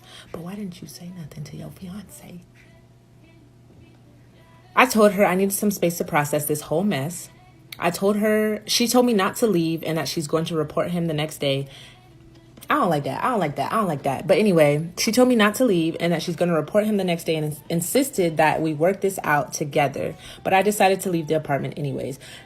It's been days and I've been lying to my family about our fight after they asked why I stopped the wedding planning. Damn. I found out that my fiance told them I stopped the process of our wedding planning and she asked for their help. And after, she kept begging me to come home to talk to her, then offered to meet me at a public place, but I refused. This is a huge deal, and I didn't want my family to influence any decisions I make since they tend to apply pressure on me all the time anyway, especially with my fiance. Despite what happened and her explaining that she was just trying to offer support and he took advantage, I still feel like she only opened up about this once she saw the video. I have no idea whether she was going to tell me about it. I really thought she trusts me enough to tell me about this kind of stuff, but no, she said nothing and didn't act out of the ordinary. Even kept talking about him to the day I found out about the video. I feel so devastated, and I'm not sure if I'm being unfair by refusing to believe her claims and extending her the benefit of the doubt. I don't know what to do. I hate feeling like I'm reacting this way towards my fiance being used for her good nature, but at the same time, I feel like there's more than what she told me. Information. In the case, it's relevant. From the looks of it, it seemed as if the video was taken in the evening, and I'm not entirely sure, and I might be wrong about the timing.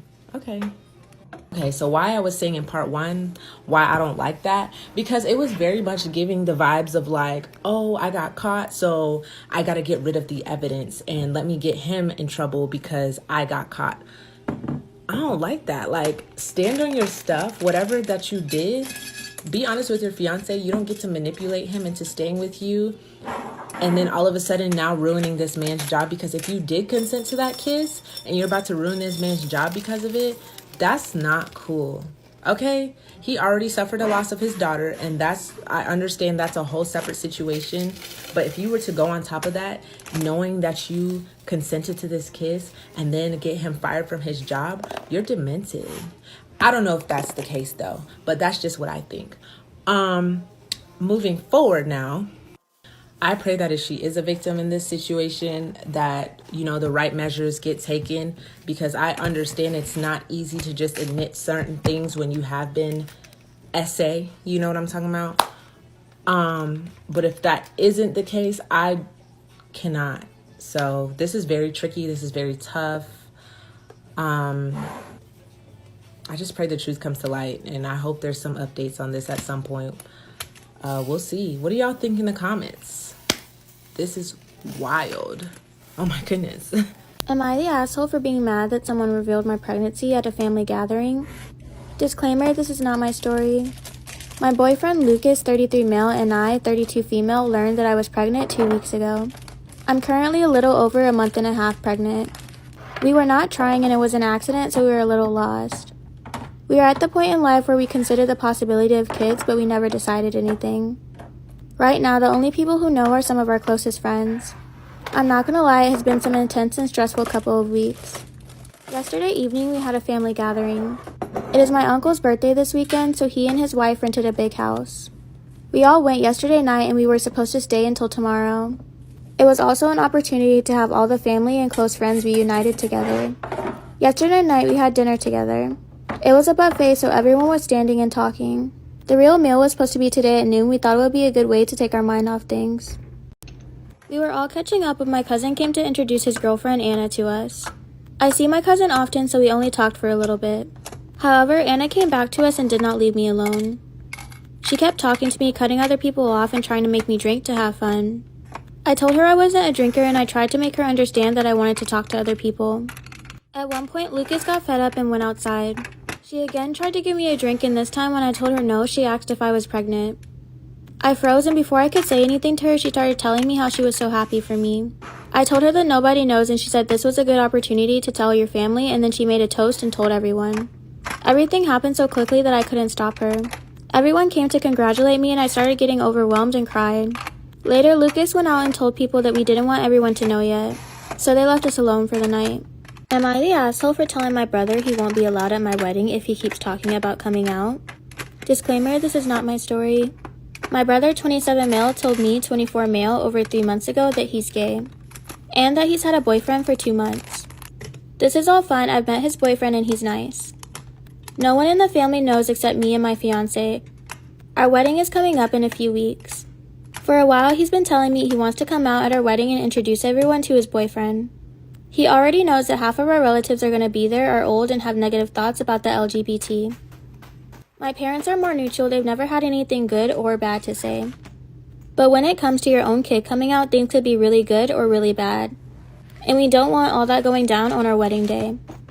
My brother keeps saying it's not fair since it's a day celebrating love, he's allowed to celebrate his love too. I said no, it's a day celebrating me and my fiance's love because it's our wedding. I thought it was weird he kept talking about bringing his boyfriend because literally no one is getting a +1. It's for family and any friends that got an invitation. So that's another thing he got mad at me over.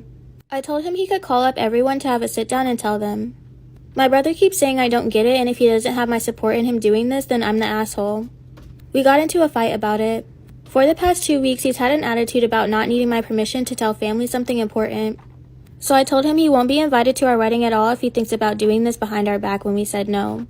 He's accusing me of not truly accepting him because I won't let him do this at my wedding, and that excluding him from it entirely just because he's gay is cold and heartless of me. It's become a bigger drama already, and the wedding hasn't even happened yet. I get that he's my brother, but I don't know why he has to do it at my wedding. So am I the asshole?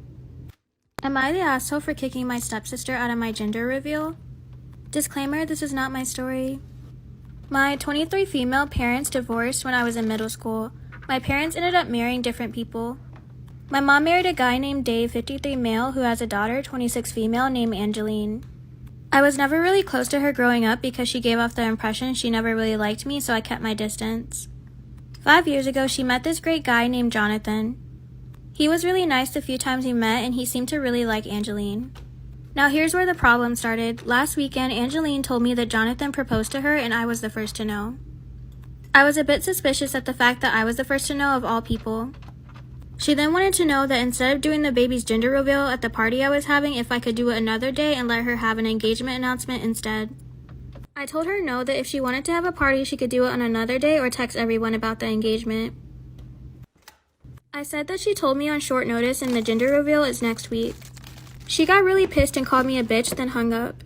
The day of the gender reveal, Jonathan texted me thanking me for giving up my party just so they can announce the engagement. I told him that I never said that and the gender reveal was still on. Apparently, Angeline told him that I planned to have my reveal another day so she could announce the engagement. I texted her and left a voicemail saying that she's not invited to the reveal anymore, so not to come, and if she does, I would not hesitate to kick her out. She didn't attend the party. This morning, I got texts from her friends, and her mom's side of the family saying how selfish I am and an asshole. They said that a gender reveal can always be rescheduled, but an engagement party wouldn't always happen again, and I made her announce her engagement over text. I do feel bad, but at the same time, just like I can reschedule my gender reveal, she can reschedule her announcement party. My terminally ill ex-husband asked to see me one last time. My current husband said he'll divorce me if I do it. My ex-husband and I got divorced 3 years ago. We didn't have kids, although we wanted them so badly. We knew each other for over 10 years, and we had been through so much together. He helped me out when my family abandoned me and quit his job to move with me. He even helped me get my degree, and I never wanted us to divorce, but he was the one to initiate because he was secretly diagnosed with a medical condition, said he didn't want to ruin what we had and become a burden. He's very sick right now and has asked to see me probably for the last time. My current husband got extremely upset with me when I mentioned it to him and threatened to divorce me if I go. I'm 5 months pregnant and feel like I'm seeing a side of my now husband that I've never seen before. Called this inappropriate and that my ex was being manipulative. He told me he'd divorce me if I see him, but this could be my last chance to say goodbye to him. I can't even imagine how terrible it would feel if he passes away without seeing him for the last time. But there's a lot at stake here, and I don't want to sneak behind my husband's back. My wedding was ruined by a jealous ex, and she decided to brag about it on Reddit. My husband and I have been married for 2 weeks, and I'm already having regrets. My husband's ex has really been making things difficult for us. She makes sure my stepchildren call me by my first name rather than any term of endearment. Our wedding happened to fall on one of her days with the kids. My husband invited her for reasons I am still unsure of. I was aware of her receiving an invitation, but my husband never informed me that she had accepted it. She came with the kids an hour later. I assumed she was dropping them off, but she had intentions to stay. She was dressed more elegantly than me, and that felt off, so I asked her to leave. She disrespectfully told me that she would be staying. My husband and mother-in-law told me that she was like family and would not be leaving. I was disgusted by this, because it was obvious what this woman was doing. She posted the story on here, but in a way that made me out to be a toxic villain in the story. The story appeared on the popular page of Reddit and was also on a friend's TikTok For You page. It wasn't hard to identify myself because I recognized the dress, and she also used my real name in the story. I don't understand why she is doing this because we have been civil with each other until now. I'm very offended by the way she degraded me in her defensive comments and by the fact that my husband took her side. I took my fiance home to meet my family and left with no fiance. I, 30 female, got engaged in March of this year to E, 31 male, that I have been dating for the last 3 years. It was heavenly bliss until I introduced him to my family. We went home to meet my family, and it was important for him to get their blessing. I didn't care either way, but I did it to make him happy. Everyone was welcoming of him and seemed genuinely happy for us. Before the trip was over, my eldest brother suggested a sibling/partners camping trip in a cabin up north to bond and get to know my fiancé away from our parents. I was reluctant as I typically didn't spend this much time back home, but eventually agreed. The trip was going well, so I let my guard down and decided to enjoy being in the mountains with my siblings. However, the day before the trip was over, everything changed. My sister and her husband were on their 17th argument of the day, and it was only 11 a.m. Her husband stormed out and she stayed there, just crying. I don't do well with other people's emotions, so I suggested a hike to clear everyone's head. My fiancé suggested that us siblings go so that my sister could talk freely if she needed to. I asked if he was sure, and he stated that he just checked some emails while we were out. Early on the hike, my sister said that she just wanted to go home. I offered to walk her back, but she said she wanted to clear her mind. We continued our hike and she went back to the cabin. After the hike, my brother and his wife wanted to explore, but I just wanted to shower, so I headed back to the cabin. My sister's car was still outside, even though it was a couple hours later in the day. I ignored it and went inside. I heard soft moans coming from upstairs and then a familiar grunt. Oh no, I was not thinking this was going to go this way. I went upstairs only to see my fiance and my sister together in the worst way. Something broke inside of me. I took a pic of what I saw, quietly grabbed my things, and left my ring on the counter. I left, sent the picture to the family group chat, and I turned my phone off. The next day, I had 47 missed calls from my family and 75 plus texts from my fiance. Apparently, her husband got the text as he was returning to the cabin and wasn't so kind to my fiance. Initially, I felt justified in my actions. I hated it, but I did. However, I know now that even though what they did was terrible, what I did was wrong too. Sending that picture to the family chat was gross, and the innocent family members didn't deserve to get dragged into that. My engagement is over. I removed myself from the family group chat, and I haven't spoken to anyone about it since. These last few months have just felt so empty. I just want to move past this, but I don't know how. Today I messed up by not acting on my emotions and being too safe with my roommate. For context, I'm a male who has a female roommate. She's attractive and passionate about life. She's strong-willed and fun to be around. We've both been roommates for the past year and I've developed feelings. I feel like at one point she had them for me too, but me and my brain made sure to keep things platonic. Now our time together is over. I feel this is a classic case of too little too late, and now I'm stuck with a whirlwind of emotions as my roommate is about to move out for good. We spent a whole year sharing the same space, and little did I know that I would develop strong feelings for her. At least I didn't think I would when we decided to be roommates. As the days wind down and our lease comes to an end, the regret is hitting me like a ton of bricks. I never mustered the courage to express how I truly feel about her, and now she's on the brink of being gone from my life forever. We shared laughter, inside jokes, and even the ups and downs of daily life, but I failed to let her know about the romantic feelings that grew over time. With just a week left before she moves out, I find myself in a sea of missed opportunities and what-ifs. I've done nothing but overthink and underact. I can't help but wonder how different things might have been if I had taken that chance to be honest about my emotions. My wife said she preferred her deceased husband to me during a heated argument. We've been married for 3 years and have a 1-year-old child. She was a widow when we met, having lost her husband 2 years before we met. However, yesterday we had a very ugly argument about something trivial, and she said she preferred her deceased husband to me. She said this with so much anger and disdain that I was surprised and hurt. She apologized later and said she didn't mean it, but I can't look at her in the same way. I feel like I'm a substitute. She never acted like this in our previous 2 years of marriage. I'm considering preparing for a divorce if this is going to be her pattern from now on. I really don't want that. Can I still salvage my marriage despite her clearly preferring her first husband? What do I do next regarding her? This secret really belongs to my best friend. Let's call her Bree. She's married to her high school sweetheart Hugh and has 2 children, a 6-year-old boy and a 3-year-old girl. I've known Bree since uni and she is one of the people I'm closest to in the world. I would do anything for her, and I know that she would do anything for me. Which is why I have a dilemma. Bree told me that Hugh is not the biological father to her 3-year-old daughter, and he doesn't know. Oh, that's big. Oh, that's big. Okay. My friend only told me when her child was about 18 months old. Bree was going through a major health scare and felt that someone else should know the truth just in case something happened to her. She asked me to keep it a secret. Bree also confessed that I was there the night that she met the biological father. Ooh. I was out one night in the city with Bree for an evening of cocktails, dinner, and dancing. While we were at the bar, we met this group of Italian men who were here in Australia on a work secondment for a few months. Bree speaks fluent Italian and immediately started chatting to them, giving them tips on where to visit and what to do in the city in their downtime. It was pretty obvious, though, that she and one of the guys were flirting. Bree and Hugh have been together for a really long time, but this happened when they were going through a rough period in their relationship. They had had their first child, but had been struggling to get pregnant for ages. Hugh was also extremely busy at work and extensively travelling at the time. Anyway, when I saw Bree chatting with this Italian guy, I just figured that she was enjoying the attention that she wasn't getting from her husband and thought nothing more of it. At the end of the evening, she gave her number to all of the guys and told them to call if they wanted any more information about the city during their stay. But I later found out that Bree had gone on to have a 3-month affair with the guy she was flirting with. He is the father to her 3-year-old daughter. Oh, no. Oh, this guy has no idea that he's the father. They lost touch after he returned home, and she never reached out and told him. Bree and Hugh are in a much happier and stronger place in their relationship now. They've been married for almost a decade. They are trying for a 3rd child. You can't tell that the siblings have different fathers. Their daughter really takes after Bree, and their son really takes after Hugh.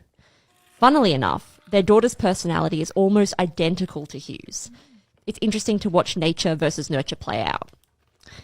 I have only once felt that maybe I should tell Hugh the truth. About a year ago, their daughter ended up in the hospital for a couple of days, and I considered telling him in case there were medical issues involved. But everything worked out in the end. I feel like I am between a rock and a hard place. I can understand why she told me and why it is a secret. I've been friends with Hugh since uni too, and I know it will break his heart if he found out. Does he have a right to know? Is it my place to say something, knowing that it would mean betraying my friend's trust and hurting her husband?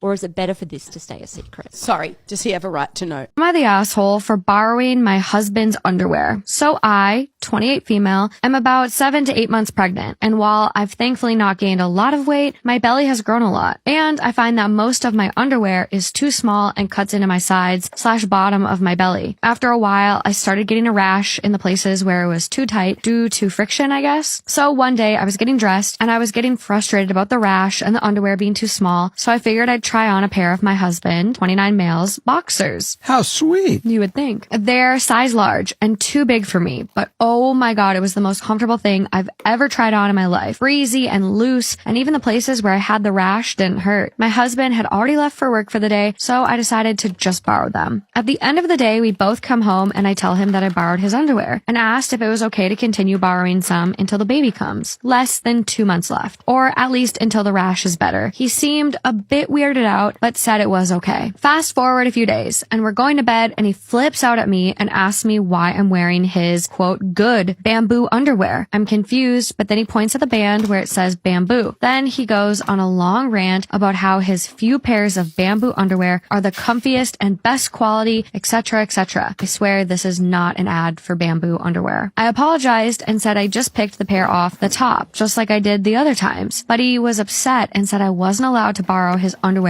anymore. I said I wouldn't borrow the ones that said bamboo on them since it bothered him, but he just drew a hard line saying I should go buy bigger underwear for myself and stop stealing his. Now I'm thinking this is probably more about how he actually doesn't want me to borrow his underwear, and he's using me accidentally taking the wrong pair as an excuse, but I'm not sure. While I can understand not wanting to share your underwear, I also think it's unnecessary to go out and buy a bunch of large pairs of women's underwear that will be used for maybe 2 months at most. I also think it shouldn't be that big of a deal since I'm the one who washes and folds his underwear anyways, and he has about 100 pairs, so it's not like he'll run out of them. Well, maybe he should now. Maybe she shouldn't be watching them. And I also kind of feel like since I work full time, buy all groceries, cook and clean on top of carrying our baby, all caps, him having to lend me his underwear is a small price to pay to help out with the pregnancy. I also bought him 8 more pairs of bamboo underwear as an apology, but he still doesn't seem to want to share his regular pairs with me. Maybe I should have been petty and bought them for myself instead. Yes. Hee. So anyways, Reddit, am I the asshole for thinking my husband should let me borrow his underwear, or am I just entitled? You are not an asshole. Absolutely not. And I think that you should go out and not only buy more bamboo underwear, but I'd go to the cleaners and have your initial put on the leg. So they're your bamboo. Oh, I would take those back. I would absolutely not give those to him. Take them back.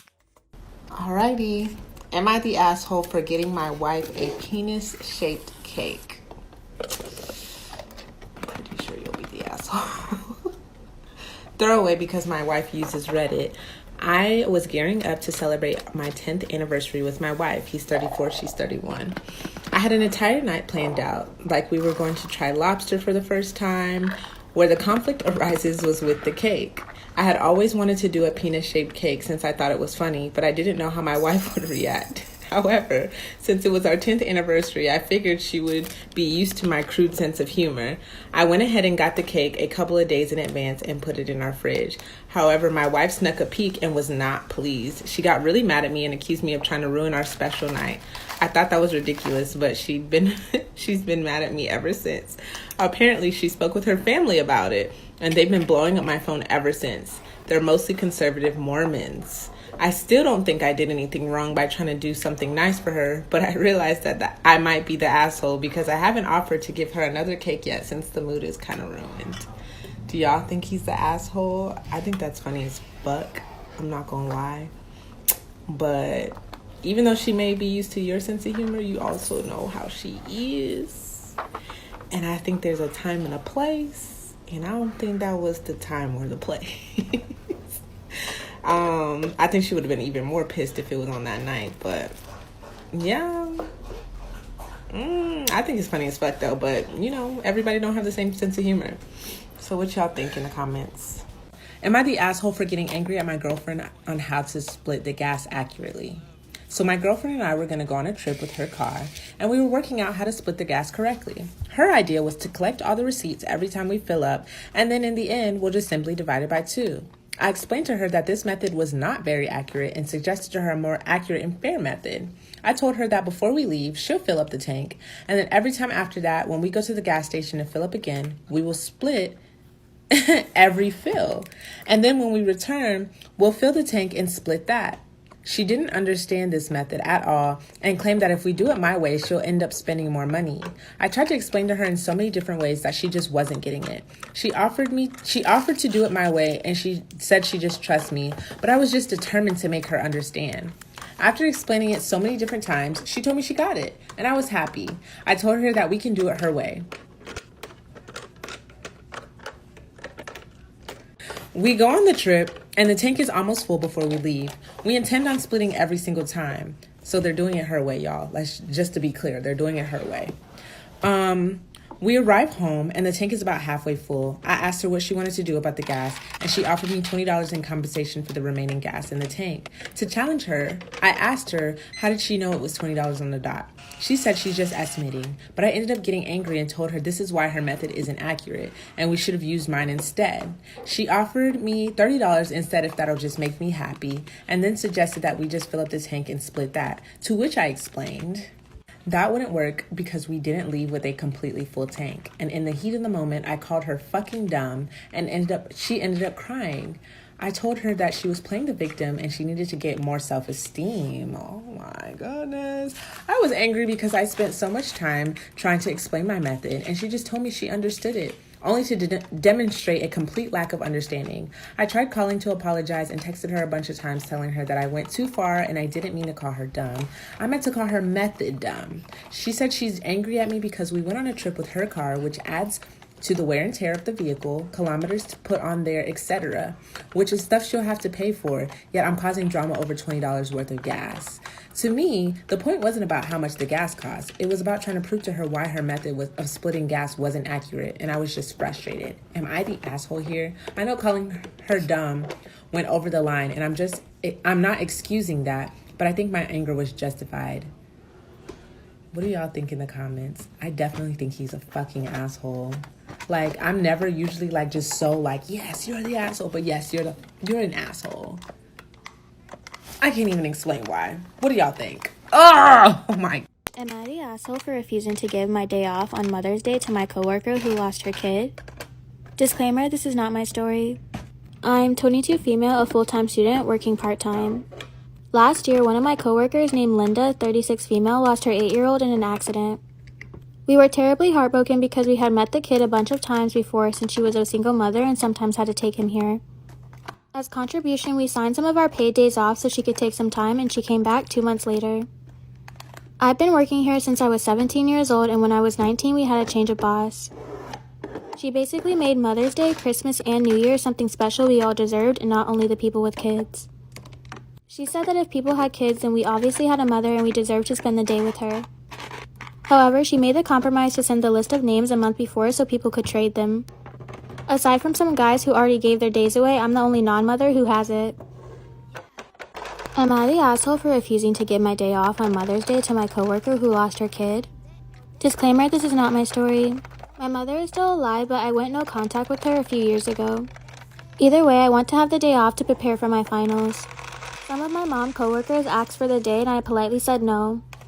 Linda approached me and said that this will be her first Mother's Day without her son and she wanted to know if I could trade the day with her. I said no and told her how sorry I was. She said thanks and went back to her space. One of the other mothers said I was an asshole for not giving it to her since I don't even talk to my mom anymore, and that I don't deserve it. I said why didn't she give Linda her day off, and her answer was that she's a mother of 5. Some are agreeing that I should have let her have it because she lost her child. Others, including my boss, said that I'm entitled to keep it and should do it because I'll be using the day for something important too. Linda has been silent. My coworkers are calling me an asshole. Am I the asshole for hiding a pregnancy and birth from my family? Disclaimer, this is not my story. I, 27 female, have an older sister Jenny, 36 female, who's been trying for a baby for the past 10 years and has failed. After multiple checkups with different doctors, it was determined that the chances of my sister ever being able to successfully carry a baby to full term was tragically low. Jenny was in denial and wanted to keep trying. We all tried to be supportive as the years passed and other people around Jenny started popping out with kids and made her different. The biggest turning point was when my ex-brother-in-law got fed up and left her so he could find a new woman to start a family with. At first, she would get all sad and depressed whenever someone close to her had a baby. But after our cousin got pregnant for the second time and had twins, Jenny became bitter and aggressive. It got so bad that our cousin blocked Jenny and has decided not to attend any family functions that she knows Jenny will be at. My parents have pushed for therapy. But Jenny never sticks to a single therapist for more than 3 sessions because none of them feel right. After the divorce, she's moved back in with my parents and they pay all her bills. They even let her get a puppy despite my mom's allergies. Because it makes her feel better, but she hardly ever picks up after it. I'd honestly just take the dog when no one was looking to rehome it if I didn't think it would make my sister worse and or our parents would just get her a new one. Last year, I found out I was pregnant. It wasn't intentional, but my husband was excited. But all I could think about was, oh shit, Jenny is going to freak out. One day when I was visiting, I tried to talk to my mom about the idea of me having a baby. Jenny overheard and came bursting in saying that me getting pregnant would be one of the worst things I could do as her sister. She started crying and I apologized and left. My mom sent me a text saying that I was wrong to bring that up. Something up like that knowing how Jenny is, and I just started crying. After that, I made a decision to keep my pregnancy a secret, and for 9 months, that's what I did. I recently gave birth to a baby girl. Now that she was here, I knew I couldn't hide it anymore, and I sent my parents each a text. They both thought it was a joke until I FaceTimed them, and they became very angry at me. They were hurt because not only did I hide something like this from them, but my husband's parents knew and they were involved. I lost it and told them that it's what they deserved after robbing me of the opportunity to enjoy my pregnancy. Because I was stressed out about how Jenny would react if and when she found out. I'm starting to feel guilty because I know my parents are trying to be there for Jenny, who's going through something she can't control. So am I the asshole? Story time when I got essayed by my own father. This is not my story time. I repeat, this is not my story time. It was sent to me through email. When I was about 5 to 6 years old, I remember me and my dad being very close. We are still very close, but he was just much closer to me when I was younger. My mother was also in the picture. One afternoon, my mom left to go to my auntie's house, and I was left alone with my father. Like I said, I was around 5 to 6 years old. After my mother left, I stayed in the living room watching cartoons. That's when I see my father walking into the living room, and he removed all his clothes. I see him taking off his pants. And this was the first time I got essayed and the letter R by my father. The thing is, since I was very young, I don't remember if it was a dream, because obviously he never talked about it. And the reason why I believe this was a dream was because when I woke up, I heard my mom and my auntie in the kitchen and they were cooking, and my dad was acting completely normal. There was another time when I was having my birthday party and my mom went all out for my party. She had invited a whole bunch of people. Hours passed by. When I was done opening all my presents, my father had called me into one of the rooms and he said that there was still more presents to bring out. And he asked me if I could help him carry them outside. So I did. I followed him into the room, and when I entered the room, there wasn't any presents. As soon as I look at the door, I notice that my father is locking it, and immediately he slaps me. He slapped me so hard that I went unconscious. I'm not sure how long I went unconscious, but all I know is when I woke up on a random bed, as if I went asleep.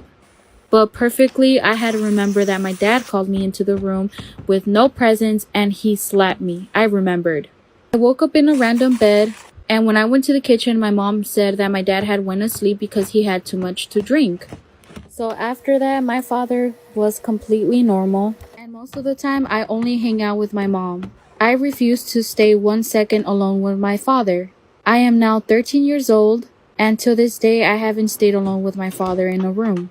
Anytime my mother goes grocery shopping or anywhere, I go with her. I haven't shared any of this with my mother because I know it will break her heart. And I'm not sure if she will believe me, because I still continue to believe it was a dream. He is still very flirty with me, and I can't do nothing about it. Traveled to a foreign country to get pregnant by a complete stranger with no strings attached. I consider it the best decision I ever made. Honestly, this is something I would do. It is. 7 years ago, when I was 24 years old, I decided I wanted to have a child while I was still relatively young and energetic. I had a college degree, made $90,000 a year as a marketing analyst, and had been investing in the stock market since high school, so I knew I could afford to take care of my kid. The problem was that I didn't really want to be with a guy. I'd tried the dating thing, but nothing clicked, and besides, I was always too busy to invest in a relationship. At the same time, I wanted a child, someone I would love forever and who would love me forever, and I didn't want to wait until my biological clock started ticking alarmingly. I considered going to a sperm bank. I could afford it, but I've always hated medical environments and thought it would be creepy to have a child with a faceless man. I thought about getting naturally inseminated by a guy I met online, but I didn't want to deal with child custody issues. Finally, I decided that since I'd already planned a 3-week working vacation to a foreign country, I won't say which one for privacy reasons, I might as well try to kill 2 birds with 1 stone. Long story short, after asking around and paying some people, I found this guy who was willing to sleep with me every night for 3 weeks. Since this country has a low cost of living, he was willing to, quote, do the deed for a few $100s. He spoke okay English and wore a white button-down shirt, so I think he was a college student who wanted some extra spending money. I didn't really expect it to work, but 2 weeks after I got back, I missed my period and discovered that I was pregnant. Yay. Your face. The rest of my pregnancy went really well. My mom was a little shocked at first, but she moved in with me after she got used to the idea of becoming a grandma before the age of 50. My dad ditched my mom when I was a baby, so fuck him. I switched to working from home 6 months into my pregnancy and was even promoted a few months after I gave birth. Having a marketable, pun intended, degree is a great investment, kids. My son is now 6 years old and the happiest little boy I know. He has a mother and a grandmother who love him to pieces and can give him a good life. When COVID hit and his school went remote, my mom was able to make sure he kept up with his learning. Support systems are so important, everyone. Sometimes you shouldn't be afraid to take the road less traveled. I'm over 30 and haven't met any guy that I want to date, much less settle down with. But I have a son who I'll love forever and who will forever love me. I'm even thinking of going back to that country to give him a sibling. Everyone still thinks that I got knocked up by accident, a youthful mistake while on vacation type of deal. Only I know the truth. My son is not some unfortunate mistake. He's a deliberate miracle. So many of my female friends are hitting their 30s and scrambling to find a guy and or get pregnant. But I've been coasting along happy as a clam. What was her question? Trigger warning essay. Story time when I got essayed by my own brother. Okay, so I was around 4 to 5 years old. I lived with my father, my mother, and my 3 older siblings. Growing up, my siblings were completely cold towards me. My mother ended up being a homewrecker, and she ruined a marriage. I was the accident baby, and my mother ended up keeping me. My father is a deadbeat, manipulator, cheap, broke man who ended up leaving his 2 kids to raise 4 other kids. My father did not work for 4 years in order to not provide child support for his other 2 kids. We ended up living from Las Vegas to Denver, Colorado in order to pay little to no rent. We grew up with food stamps, with the government helping us, welfare, and my father was a complete deadbeat to his other 2 kids. My mother was the type to not say anything. She would just go with whatever my father would say. My father was very cold and physically abusive towards me. He ended up actually essaying my 2 other sisters, but that's a whole different story time. Alright, so growing up, this was during the time we lived in Las Vegas. We lived in a beautiful apartment that had 3 rooms, a pool, and a jacuzzi, and we always had the latest electronics, which I am grateful for. Me and my older brother actually had to share a room, and my 2 older sisters as well. Again, trigger warning. There was this one night when my brother asked me if he wanted to play a game. He asked me to perform on him, and he would do the same to me. I didn't know what was going on.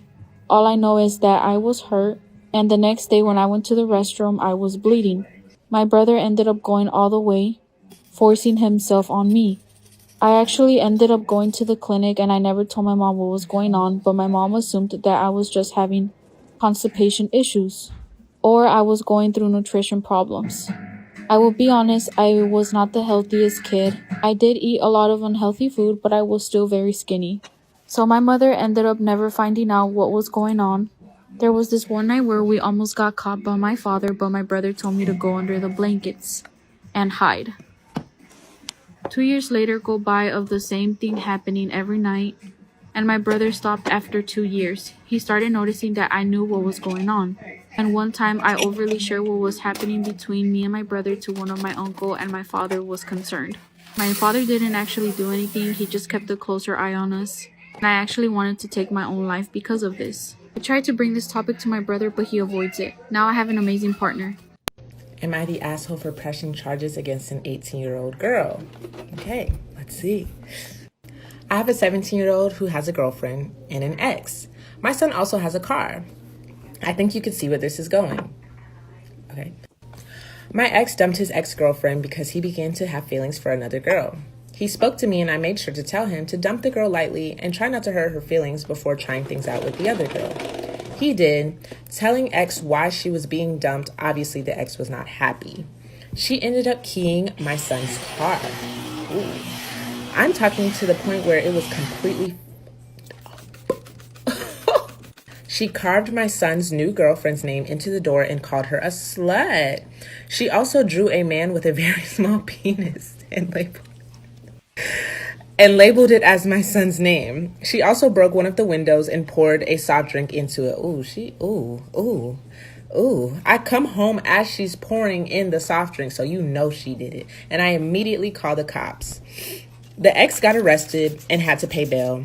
I'm feeling like pressing charges because it's my son's first car and we don't want to spend that much money on a new car. The ex's mother came to my house and was full on screaming about how I'm a monster for calling the cops on a black girl and about how my son cheated and deserved to have his car ruined. I don't feel in the slightest bit bad for pressing charges and ruining this girl's life. Ooh, hold up.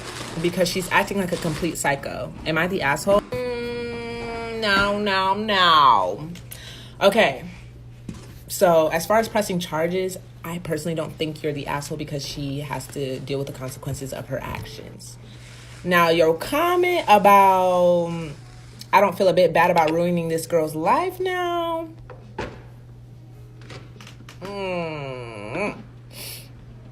Feel me? I don't like that. I don't like that too much. I don't like that one bit.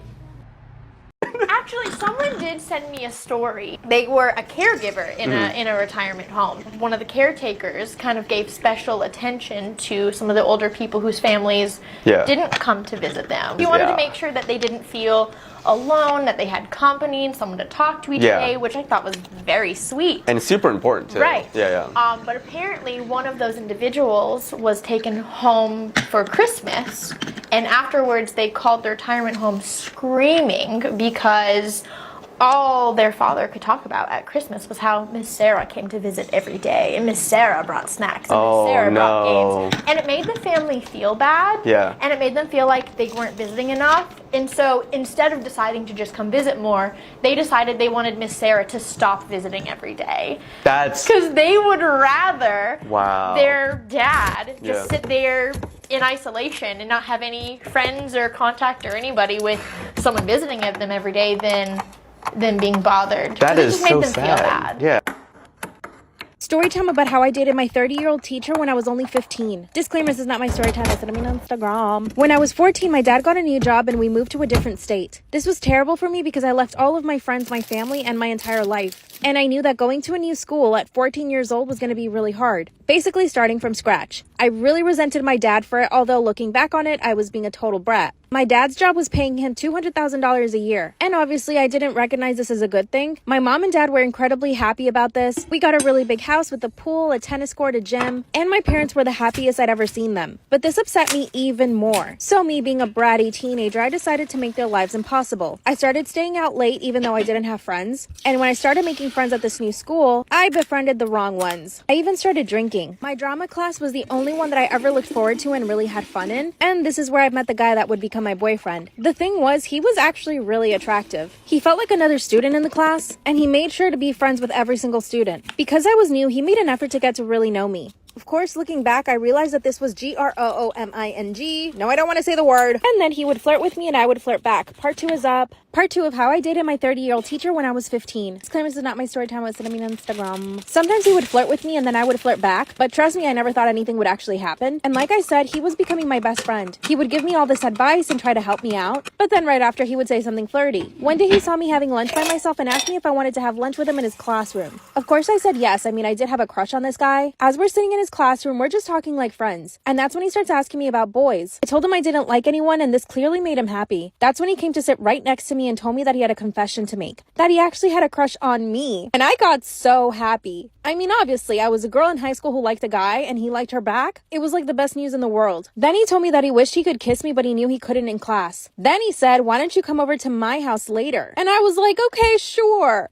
Please don't ever do what I did. He picked me up a block away from school and we went to his house. And as you can imagine, things went down. Literally. I fell in love with this man that very same day. For the next 2 weeks, I went to his house every day. Then he asked me to be his girlfriend and I said yes. This is when things started to get really scary. He became really jealous and controlling. Part 3 is up. Part 3 of how I dated my 30-year-old teacher when I was only 15. Disclaimer, this is not my story time. I was sending me on Instagram. Once he asked me to be his girlfriend and I said yes, he totally changed. He became controlling and really jealous. Anytime he saw me talking to any boy in school, he would actually send the guy to detention. Eventually, I told him that I didn't want to be his girlfriend anymore because of how controlling he was. That's when he told me that I needed to learn how to be an adult. And that all adult relationships were like that. That women had to follow the men's rules. And that if I wanted to be in a relationship with him, that's what I had to do. I was so naive that I actually believed him. So after that, I would try to avoid anything that would make him upset. Basically, talking to any boys. Remember I said I had a group of friends? He told me I couldn't hang out with them anymore. He also wouldn't let me go to parties. And anytime we were alone, he would always try to kiss me even if I didn't want him to. In total, we were probably officially boyfriend and girlfriend for only 3 weeks. I was getting so tired of it. Told him I didn't want to be with him and that I was not going to be in his class anymore. He tried to grab my arm, but before he could, I ran away from his class. And after that, he started begging me to get back with him. So here's what I did. I got another boyfriend a few weeks later, and he basically left me alone after that. To this day, I've never told anyone this story. Part of me feels guilty that I never said anything, but I'm pretty sure he didn't do it to anyone else. After I broke up with him, he moved to a small island and worked at a hotel. I'm now 25 and married. Not even my husband knows.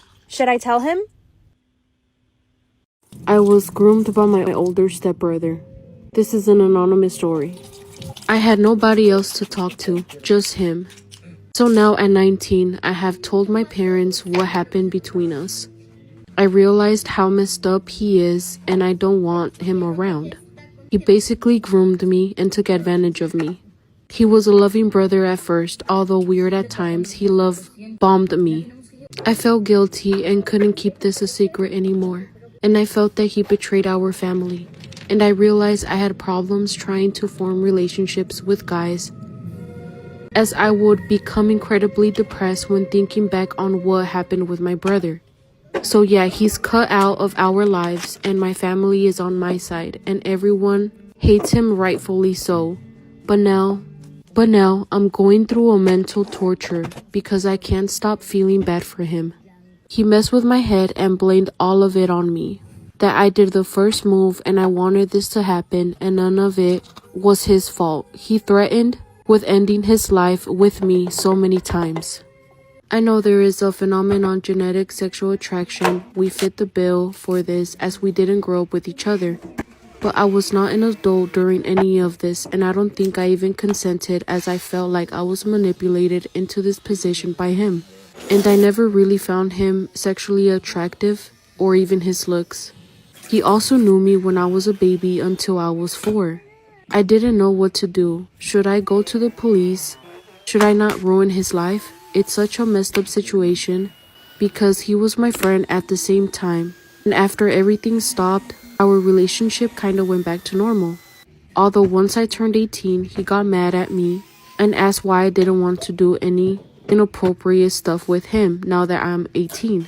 The audacity. But the thing is, my brother isn't the type of guy to just have inappropriate relations with random women. He's not like that, and he isn't really a bad person. I think he actually fell in love with me, which is the sad thing. I had a couple of therapy sessions, and she told me I was basically sexual abused and should go to the police. I'm going to see a psychiatrist, and I started taking Prozac. I have been so depressed because my mind keeps racing. I sometimes miss him, and then I go through the rage and anger wanting to go to the police, and sometimes I think I love him and made a mistake. I had a little crush on him because I liked spending time with him and he gave me his attention. Doesn't matter if he actually fell in love with me. If he really cared for me, he wouldn't have put me through everything. This all happened in my parents' home with my younger brother. He acted like a brother to me in front of them. Such a facade. I thought after I spilled the beans he would fly out of the country. But nope, he told everyone what happened and he said that we were in love. He makes me freaking sick.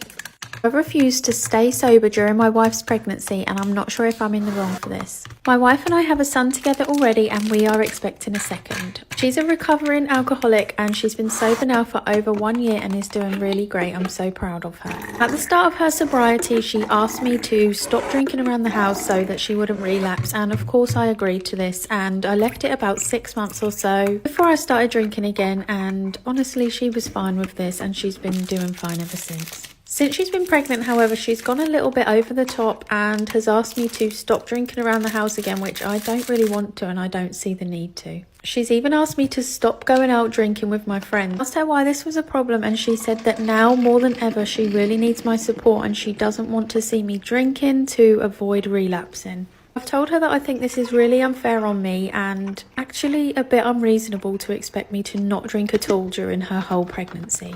I've said that just because she can't be around drink that it doesn't mean that I shouldn't be able to for a whole 9 months, and I find this behaviour a little bit controlling.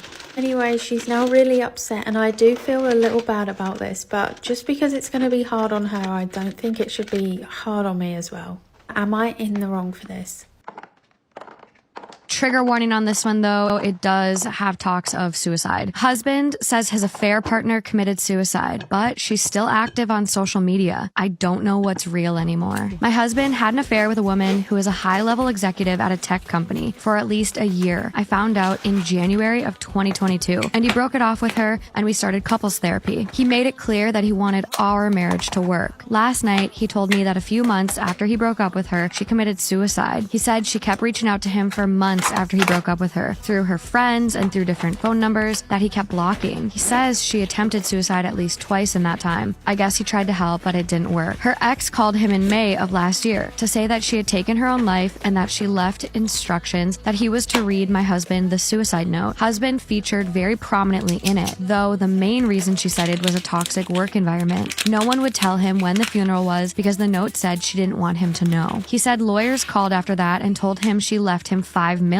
What? Which he turned down. So it went to charity instead. He said friends of hers kept calling months later to try to get him to contest the will, though I don't understand why they would care. In any case, husband tells me all of this last night, months after the fact, and I tried to comfort him because that has to be devastating. But here's the thing. She's still active on LinkedIn, and I don't think it's just a bot. She gave a detailed recommendation for someone like 2 weeks ago and received one in return, talking in detail about her work over the last year. Multiple posts in the last month alone, even from other people, talking about meetings they had with her. That's the only social media she ever had, so there's nothing else for me to check. I don't know if he lied to me or if she lied to him, but either way, I'm losing my freaking mind over here. Is she alive? Is she not? Is it even any of my business? Do I try to track down a death certificate, call her office and see if she still works there? And if she is alive, then what? Is it better? Do I tell my husband or do I take this secret to my grave? The These are just some of the questions that are running through my head. I don't actually want her to be dead, but if she's alive, it would mean that she put together an incredibly elaborate scheme and got multiple people in on it, all to convince him that she killed herself, but that he was only partially responsible. It makes no sense. Wow. It makes me feel crazy, like how I felt during his affair, before I finally had enough proof that he couldn't possibly deny it. I knew something was wrong, but he swore I was just paranoid. Oh God, motherfucker. Months of lies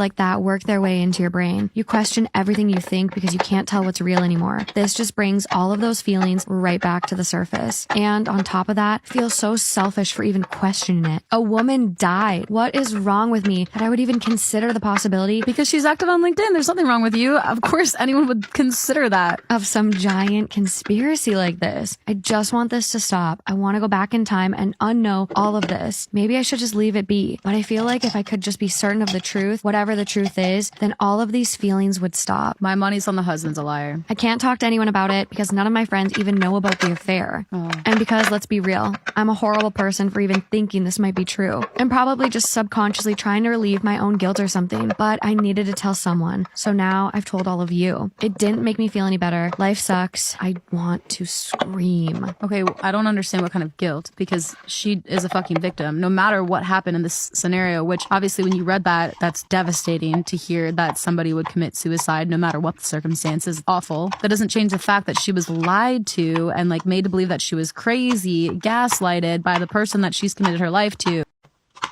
My boyfriend went on a vacation with his ex behind my back. Should I break up with him? Disclaimer, I look extremely tired because I'd been filming for 7 hours. I'm not sad, don't worry. Storytime was sending me an Instagram. My boyfriend and I have been together for 6 months only. Here's the thing, we never bring up our exes, like ever. From my perspective, I thought we had a really healthy relationship. We're both really into fitness, would work out together every single day, and we made time to cook together every single day. He asked me to move in with him 2 months after we started dating, but I said no. I explained to him that I just wasn't ready for that, and he got really upset. That's when things started changing. He began making up excuses about not being able to hang out with me, and sometimes he wouldn't even show up to our gym dates. And I guess one of the mistakes that I made was giving him his space. A few days later, he calls me and tells me that he's in Boston for a work trip. He didn't even tell me he was going on a trip. I just said okay. Then I tracked his location on my phone and it turns out he's in the Bahamas. He forgot that I could track his location. I started investigating and you'll never guess what I found. Part 2 is up. My boyfriend went on vacation with his ex behind my back. Should I break up with him? Disclaimer, is not my story time, it's on my Instagram. Also, I'm just really tired from filming. I'm not sad, I promise. After checking his location and seeing that he was actually in the Bahamas and not Boston where he told me he was going, started doing some investigating on Instagram. I scanned his Instagram for people that he tagged. And I finally came across his ex's profile. No, I had never done this before just because I didn't care about his ex. Like I said in part 1, we never talked about our exes. Fortunately, her account was set to private, so I couldn't see her pictures or stories. But I did see on her bio that she was currently in the Bahamas. From his location, I could see what hotel he was staying at. So I called the hotel and asked for his room number. And they put me through. My boyfriend answered the phone. And the first words out of his mouth were, "How did you find me here?" I told him I could see his location and that he must have forgotten. That's when he came up with his lie. His boss asked him to go to the Bahamas for emergency business, and that he didn't have time to call me and tell me about it. In the background, I could hear that somebody opened the door and I heard a woman's voice. He instantly hung up on me. So I called his phone, but he wouldn't answer. In fact, he turned his phone off. It wasn't until 4 days later that he actually showed up to my apartment apologizing. He said his phone broke and that he couldn't get one while he was in the Bahamas. Part 3 is up. My boyfriend went on vacation with his ex behind my back. Should I break up with him? Disclaimer, this is not my story time. It's sending me on Instagram. After 4 days of not hearing from my stupid boyfriend who was in the Bahamas, finally showed up to my apartment to apologize. I told him not to even bother because I knew that he was with his ex. Then he said, "You're right. I'm not even gonna lie to you." Then he came up with this whole story. He clearly had 4 days to think about it. Told me that his ex-girlfriend's boyfriend died and that she was in need of his help. She asked him to go to the Bahamas to spread her boyfriend's ashes. And of course, being the gentleman that he is, he said yeah. And that the only reason he didn't tell me was because he didn't want me to get jealous. So I asked him to confirm his story. I told him to call his ex and put her on speaker, and he refused. Said that I was being toxic and that doing that to his poor ex would bring up all the feelings she had from her boyfriend's death, and that she was grieving and I needed to I told him I wouldn't believe him and then I kicked him out. Told me I was being so insensitive towards him. So I asked his ex on Instagram if the whole story was true. She hasn't opened the message and I'm still waiting for her to reply. It's been a few days since that happened and my boyfriend keeps coming back to my apartment with flowers and champagne. He keeps apologizing and asking me not to break up with him. I know you're all thinking I should just leave him, but I really, really love him. And maybe the story is true. They shouldn't have lied. I can't confirm his story. What should I do? I rescued a dog without consulting my partner and I'm not sure if I'm in the wrong for this. For context, I am 30 and my partner is 32.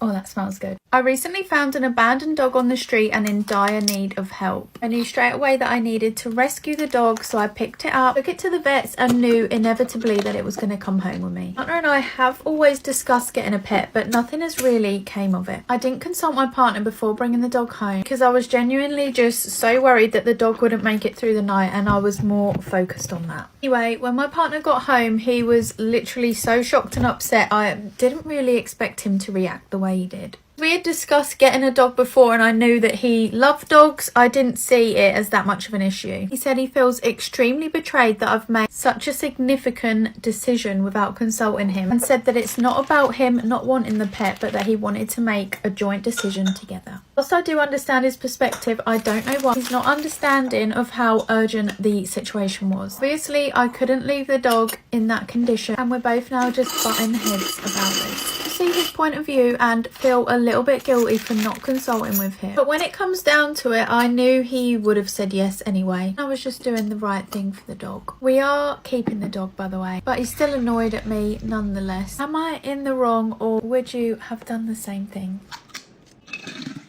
Am I the asshole for not getting an Uber for my best friend? This is an anonymous story. This happened last week, and just looking back, I feel like a major asshole.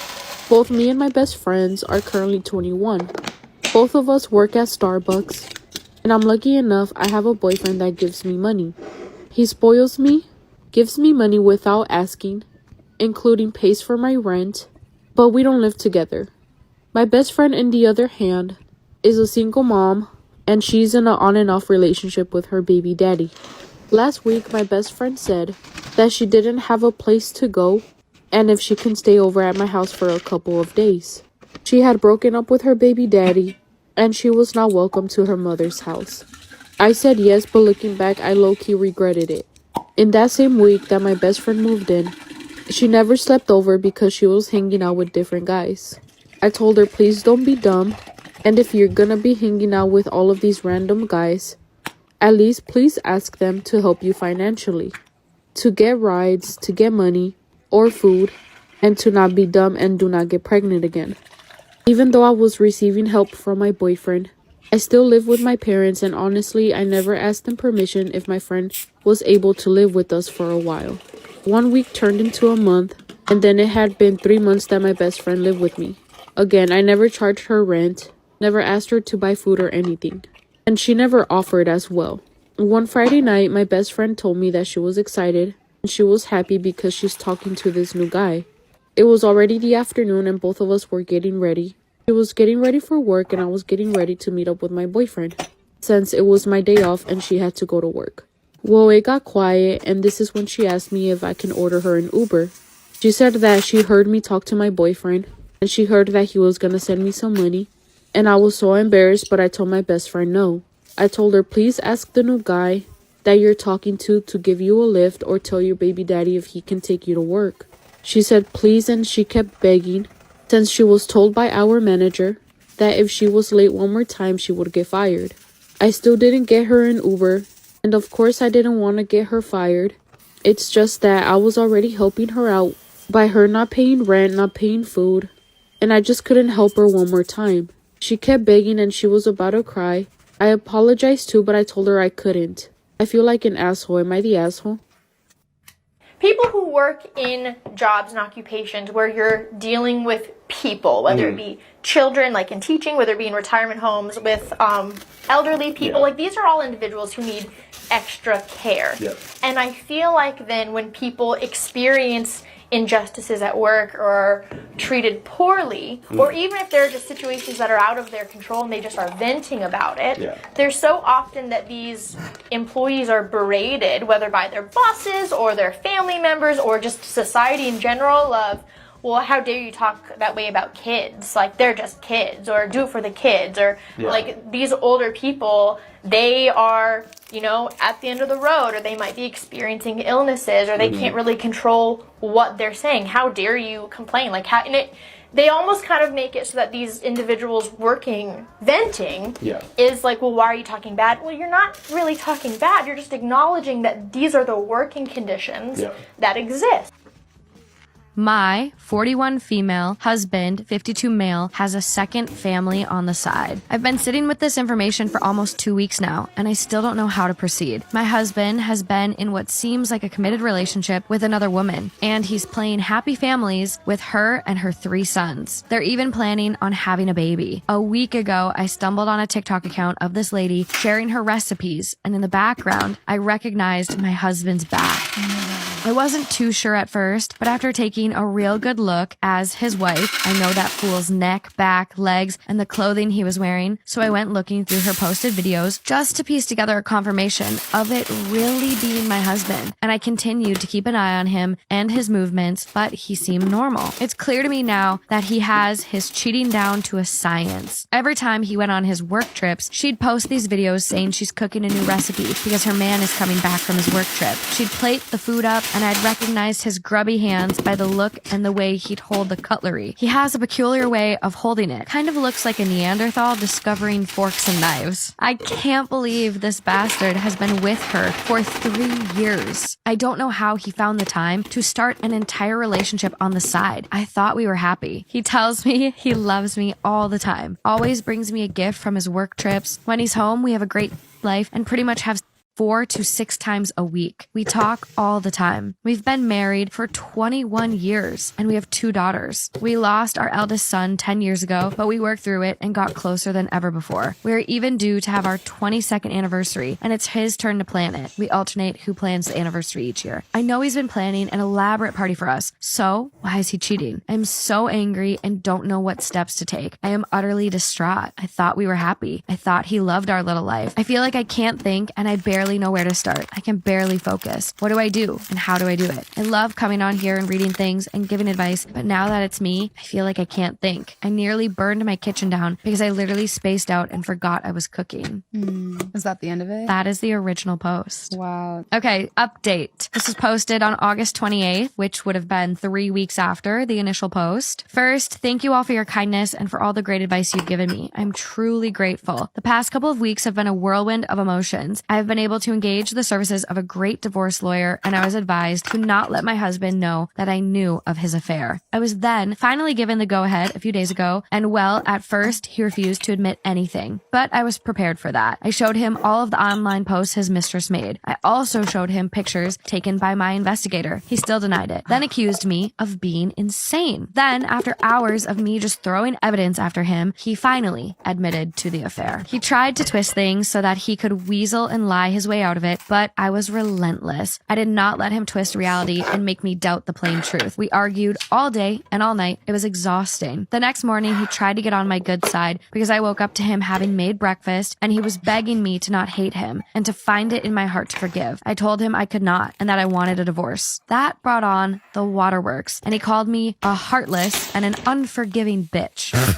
Oh my God. He then left to take his things to his parents' house as I had asked him to leave. While he was at his parents', I went to his mistress's home. My sister went with me. She waited in the car and well, she let me in and we talked. She wasn't even surprised I was there. I had already suspected she was aware of him being a married man, but I still gave her the benefit of the doubt. She was actually gloating when she told me about how in love he is with her, how good he is to her boys, and how he bought her the house, the car, and all the other money he spent on her. Wow. She then told me if I wasn't such a lazy bitch and gold digger, he wouldn't have been so easily taken. Shut the fuck up. And how my lack of submission and servitude was the reason he cheated. How am I a lazy bitch when I'm the primary parent and homemaker is beyond me? And how am I a gold digger? I don't understand as I work and earn more than him. Yeah. Wow. As she was flapping her gums, he arrived and he was pissed off at her. He was calling me a ton and I had texted him that I was at his mistress's house. They argued as he told her not to speak to me like that, and he, in no uncertain terms, told her that he wants to be with me, that she's ruining his chance at saving his marriage. I just thanked her for being forthcoming and continued to laugh my way out of the house because yes, my husband makes great money, but as his business partner, I own half of his business, and as his wife, I own half of all of his other assets. So I am glad that she gloated and that she confirmed that he paid for most of what she has. That's insane. Now I know for certain that he nor she deserves an ounce of my sympathy, and I will take back everything he ever gave her. Good. And much more. Woo! I love that. Am I the asshole for defending my niece against 2 other parents at her elementary school? This is an anonymous story. My niece did something that was not okay, but let me just explain her side. My niece currently lives with only her uncle, just because both of her fathers are deadbeats. Her mother goes around with different men, and her father left her when she was only 3 years old.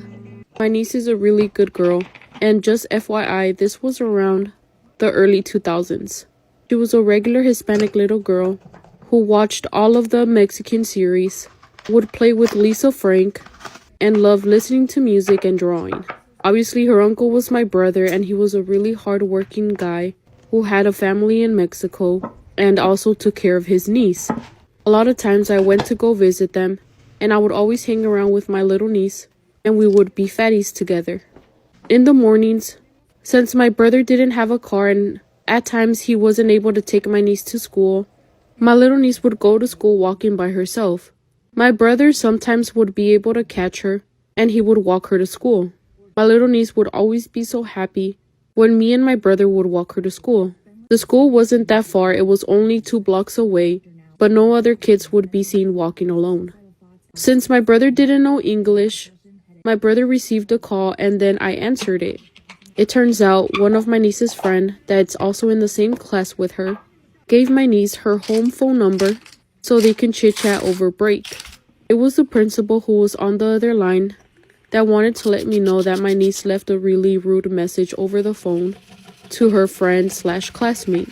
Supposedly, my niece left a voicemail that said, "Hey best friend, I hope you're okay. I just wanted to let you know that I gave you a call." And at the end of the voicemail, my niece told her friend to go end herself. Or something like that. Or I think my niece said F you to her friend on that voicemail. I was completely taken aback because from what I know, my niece struggled with English. And obviously I never heard my niece curse at all at home. My niece's principal and her teacher grabbed my niece during recess and spoke to my niece separately and asked her why she did that. They told me that my niece started crying immediately and said my niece apologized to the student and said she didn't mean it. A week later, my niece came crying and said that her classmate's stepdad bullied her outside as she was on her way home. All I saw was red. The next day, I went to go pick up my niece and she showed me who the parents were. I confronted my stepdad and it almost got physical.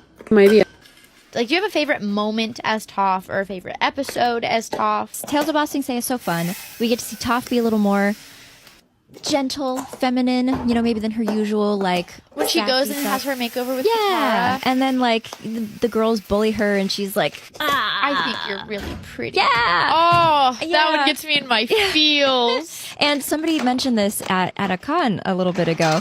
They were like, and you know, Toph can always tell when people are telling the truth or when they're lying or whatever because of her, you know, senses. Yeah. And so they're like, in that moment, like she smiles because she can tell that Katara's telling the truth. And I'm like, oh, now I have chills. Yeah. And I was like, that's so sweet. And so they get to, because, you know, everybody, that's like such, I wish there was a little bit more of that and like flirtation and attraction like dealt with Toph, because we see a glimpse of it of like everyone wants to be desired and thought of as like attractive and like nice and whatever that means to everybody. But you know, she's like, I don't know what I look like. I don't even know how I come off to people other than just my talent. Shows typically take characters like Toph in general who are a little bit more tomboyish, and they don't really get that arc of, and I don't like that. I'm the bad guy for telling my mother-in-law she gave up on her family and it's her fault that she's alone. My husband and I have been married for 6 years, and at least 5 of those years have been almost no contact with his mother. I don't know the whole story, but his dad passed away when he was young and his mom remarried a man who was basically horrible. And he tried to tell his mother for years and she just wouldn't believe it. It got to the point where his own well-being just couldn't be around her anymore. This week, after years of silence, she shows up at our doorstep. She said that she tried to call, but it was blocked. She was in tears and started crying about her husband who trashed her house and left her, and realized that her son was telling the truth. She begged to talk to my husband. Said that she has some nerve coming to her house to cry after throwing her son to the side. I said that she made her bed and now it's time for her to lay in it, and it wasn't going to be in my house. Got hysterical and left. Her coming to the door put my husband into a panic attack, and now he's too depressed to get out of bed. I really don't care for the woman. It played it in my head and I feel absolutely terrible. Berating someone never feels good. Could I have done things differently? Am I wrong for sacrificing my daughter's college fund because her sister just gave birth to her 4th child?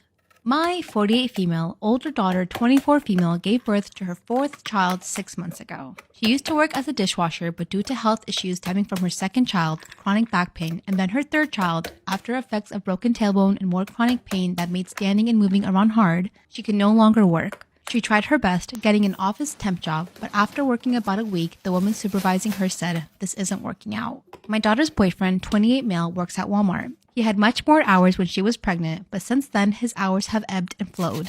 He said he will take a day in the future to look for jobs, but it's the holidays and he's busy with family. I feel a lot of empathy for my daughter and her boyfriend and wish I could help them out more, but I myself am a single mother working for a nursing home where I struggled to get full-time hours, and my ex ran up a lot of debt in both of our names and is now living in another country. So bad taste in men run in the family. My younger daughter, 17, has a college fund. The amount in it would be enough to pay a large amount of a 2-year community college tuition. She's applied to 4-year universities with the understanding that she'd be taking out loans and working. So she's deciding between 4 years and community college. The other shoe dropped after my older daughter's landlord found out that they were having her boyfriend's brother and girlfriend living in their 1-bedroom in exchange for them helping with the rent, and they got evicted. My daughter agrees it was wrong to lie to the landlord, and both parents are depressed because her boyfriend got a job offer 1 state away and they would have to move from their support network. They came to me asking me for help so they could have more time to find financial stability here. I was torn, but seeing my grandkids, I knew my duty was to care for the most vulnerable in the family. Oh my God.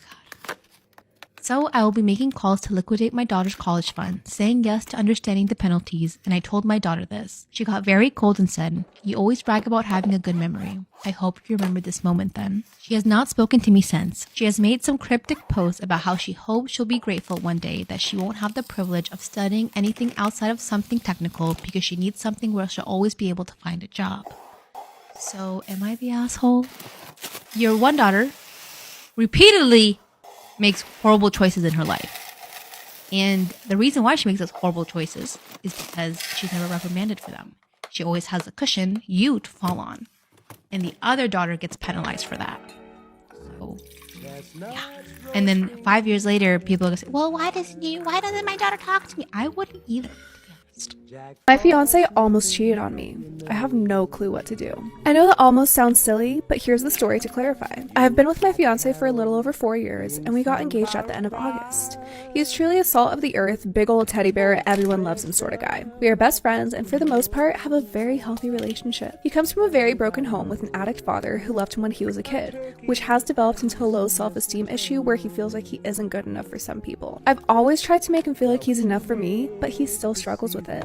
I just never thought the problem would get this big. Anyway, about a year ago, he started a new job. Within a few weeks, he started referencing this girl a lot, about how cool she is mostly, and funny stories about her. Mind you, she is also in a long-term relationship. I normally don't care about stuff like that, but the way he spoke about her struck me as odd. Then, I met her at their work Christmas party last year, and immediately got red flags about her demeanor towards him. I let him know that she made me a bit uncomfortable, and we moved on. Fast forward to recently, and I'm out of state. He texts me that he's going out for drinks with his coworkers, and he never mentions her name in the group of people going. One of his coworkers is a friend of mine, and he later mentions the night out and how my fiance had taken her and another guy home. I asked him why he didn't tell me about it, and he said he didn't want to make me mad. This turned into a whole fight about him lying, and I asked him for the full truth.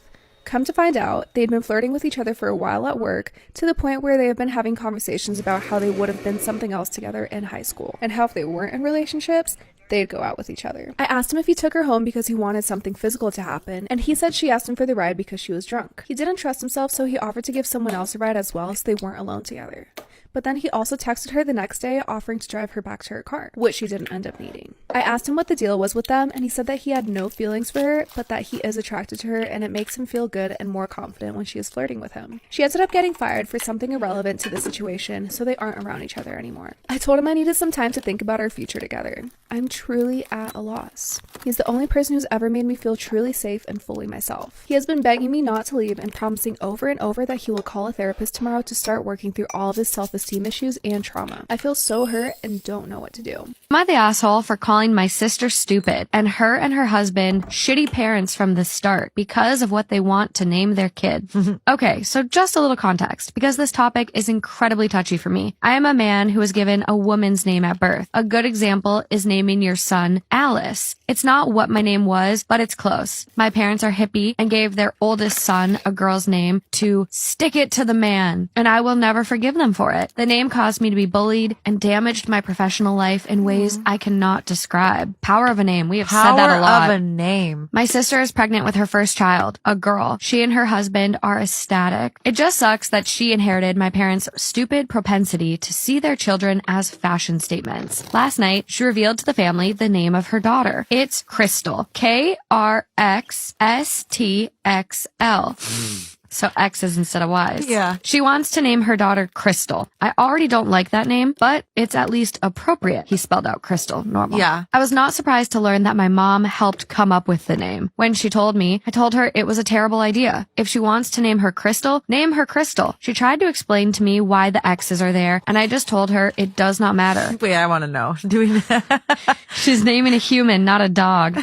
I don't care what kind of fashion statement she's trying to make. This is a person who will have to live with that name until they die, or has it changed? She and my mom brushed me off as just complaining because I was never able to accept my name. I told my sister she was being either selfish, stupid, or an incredibly strong combination of the two if she thinks her daughter will want a stupid name like Crystal with X's. We got into an argument and I told her I already see her and her husband as shitty parents for using their kid to be off-brand with her name and left right after. My sister is not taking it well at all, and my mom is furious at me. I'm starting to wonder if I was too harsh. I will not change my opinion on that incredibly stupid name, but I'm wondering if branding her as a shitty parent was too far. I'm going to go with that analysis. I think calling her a shitty parent was going too far. I don't love the name Crystal with X's, just fully transparent. It doesn't look good when you see it. Not my cup of tea. This is what it looks like. Don't love. It looks like an element on the periodic chart. It does. You know, it looks like a typo. Well, and consistently looks like a typo. And people aren't going to know it's Crystal. They're going to be like, Crystal. No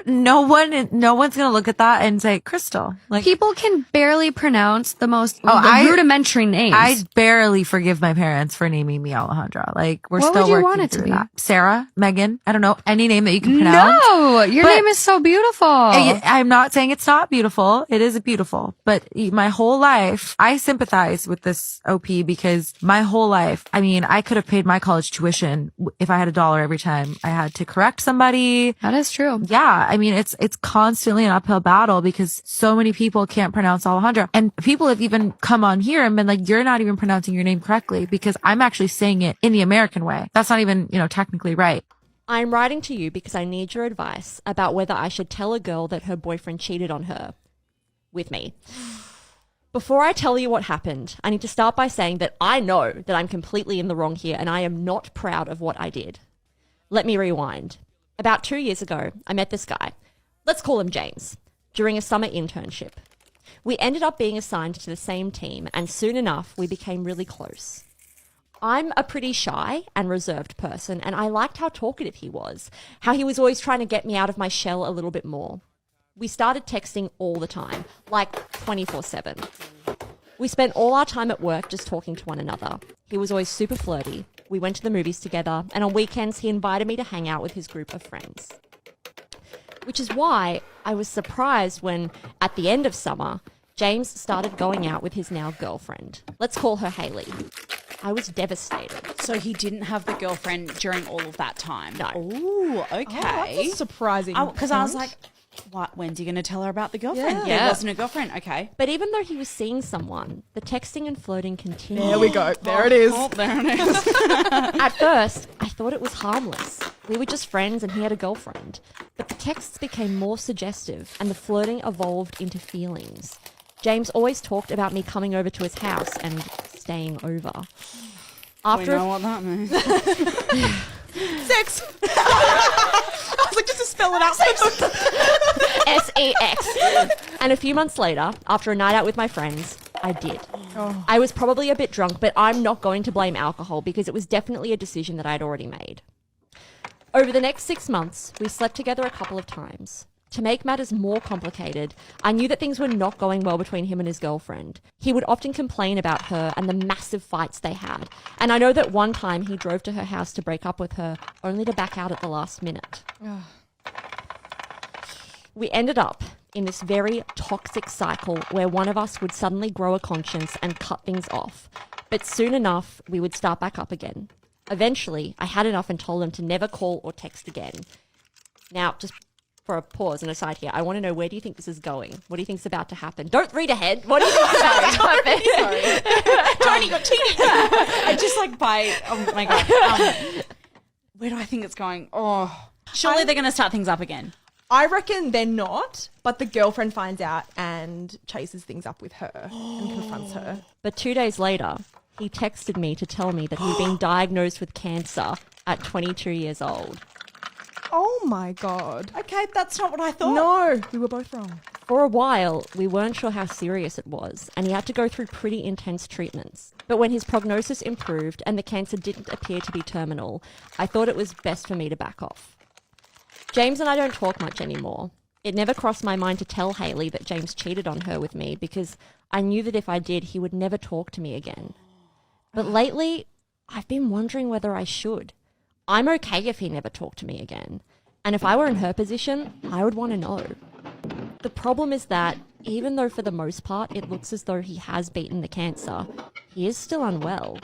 I am not a medical professional, so I don't really know how this all works. And I know that something came back on a recent scan that he was worried about. Do I reach out to Hayley and tell her the truth? What if it costs him a key support in his life? What if, at that time or soon after, his health goes downhill?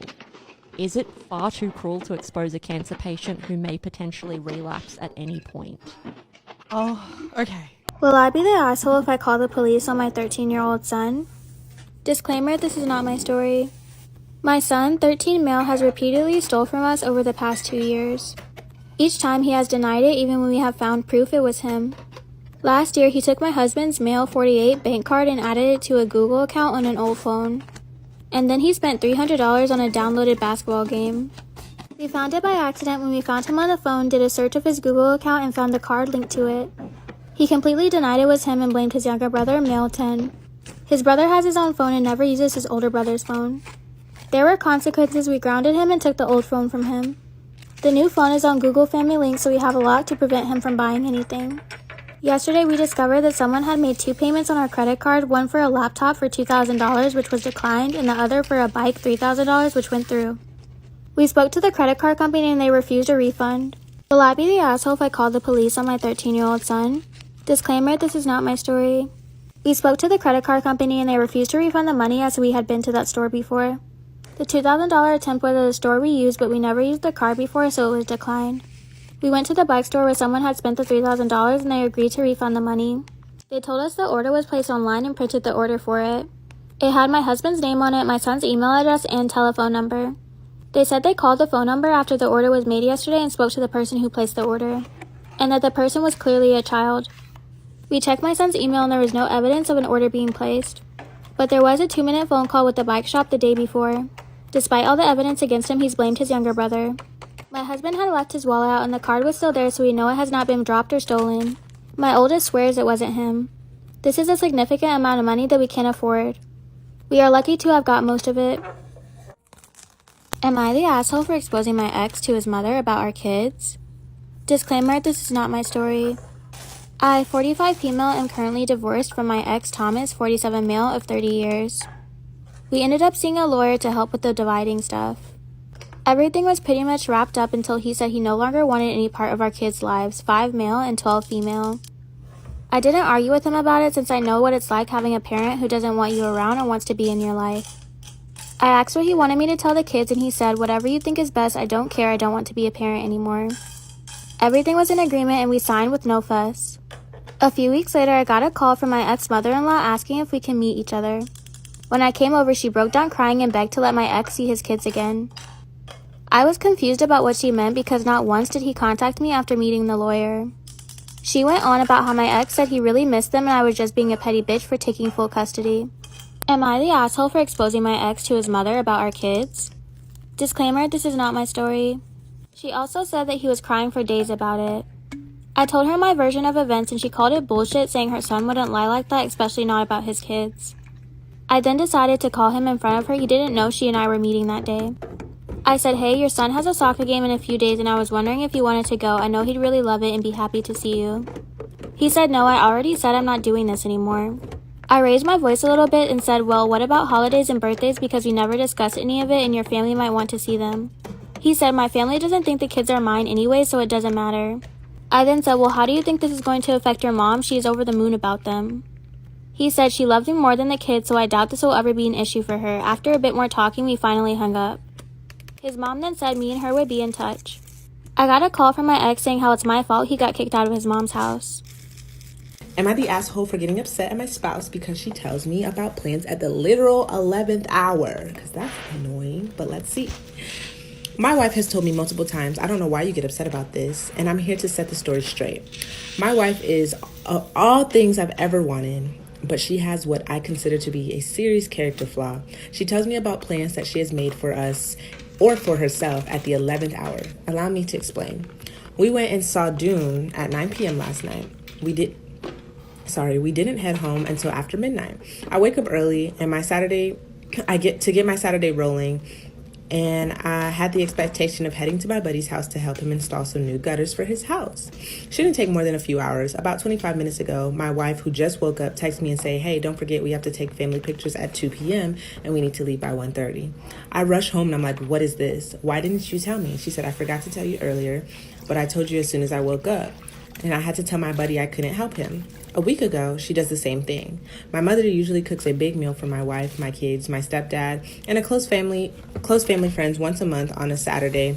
So that Wednesday, I told my wife, and she was like, yeah, that's fine. Then on that Saturday, she said, we should leave to go get my mom at 5:30, right?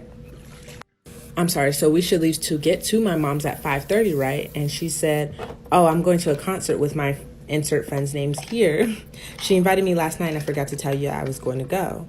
It's not that she's going. I don't care if she's going. It's that she tells me things she never seemed to bring up until the absolute last minute. And my wife says, I just don't know why you get so upset about this. I literally forgot. Insert the thing she decided to do at the last second. And I'm telling you as soon as I remembered. So what do y'all think in the comments about this situation? Is he the asshole or what? Personally, I think she's being very inconsiderate. I think she is very inconsiderate to that. And honestly, I know people have very forgetful, minds and stuff like that. But it's like, dang, you know what I mean? But like he said, she's perfect for him. It's just that one character flaw. Like, that's just going to be one of them things. It's just like, damn, this one thing really aggravates me about her.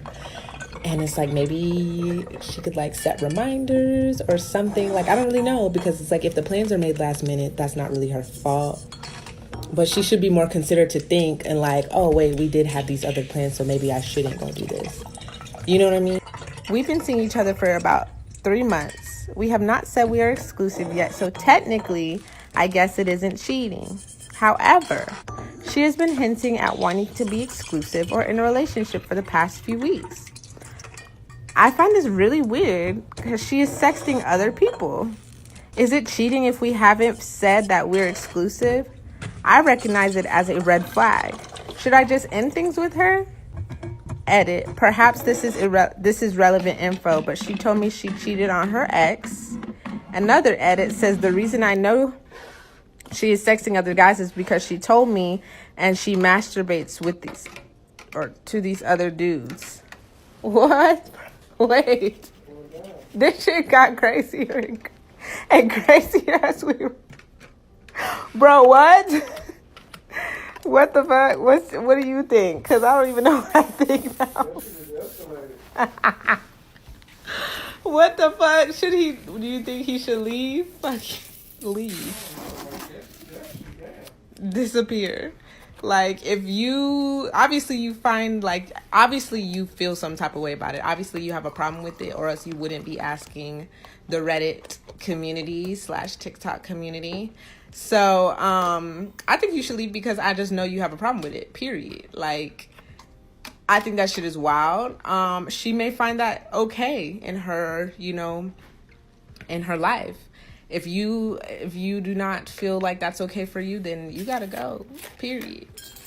That shit got wilder and wilder. And I feel like she's being honest with you. And you bringing up that she cheated on her ex kind of makes me feel like, oh, you have an insecurity that she's gonna cheat on you because she told you that she has cheated on her ex, which may or may not be true. Don't know, But also, yeah, like that might be an issue because it's like I get how you feel because like how could she want to be in a relationship with me, but she want to do what she want to do. But at the same time, y'all didn't say y'all was exclusive.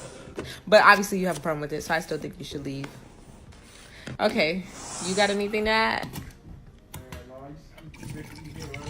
I said everything I could say, really. What y'all think in the comments, though? This was wild. Like, this was wild, bro. The asshole for calling my mother-in-law out for excluding only me on the family girls trip. So I get along with my mother-in-law most of the time, but sometimes me and her clash. The only relevant time we've had issues was a few years ago when we were on a family vacation and we got into a massive fight. The long and short of it was I ended up missing an important family dinner at the restaurant my mother-in-law and father-in-law met at. Usually when I'm on vacation, I don't like to schedule stuff out and just explore and have fun. So I got distracted and missed dinner. Last week, I learned that my mother-in-law and all of my sister-in-laws are going on a trip to California this summer. Apparently, they planned this since last year, and I was specifically left out of all of the planning. My sister-in-law said that the reason my mother-in-law chose not to invite me was because of the fight we had about that dinner years ago. I'm the kind of person who likes to deal with things head on. No petty bullshit, so I called my mother-in-law up last night. Good. She at first said it was not personal, that she wanted to plan a bunch of activities over the week in California and knew I was not the one for long planned itineraries. I said that was crap because I could come and still hang out with them at the beach and hotel while going to the planned stuff I chose. She then said she was not going to pay for a flight and hotel for me, just to, quote, choose to stand up everyone. Things got heated really quickly, and she ended up telling me that she swore to herself never to pay for another of my trips after ruining her anniversary trip like I did, just because I'm selfish and can't be bothered to do things other people want to do. This was complete bullshit, and I called her on it. We ended up fighting, and I hung up. I texted all of my sister-in-laws telling them I'm completely disgusted. They all would leave me out of this just because mother-in-law has a petty grudge against me and cannot stop being a control freak for 5 seconds. Today, I woke up to text after text telling me to grow up and that she was not the only one who didn't want me there. Oh. My husband supports me 100%, but apparently he got chewed out by mother-in-law today, and he said now he's staying out of it. So now I'm starting to wonder if calling her out like this was too far, and that I should have been the bigger person. I don't know though. Am I the asshole? Storytime when I got essayed by my own cousin for 5 years. And I'm not even sure if I could call it essay due to us being completely young. Okay, so when I was about 11 years old, my cousin was 15 years old. We grew up super close with all my other cousins that were also 11 and 12 years old. Everyone in my family thought that my cousin was super weird, but we did not think anything of it. At this time, me and all my cousins used to live in a trailer park. And a few trailers down, there was an abandoned trailer that we used to love to explore. One day, me and him, and along with my other cousins, were hanging out in front of his trailer. And he brought up that we should go inside and look for stuff to keep. As we were going inside the abandoned trailer, he pulls me to the side and quietly asked me if I knew what SIX and NINE was. And I had a clue, but I didn't exactly know. But anyways, I said yes. He proceeded to tell me that I want to try it with you. I honestly didn't really think anything of it and continued inside the trailer, basically ignoring him. Inside the abandoned trailer, there was this room. As I was exploring, my cousin pulls me inside the room. That's where he proceeds to lay hands on me and starts kissing on me. I didn't stop him, and I stayed quiet the whole day after that. No, my other cousins did not catch us. Days passed by without seeing him, and then finally, it's my cousin's birthday, who was also 11, his little sister. After the party, we ended up watching scary movies like we all love to. I was laying in the couch and he was laying in the other couch in front of me. He waves and points at his part, and then he points at the room that was next to me. He walks towards me to the room and calls me over. At first I didn't go, but he kept insisting. I got very nervous, so I just decided to go in the room with him. He locks the door. My cousin ends up placing me on top. I tried to say something, but it was completely late. He had placed his hand in my mouth in order for me not to say nothing. When he was done, he walked out like nothing. Again, I don't end up seeing him for a couple of weeks. Go to part 2. Okay, so this was the second time my cousin had taken advantage of me in the same household where all my other cousins were. Okay, so after the second time, I don't see my cousin for a couple of months because my mom was busy running a business with my auntie, his mom. One afternoon, all of my cousins get together again, including the cousin who was taking advantage of me. Okay, so all of us were playing video games and we were having a good time. Out of nowhere, my cousin kicks out all of the rest of my little cousins because he said he had a surprise for me. My cousin kicks everyone out and he locks the door. Then he immediately reached out to kiss me. I begged my cousin to stop, but it was already too late. Let's just say all of my clothing was already off and he had already forced me on top. My cousins were in the other side of the door trying to push the door open because they thought something was up. The thing is, they were super young. They didn't know what was going on. My cousin didn't care. He kept yelling them to go away while leaning against the door. I kept telling my cousin that I was in a lot of pain, and I begged him to stop numerous of times. All he did was place his hand in my mouth. When he was done, he just walked out like nothing. This happened for 5 years. No, I never told anyone because I was completely afraid. I was afraid that my family would think it was my fault. I don't know if I should consider this SA. Finally, we're all grown and my cousin stopped doing this to me. We still hang out, and every time I'm alone with him in a room, I get very scared. I refuse to speak up because he has a younger brother who looks up to him. There was this one time where he also placed his hand in his sister's part as a joke, and another time I got super pissed because he placed his hands in my little sister's thigh. And the last part where I almost had a heart attack is when he told his girlfriend and his younger sister that we did it. Finally, that's when I spoke up. Let's recognize this young girl's braveness. Another girl sends pictures of her butt to my boyfriend all the time. It's an absolute no for me. It's already a no. It's a no. It's a no.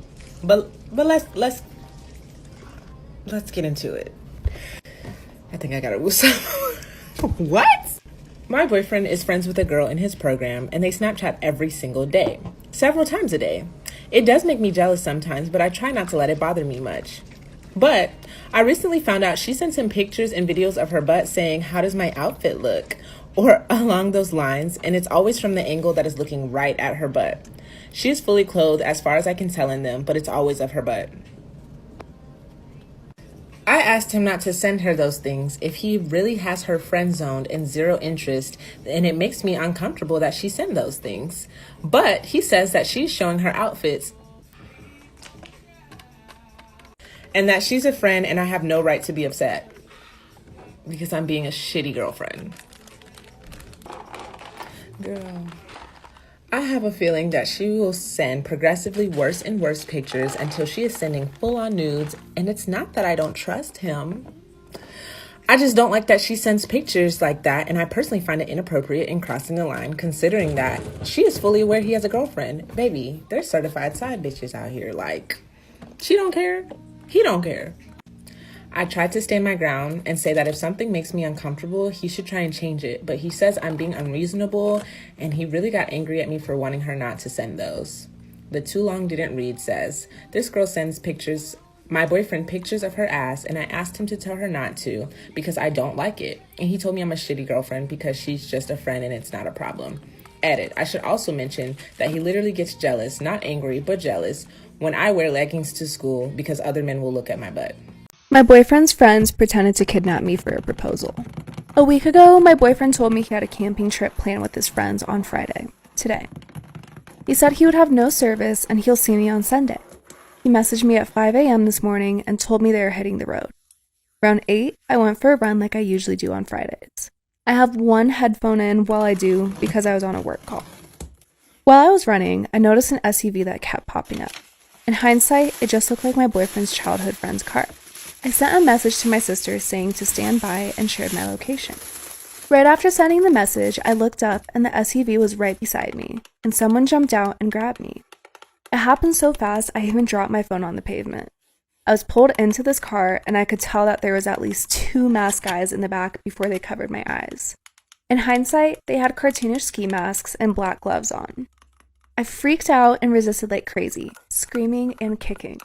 All I could hear was these guys laughing, and I could feel one of them holding me down by my arms behind me. The other was holding my legs down at my knees.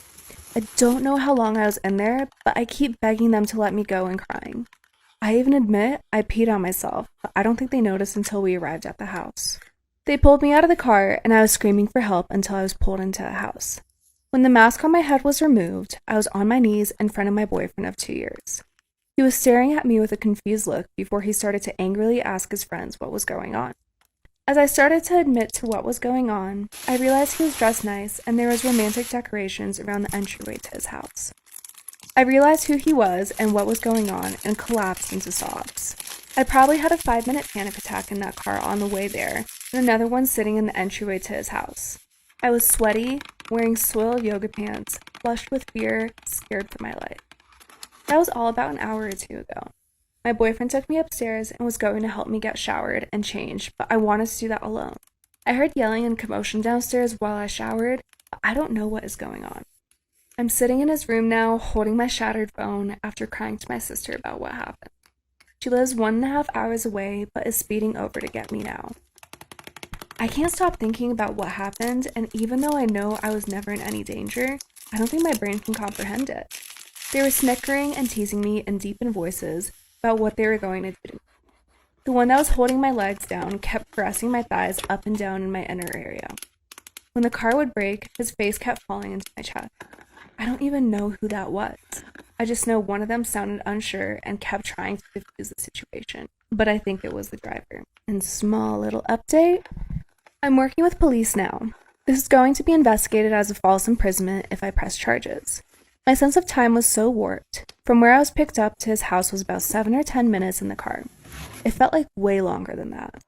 As for the friends, the driver was his childhood best friend who I actually got along well with.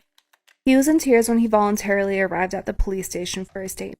The other 2 friends were from his athletics class that he started attending a few months ago. It seems like the 2 guys I didn't know wanted in on what otherwise was supposed to be something more innocent.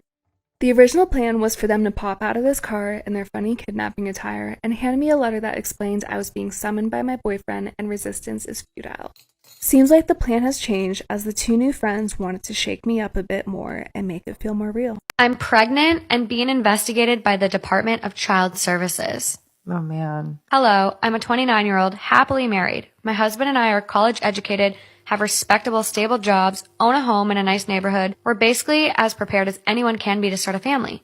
I'm almost 9 months pregnant with our first child. The problem is that 11 years ago when my husband was a freshman in college, he was arrested for possession of marijuana. He pled guilty and did his time in probation without a problem, passing every drug test along the way. He has not touched any other illegal substance since, and we rarely even drink, and haven't at all in over a year.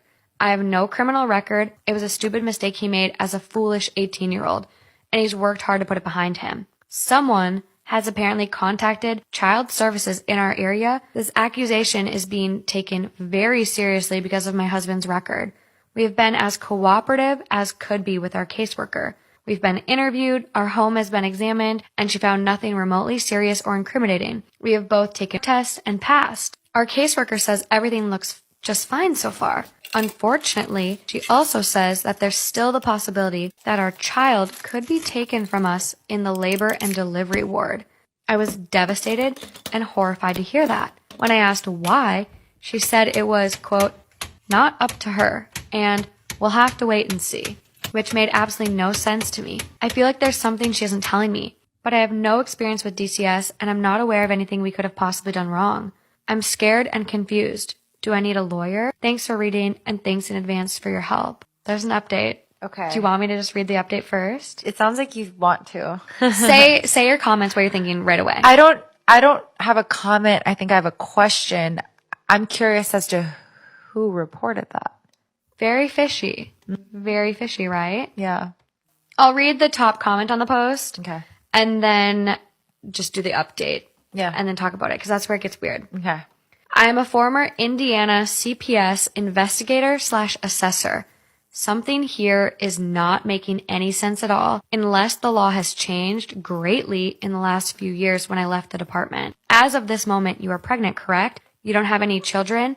They are investigating the fetus? Someone replies, former CPS worker here too. Agree with you. CPS does not investigate pregnant women with no current children.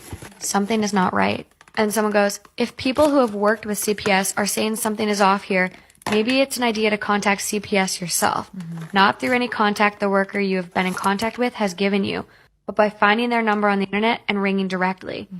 Ask if the worker actually works there, for starters. I've heard a few stories of people posing as CPS maliciously. I didn't even think of that. Am I the asshole for serving my sister's husband's dinner using toy utensils? Disclaimer, this is not my story. I, male 17, moved in with my sister after my parents kicked me out for coming out. They said I'll be here temporarily until I get back to normal, which I don't think I will. I moved in with my sister and her husband about a month ago. She does everything around the house as well as looking after my 2-year-old niece, and now she's 6 months pregnant. My brother-in-law does nothing because he's the breadwinner, as he claims. But he's taken it too far. He would tell her to start his laundry once he takes his clothes off, put dinner on the table once he's home, and get his shower ready, and so on. They fight a lot because my sister is exhausted and burnt out. I usually put my headphones on and mind my own business. But 2 nights ago there was a lot of commotion once he got home, so I went to see what the issue was. He was complaining about dinner and my sister was too exhausted to get up. The dinner was already cooked, but he wanted her to put it on the table for him. I told my sister I would do it, but instead of using the kitchen utensils, I used my niece's toy utensils. Like the toy cup, toy plate, toy fork, and knife, and a napkin. I put the food on a toy plate and the drink in the toy cup while my brother-in-law was in the shower. He then came into the kitchen and sat down and stared at the plate for a few seconds. He then looked at me and said, "What the hell is this?" and wanted to know if I was joking. I told him if he wanted to act like a helpless child, then he would get treated like one. He then started yelling and my sister came inside. He threw the napkin, then stormed off, saying that I disrespected him and he'll let my parents know about what I did. My sister saw what I did and started laughing. I went inside my room, but the argument didn't stop. He's expecting an apology from me for meddling in his marriage and pulling this crappy stunt on him. I could be the asshole, but I was mad for my sister. Am I the asshole for kicking my sister off every streaming platform I own because she kicked our dad off for Netflix? Disclaimer, this is not my story.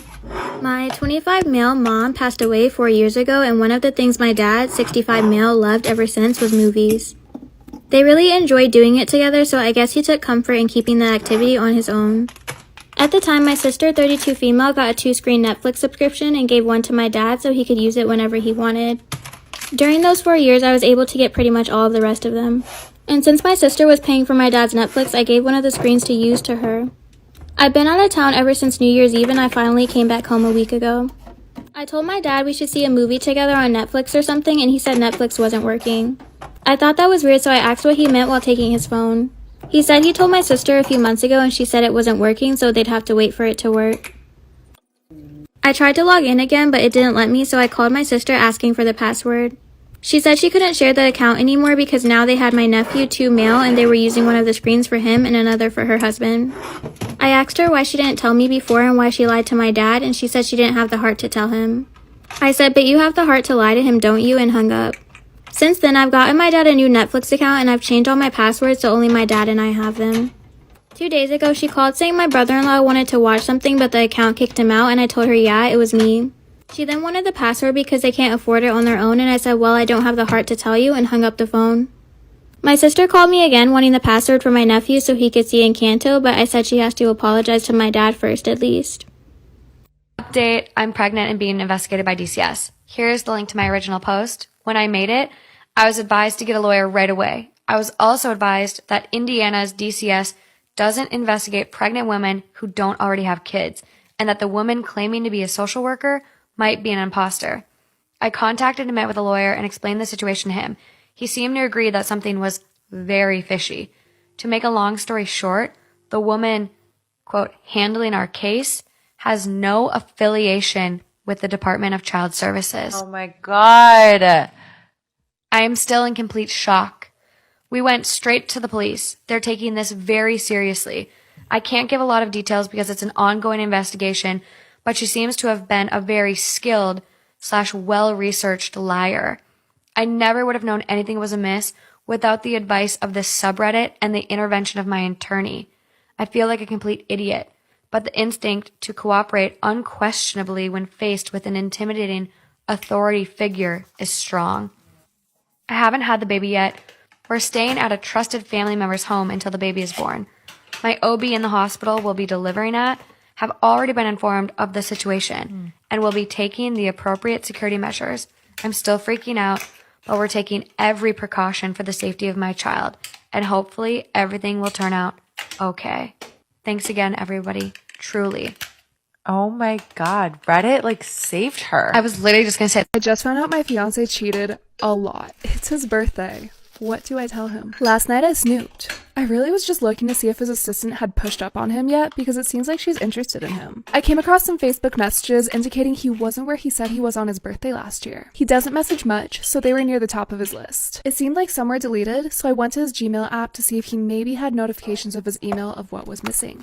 I discovered another email address I've seen come up a couple of times on his phone. I looked at that one and found that it's used to post images for his company and get feedback about Google reviews for them as well. But the name on the email is his middle name and brother's name. So clearly he doesn't want it to lead back to him. Most of the emails were Google voice text messages, so I started looking at those, and they were conversations between him and multiple different prostitutes. He met up with many of them. He told me he was going to get a massage. There are dates in the messages and times that line up with him telling me he was doing one thing or another in our text. So now he's at work. We have a dinner tonight with his mom for his birthday, and I'm trying to hold it together so we can celebrate him. And then I plan on bringing it up tomorrow when he's off. But like, how? He's the type to deflect and get defensive. So I need to be careful about how I introduce this so we don't get stuck on, he snooped through my phone, because I think we can all agree what he did is way worse. Any tips on how to bring this up to him without being railroaded before I even get started? P.S. We have a daughter, so I know I'll probably leave, but I have to be delicate so we can arrange on things regarding her in the future. My boyfriend of 7 years wants to take a 1-year-long break. I, 27 female, and my boyfriend, 28 male, have been together since we were 20 years old, and for the most part, our relationship was really good. We can communicate our wants and needs pretty well, so it's been a very healthy relationship.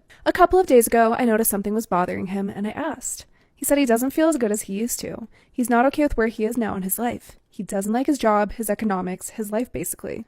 The only thing he said is good in his life is me, and that doesn't make him feel fulfilled. We've been talking nonstop these past few days and also have cried too much. At the beginning, I was scared because I didn't want the relationship to end, but the more we talk, the more I feel I don't deserve this situation. I know it's not a me problem, it's him, his life, his goals. I cannot think for him, I can't be happy for him. I'm exhausted. At the end of every conversation, he ends up telling me that even though he wants to discover himself, the only thing he's sure is that he doesn't want to live without me. But then the next morning, he wakes up confused with what he wants again. He's came up with the idea of taking a 1-year-long break so he can find himself and then come back to me. I honestly think that's awful. And I told him that I love him so much and probably in a year I will still love him the same, but I don't deserve that. I won't be sitting with my arms folded just waiting. If he stays and commits to work things out in therapy. And if he leaves, it's done. He said the most important thing for him is my happiness, and I deserve a concrete answer of what his choice will be. He wants time to think about it, like a month. But now I'm asking myself, what do I want? Honestly, him pulling this stunt somehow destroyed a little of my trust in him. So I don't know if I should leave either way now. I have been dating my boyfriend Will for about 6 months now. I have been in relationships before, and this is definitely my first serious, healthy one, and I'm really happy with him. We met in our hometown, but go to different universities that are about 2 hours apart. However, we try to see each other whenever we can, maybe about every 3 weeks. Usually, Will come and just visit me because A, he has a car, so it's cheaper and more convenient for him. Plus, bus routes between our cities no longer exist since Greyhound shuttered. B, a lot of his courses are still online only, whereas I have in-person lectures. And C, my house is a lot nicer than his. Okay. Whenever he visits, he stays about 4 to 5 days, which my roommates are okay with. He's also very nice and helpful. If I'm doing chores, he'll help, or he'll help take out the trash, wash dishes, make breakfast, etc. One of my roommates, Cass, who's 19, was dumped near the end of September, and since then, I felt like she's been weird with Will. Here's a few examples. Sometimes he'll cook for me if I'm busy at school or working late at the lab, and oftentimes he'll make enough for my roommates too. Almost every time this happens, Cass makes comments about how he's so sweet and she just wishes she had someone like him and how her ex could never. Will and I usually reassure her that she'll definitely find someone who'll treat her right, but she just looks at him expectantly, expecting What? I don't know. Girl, cause what, for real? What's she expecting? What you expecting, Cass? Things. She always makes sure to linger around and comment on about how strong he is and how lucky I am to have such a fit partner. Whenever he visits, we literally can't avoid her. If we go out, Cass will ask to come with us. No, ma'am. My roommates and I use apps to track our locations for safety reasons. Understandable. And when I go out with Will and don't tell her, she'll usually text me asking what I'm doing and what my plans are and if I want to hang out, etc. We try to stay in my room, but if Will goes into the kitchen or something, Cass will always happen to wander in. We have to lock my bedroom door when we sleep to make sure she doesn't come in. What? I'm not much of a drinker, but after our midterms, Cass wanted to have a little thing with just the roommates. It was fun. We drank a little and watched movies. I'm pretty lightweight, so I got slothed pretty fast. And at some point, I was calling Will. And when Cass found out I was calling him, she's like, "Is that Will?" And kept ripping my phone out of my hands very aggressively. She's a lot stronger than I am. And really loudly started talking about her sex life and about how, and asking him about his... and really loudly started talking about her sex life and asking him about his and saying shit like, "Make sure you hit it deep, bitch." This is pretty in character for Cass, who claims to enjoy making people uncomfortable and makes these kind of comments for shock value. But I felt like she should have turned it off around my boyfriend. She was only tipsy at this point and not really drunk. I don't care what she was. The fuck? Overall, anytime he's nice to her, she'll say things like, "Haha, it's almost like you're my boyfriend." And whenever she refers to him around me, she'll call him our boyfriend as a joke, but I still feel weird about it. Will finds all this very uncomfortable and tries his best to avoid Cass as best as he can or shut her down when she makes these comments. And I'm not sure if I should bring it up with her. How are you? Because on one hand, I'm very uncomfortable, but on the other hand, I feel like she'll just deny everything and say it's all for jokes and maybe get hostile with me. Any advice is appreciated. And then the TLDR says, "Roommate straddles boundaries, and I don't know if I'm overreacting or if I should speak to her about it." Let me tell you something, sis. You are not overreacting. Why are you turned sideways? You are not overreacting. Your boyfriend's uncomfortable. You're uncomfortable. Dead that shit. She gotta go. That's not your friend. And I would hate for y'all to have like a weird roommate relationship, because I've had that, and it does make shit really weird and annoying and uncomfortable. But so she's completely inappropriate. She's completely inappropriate. I think I said all I needed to say throughout, so I'm gonna just let the comments do their talking. What do y'all think in these comments? Is Cass being inappropriate? What do y'all think she should do? How can she remedy this situation? Tell her to dead that shit. Stop. Child. Anyway. My stalker neighbor became my biggest nightmare. So our story begins in springtime of this year. I'd been living at my apartment for about 8 months at this point, and it's always been a very safe neighborhood. The only somewhat unsafe part that's happened here is that there's been a couple of car thefts, but that's unfortunately become the new normal living in the metro city area. One day I'm hanging out with my best friend and we decided to go and grab a bite to eat. So she ends up driving, and as we're leaving my neighborhood, there's a two-way stop on a pretty busy intersection. We're waiting to turn left, and then suddenly this car comes turning left in the opposite direction of us, coming in at full speed. So basically he was just turning into the opposite direction of us on the road that we were on. As he is approaching our car, this man locks eye contact with us, slams on the brakes, stares a little bit longer, and then slams on the gas again and just speeds away. Something in my gut told me to keep an eye on this man and gather as much information on him as I can. As I'm turning around in the passenger seat to gather some information on his car, he quickly pulls a very tight U-turn and then speeds back towards our direction again. He pulls up directly to the left of us in the lane that's supposed to allow for oncoming traffic to pass, rolls down his window, and proceeds to start screaming at us, cussing us out, and waving his fists up in the air. While he's doing all of this, I can't help but think to myself, "Sir, you look like Popeye, and your face is freaking me out." I was able to gather the make and model of the car. It was a small black one, and it also had a pink interior, which was bedazzled. And as Popeye was screaming at us, he had a disco ball hanging from the ceiling right next to his head. During our interaction, this man just kept yelling, motioning for my friend to roll her window down. She kept saying no, which visibly made him more mad, but eventually sped off due to oncoming traffic. What happened next left me living my life in fear. Like and follow for part 2. My stalker neighbor became my biggest nightmare. Part 2. Fast forward to about a week and a half later, this interaction definitely left me uneasy, but I quickly forgot about it. One day I was getting in my car to go to work, and as I was reversing out of my parking spot, nobody was there. I have a 180-degree rear view camera, so if anybody's behind my car, it automatically starts yelling at me. Even though I did look over both shoulders as I'm halfway out of the parking spot, it starts yelling at me, so I quickly pull back into the spot. But nobody was there. After waiting there for a while and nobody was coming, I slowly started to pull back out of the parking spot, and there he was, strategically and perfectly hiding behind a truck, staring me down with that big old disco ball right by his head.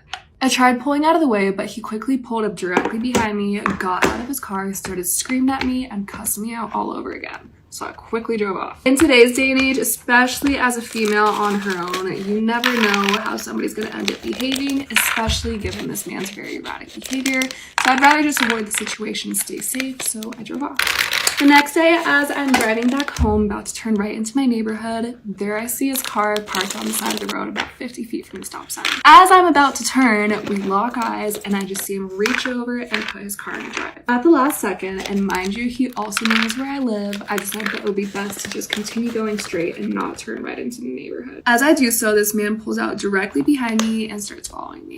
I slammed on the gas and he started doing the same exact thing. I'm taking all these weird turns left and right throughout the neighborhood trying to lose him, but there he is in my rearview mirror directly behind me. Go to part 3. My stalker neighbor became my biggest nightmare. Part 3. So eventually I was able to lose the guy, but I was just way too scared to go home because he knew exactly where I lived. I played his game back at him and I parked my car in a different parking lot that was pretty well hidden from sight. It got to the point where my boyfriend had to park outside the building in his car just in case anything were to happen as I'm leaving for work. In this process, shortly after I leave, he sees a similar car driving around the building suspiciously, so he follows after him and tries to get a license plate number. Over the next couple of weeks, I saw his car driving around a few more times around my building, so I was just fed up at this point and decided to take matters into my own hands. I want to figure out exactly where he lived, what building he was living in, and to give a perfect description of his car. Eventually, I found him. This man lived on the complete opposite side of the apartment complex, and mind you, it's a really big one. This man was living on the very front end of the apartment complex, and I'm on the complete opposite side on the very back end of it. This means that he had 2 points of entry into the complex, so it made absolutely zero sense for him to go completely out of his way to go to the back end one. Obviously, this man had a lot of issues, so I just tried my best to stay vigilant.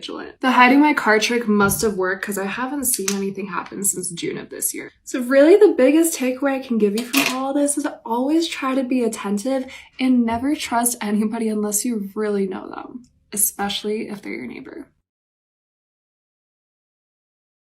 I was popular in middle school, but not in the way you think. At my school, the popular girls played volleyball, and so did I. So I thought they were my friends. Silly me. Last time I checked, your friends aren't supposed to make fun of your body and set you up with guys as a joke. Yeah, they did that. I barely got invited to anything, but when I did, they would just make fun of me the whole time. One time, I don't like talking about this because it bothers me so much. A girl put me in a chokehold and they locked me in a room after. Yeah, the psychological explanation for everything they did to me is that they were insecure. If anything, the situation taught me that it's better to be alone than to be surrounded by people who treat you like garbage. It gets better. Not for the bullies though. Let's talk about the girl best friend. The girl who knows him best. My first ex-boyfriend had a girl best friend and I was like, oh, you know, I don't really know if she should be talking to you like that. And he always gaslit me into thinking that there was nothing going on. And then the day we broke up, he told me that they had been talking for our entire relationship. But nothing tops my sixth ex-boyfriend's girl best friend. This girl got me good. I had never experienced a girl best friend who actually wanted to be friends with me, so I really, really liked her until she home wrecked my relationship. Now, I'm pretty sure my ex would tell her all of our problems. So, I mean, she was probably taking notes as to how she could infiltrate the relationship for months. One day he went over to her house to see her family, and they went to a gas station together alone to get orange juice and chocolate. Ended up sitting in the parking lot for an abnormally long amount of time. And then the day after that, he called me her name while we were talking. And wouldn't you know it, after we broke up, they started dating. So you think you can trust the girl best friend? You cannot. And if you're a girl best friend who acts like this, just date him already. In every relationship I've been in, my friends have told me to dump my boyfriend. I never listened, and I really should have. Believe it or not, your friends know you pretty freaking well. They basically witness every stage of your relationship. You know, there's like the honeymoon stage where you're super happy and they're really supportive, but then the minute that's over, they will be able to tell if things are going south. When you start complaining to them that your relationship sucks and everything's going downhill, and they politely suggest, have you ever thought of maybe breaking up with him? Say yes and do it. Overall, listen to your freaking friends. There's a story time that I cannot believe I've never told you in Strappin' because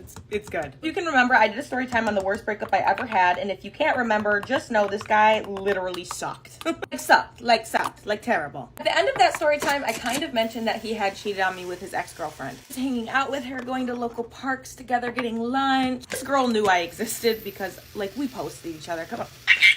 Okay, nice, cool, awesome. Anyway, like I was saying, we posted each other, so she knew I existed. And young Emily was a messy Emily. Okay, let me tell you, she wasn't very mentally stable, right? She was a little bit messy. It was around the 4th of July, so, you know, we all go to this one town park, we crack them firecrackers, don't crack them on me, where the police at. He was throwing this big party, and I knew she was gonna be there, so I was like, it's time for me to go to this party. I was under the influence of alcohol, I won't lie, I was a little bit cranked. On the way to this said party, we end up seeing Mary, me and my friends, and we're like, OMG, that's Mary. My messy ass decides to walk up to her and pretend like I don't know who she is and start telling her she's pretty and like talking with her like we're gonna be friends. End up liking her. I was like, damn, this girl fucking is cool, so fuck. Kind of took me under her wing that night and was like really good to me, and I was like, fuck, like I really like this girl, like I get why he cheated on me with her. And like, mind you, this guy had told me this girl was crazy in the past, and I'm sitting here like, this girl rules, actually. Me and him are obviously already broken up, and him and her end up having like a big falling out. At this time, I had kind of forgotten she existed, and I was already moved on to another man, which on one fine morning, I wake up to a message from Mary asking if I'd ever let her give me cunnilingus. And while I was very flattered, I was already in another situation. Like, Mary, no, you cannot give me cunnilingus. So I very politely decline. But not before I get the opportunity to screenshot these messages, send them to my ex-boyfriend, and say, yeah, I stole your bitch. Then went on a very expected posting rampage where he said, bitches are crazy, bitches are stupid, bitches are wild, blah, blah, blah, blah, blah. At the end of the night, I got to rest soundly knowing that I had stolen his girl. I will always put respect on Mary's name, and she is my phlebotomist. Here's a little story time / big sister advice on why you shouldn't use boric acid. For those of you who don't know what it is and could have fallen victim to this, it's a suppository that you stick in your hoo-ha. It's said to regulate your pH and make your stinky stinkerton not stink so bad. People also take it when they do the nasty, or like they just get off their period and they feel like they just need a little refresher. So I had done the nasty, right? And I was taking it because I was like, I just need a little refresher probably. I was not due for my period for 3 more weeks. And I'm very regular with my period. Like I get it on the same day of every single month at the same time for the same amount of days. And the day after I took it, I start bleeding. And I'm thinking to myself, oh my fucking God, this is fertilization bleeding. I am pregnant. I was literally Googling every single reason I might be bleeding 3 weeks early, like ovulation, right? Like cysts, like pregnancy. But I don't bleed when I ovulate. I don't have cysts. And I was really hoping to God that I wasn't pregnant. Not that I wouldn't be an amazing mother, but it's not for me right now. Once I had been bleeding for about 3 days, I'd ruled out pregnancy. And it took a lot of research to find out that boric acid has an effect on most women that makes them get their period early. And this isn't really your period. Like your cycle is still in its cycle. It's very dangerous, okay? They use it to like kill bugs, I'm pretty sure. If you feel like you're stanking down there and you might have BV, please go to a doctor because that can cause cervical cancer if you let it go for too long. And if you just need a refresher, just chug a bunch of cranberry juice. Please don't fall victim to these suppositories that are meant to change your life because they don't change your life. Okay, love you, bye. Here's a story time of how I bailed my mother out of jail. You heard me right. My mamacita, my madre. So I just love the story times about my mother and me too because she is a case study. My mother is the sweetest, funniest person on earth, right? But under the surface, right, you dig in there, she's a little bit nuts and I love it. A few years back, my mom decided it was part of her journey that she was going to have like a little mental breakdown. Maybe she didn't decide, maybe it just happened. That was a joke. She definitely didn't choose this. She definitely did not choose this. Basically, my mom has bipolar, right? So she is fun and fresh and funky, and sometimes she has mania. Before she was on meds, she would also have a little bit of psychosis, which was a whole other story. It was a fun time for me. Just kidding, it was scary. Similar to me, because, you know, the apple doesn't fall far from the tree. She does like to get a little punchy. We've we've both grown. This situation definitely taught us both something that we needed to learn a long time ago. But my mom basically decided she was going to get punchy with a girl that punched her first, which is completely fair in my opinion. This did happen to be during one of her manic episodes where she was having a little bit of psychosis, so she didn't call the police. But she did give the girl a dirt nap. Once my mom had been on meds for a while, she was like, OMG, like just remembered, like I do have a warrant out for my arrest. I should probably take care of that. And I was kind of like, warrant out for your arrest, same. But you should really take care of that. This is not something that's normal for my mom. My mom had never been in legal trouble in her life, so we could not find the jail. We eventually find it after 2 days. We went twice trying to find this place. We're crying like I'm never gonna see her again. Mind you, she's gonna spend one night there and then I just have to come get her. But we are sobbing. We're sobbing, okay? She goes in, she gets her picture taken, she slays the picture. My mom's mugshot was hot, good job. I honestly think if I had a mugshot, I would make it my profile picture, but that's just me. Next day comes around and it's time to bail her out, and she literally calls me like she'd been in there for 40 years. Like she feels institutionalized. Mind you, at this time, I didn't have a license because it had been suspended for 3 years and I couldn't renew it. Like I said, apple tree, right? Apple tree. It also happened to be my best friend / brother's birthday, and he had called me asking to hang out. And I was kind of like, oh yeah, mom's in jail. We just have to like bail her out and then we can all get like dinner. He's like, oh, mom's in jail. Like, okay, we can bail her out. Completely normal, right? He lived with us. This is completely normal to him at this point. So I pick up Shaquan and we're on our way, but I tell him like, you know, I don't have a license. Like, you have to go in there and bail mom out. I think any normal person would be like, no, like, I don't want to get involved, but that was my brother and my best friend. So he's like, oh, Slay, like, yeah, sure. Hours pass and she doesn't come out. And we're like, where the hell is she? Like, we can't call her. And then we get a call from my grandmother and she's like, oh, your mom walked all the way here. Like, she's home. Slay. So we go to pick up my mom. She is institutionalized. You would think this woman had been in there for 45 years for criminal arson. Like, literally. But then she saw Shaquan and she was like, my son, like, you bailed me out of jail. Like, thank you so much. And then we literally went and got food because it was just like over with, like done. Then we just continued life. Like a little quick criminal slay, and then we went about our day. Or whatever Dr. Seuss said. You know what I mean? So my mother has lived 1,000 lives. She should really write a book. Love her so much. Am I the asshole for calling my sister out on her favoritism? I, 34 male, have an older sister, Tina. Tina had extreme fertility issues, suffered through many miscarriages, and endured a premature stillborn. I went to countless therapy sessions with her and a cemetery with her, year after year, completely supportive of her. Towards her late 20s, she gave up trying being told she wouldn't be able to conceive and carry to term. She adopted my 2 nieces, 2 sisters who were toddlers at the time. Then, 6 years ago, my sister miraculously conceived and carried to almost full term. She almost lost her during a traumatic premature birth, but she spent a few days in NICU and is 5 today. Obviously, we celebrated a lot. Everyone was overjoyed, gathered around to see my sister's miracle baby, but I assumed this form of attention towards just the baby would calm over time, but it didn't. To this day, my youngest niece gets all the attention. She has hundreds of dolls, toy chest full, her own room, while her 2 sisters have to share. Dollhouses after dollhouses. She has a chest full of toys. Tina's adopted daughters have to share all their toys together. The youngest is in dance, and I watch my older nieces twice a week, so my sister can sit at her practices. The past few days, my sister told me that the youngest had a recital coming up, so practice was more frequent to watch the older 2. I believed her until my friend saw Tina and the youngest at the arcade place. I asked my sister about this, and she confessed to lying and saying she wanted some quality time with her youngest. I told her she gets that all the time, and her 2 other daughters need quality time too, that they are with me more than her. She said I couldn't say that, and that her youngest had a busy lifestyle. I basically said, oh, really? Because it seems like favoritism. She got upset and said I had no right to say that, because she was her miracle baby and that I wouldn't understand because I have no kids. She told me I needed to keep my opinions to myself because I know nothing. She dropped off my older nieces with me today again and said nothing to me the entire time. So, am I the asshole? Alright, without a doubt, you are not the asshole at all. What Tina is doing is not okay. And this is why a lot of adoptees on this platform specifically talk out against people using adoption as an infertility treatment. Meaning a lot of couples who are told they can't have children immediately dive into adoption, hoping that this adoption is going to fix all their problems. And of course it doesn't work that way. It doesn't. And what really messes this up is when you end up naturally conceiving. And then all of a sudden, like this person's sister, they have their miracle baby. And their adopted children mean nothing to them.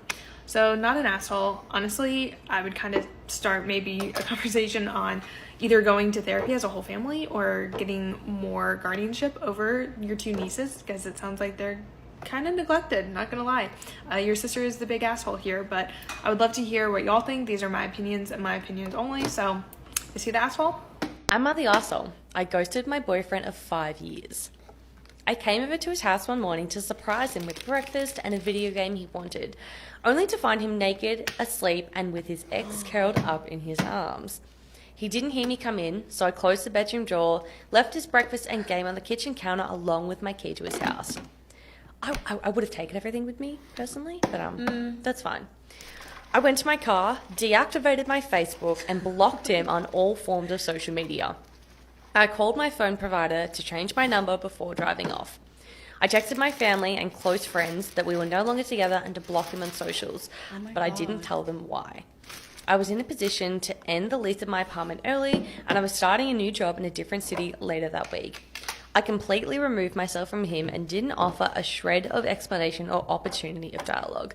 I disappeared from his life after his betrayal, and I think it'll not only help me focus on myself without his presence, but I think completely shutting myself off from him will hurt him worse than anything when he thinks how good he had it with me for 5 years. I'm going to say not the arsehole, but I think the way they handled it was a bit unnecessarily extreme. The first one.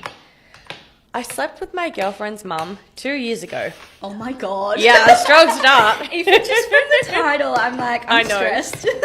I can't tell her because I know she'll dump me and it'll probably end her parents' marriage.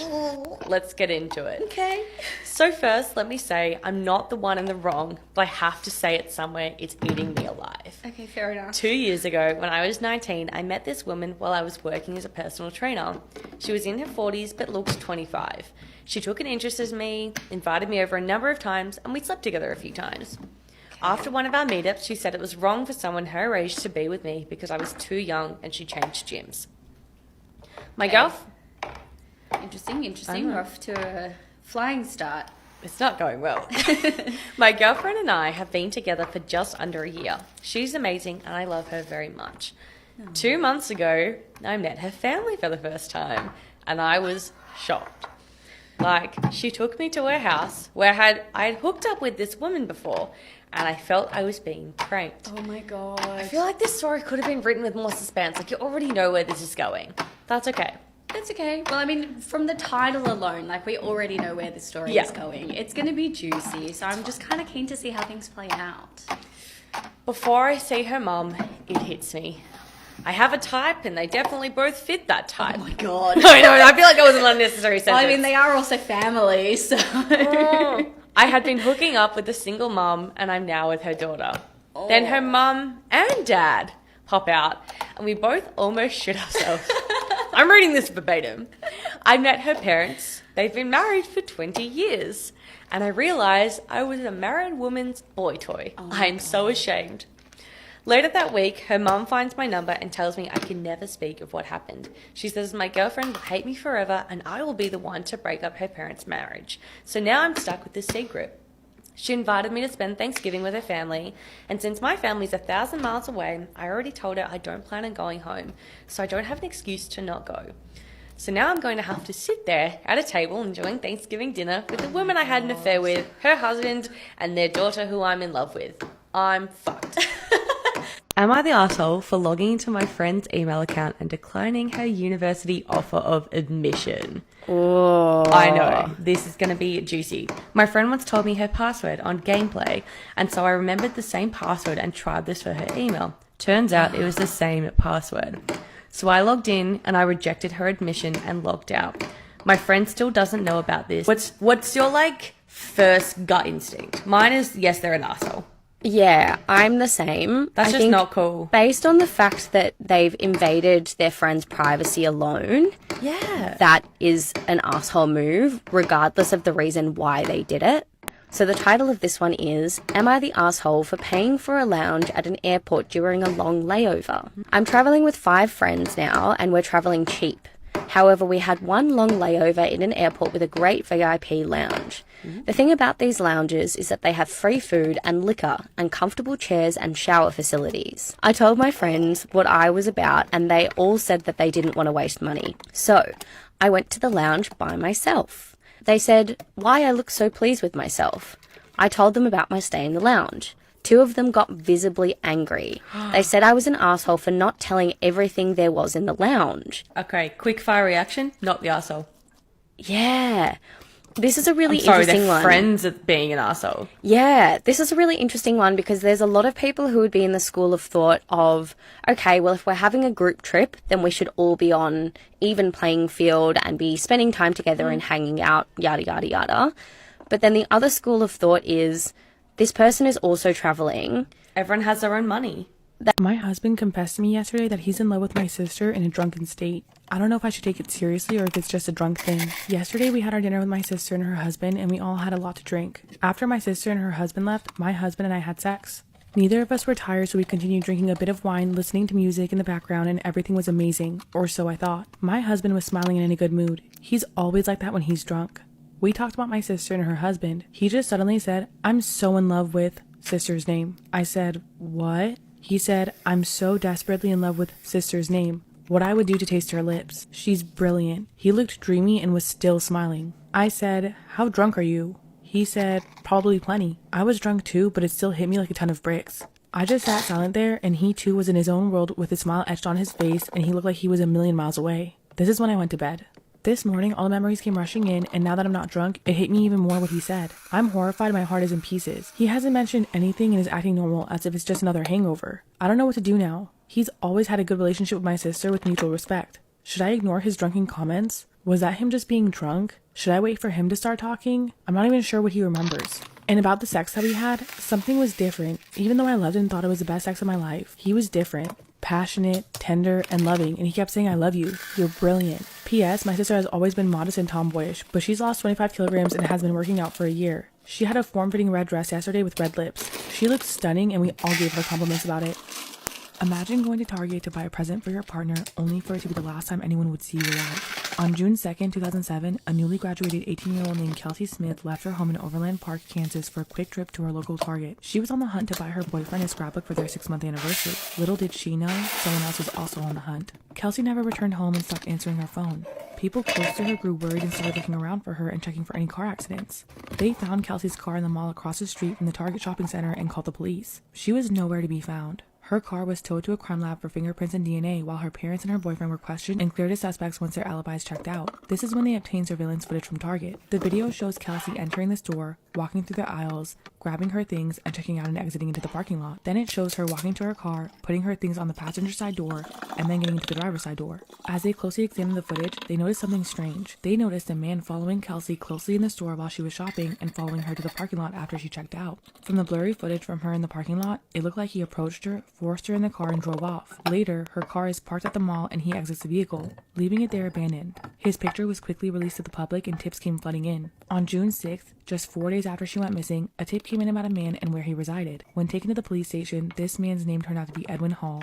Investigators show him a picture of Kelsey to gauge his reaction. He denies ever seeing her. That's when they showed him the footage of him inside Target. He states that he was there but he never saw her. He offers up DNA, fingerprints, and anything else he could to help eliminate himself, which surprised investigators. When pressed further, Hall finally admits that he did see her and that she had great legs. This creeped them out and sent shivers up their spines. Finally, a break came when a local waitress reached out, stating that Hall was the same individual who had harassed her and skipped out without paying. Because of this, they were able to book him for the restaurant theft. Around this time, Kelsey's phone records became available and her last ping location shows her in the wooded area known as Longview Lake. This is when investigators search the area and unfortunately, they make a horrifying discovery. A nude woman fitting her description is found under a pile of branches, deceased with a nylon belt wrapped around her neck. DNA testing later confirmed everyone's worst fears. The victim was Kelsey.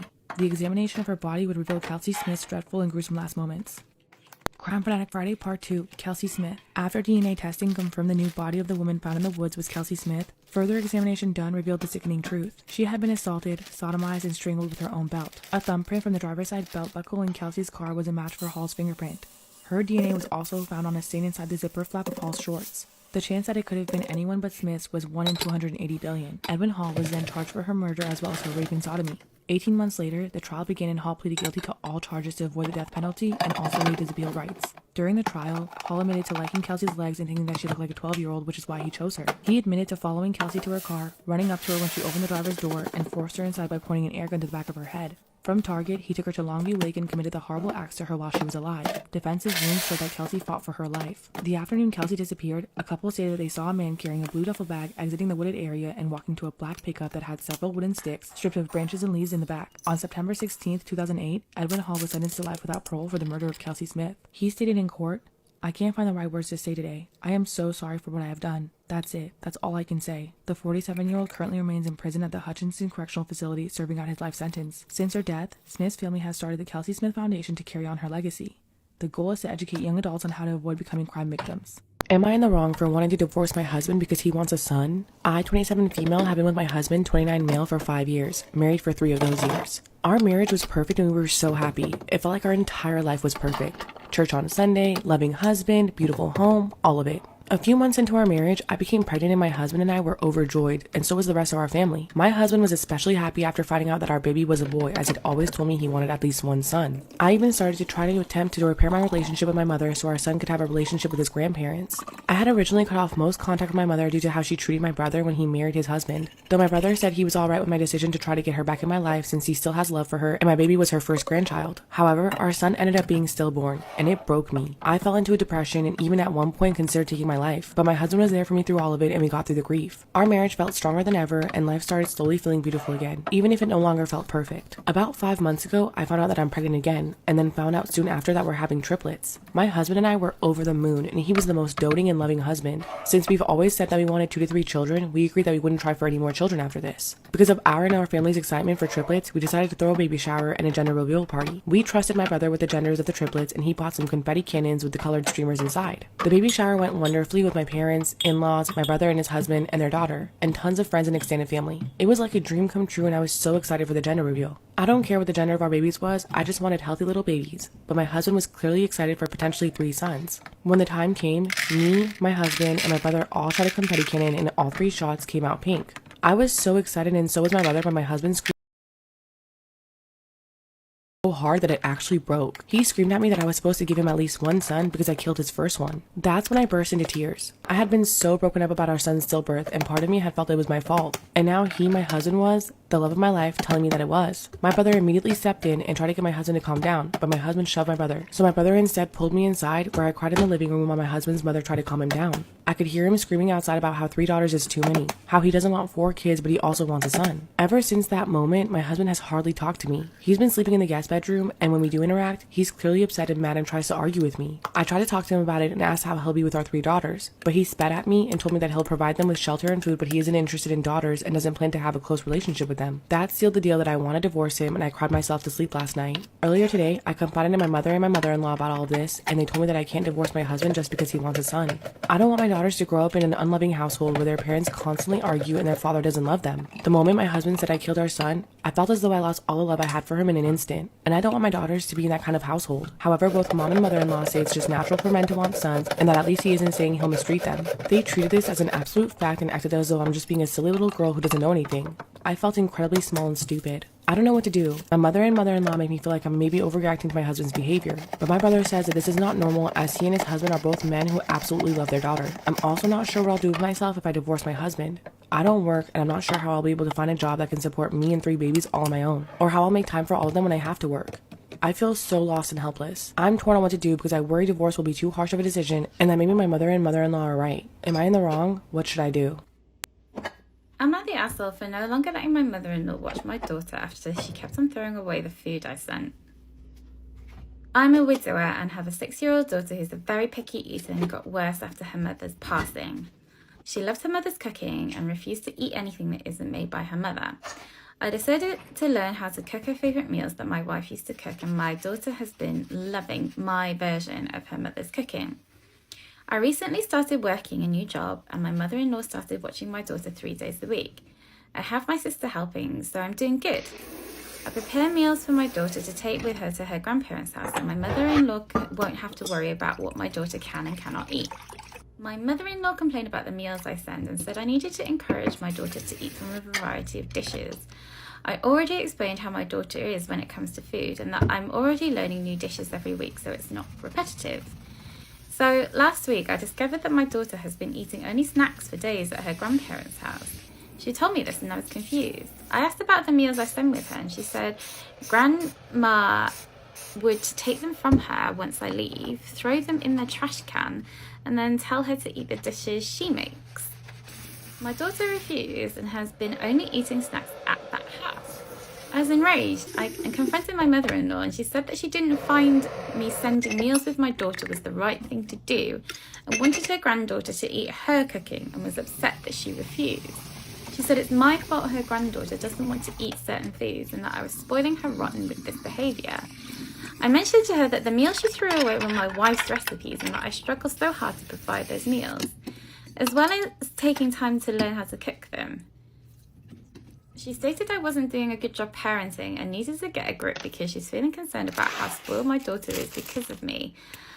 I eventually told her I won't let her watch my daughter from now on, and decided to ask my sister for help. Father-in-law and sister-in-law kept calling me cruel for not letting them see their granddaughter, and father-in-law said that I overreacted and promised to convince his wife to let my daughter eat what she wants as long as she visits. But I refuse to discuss it right now because I don't really take what they say at face value.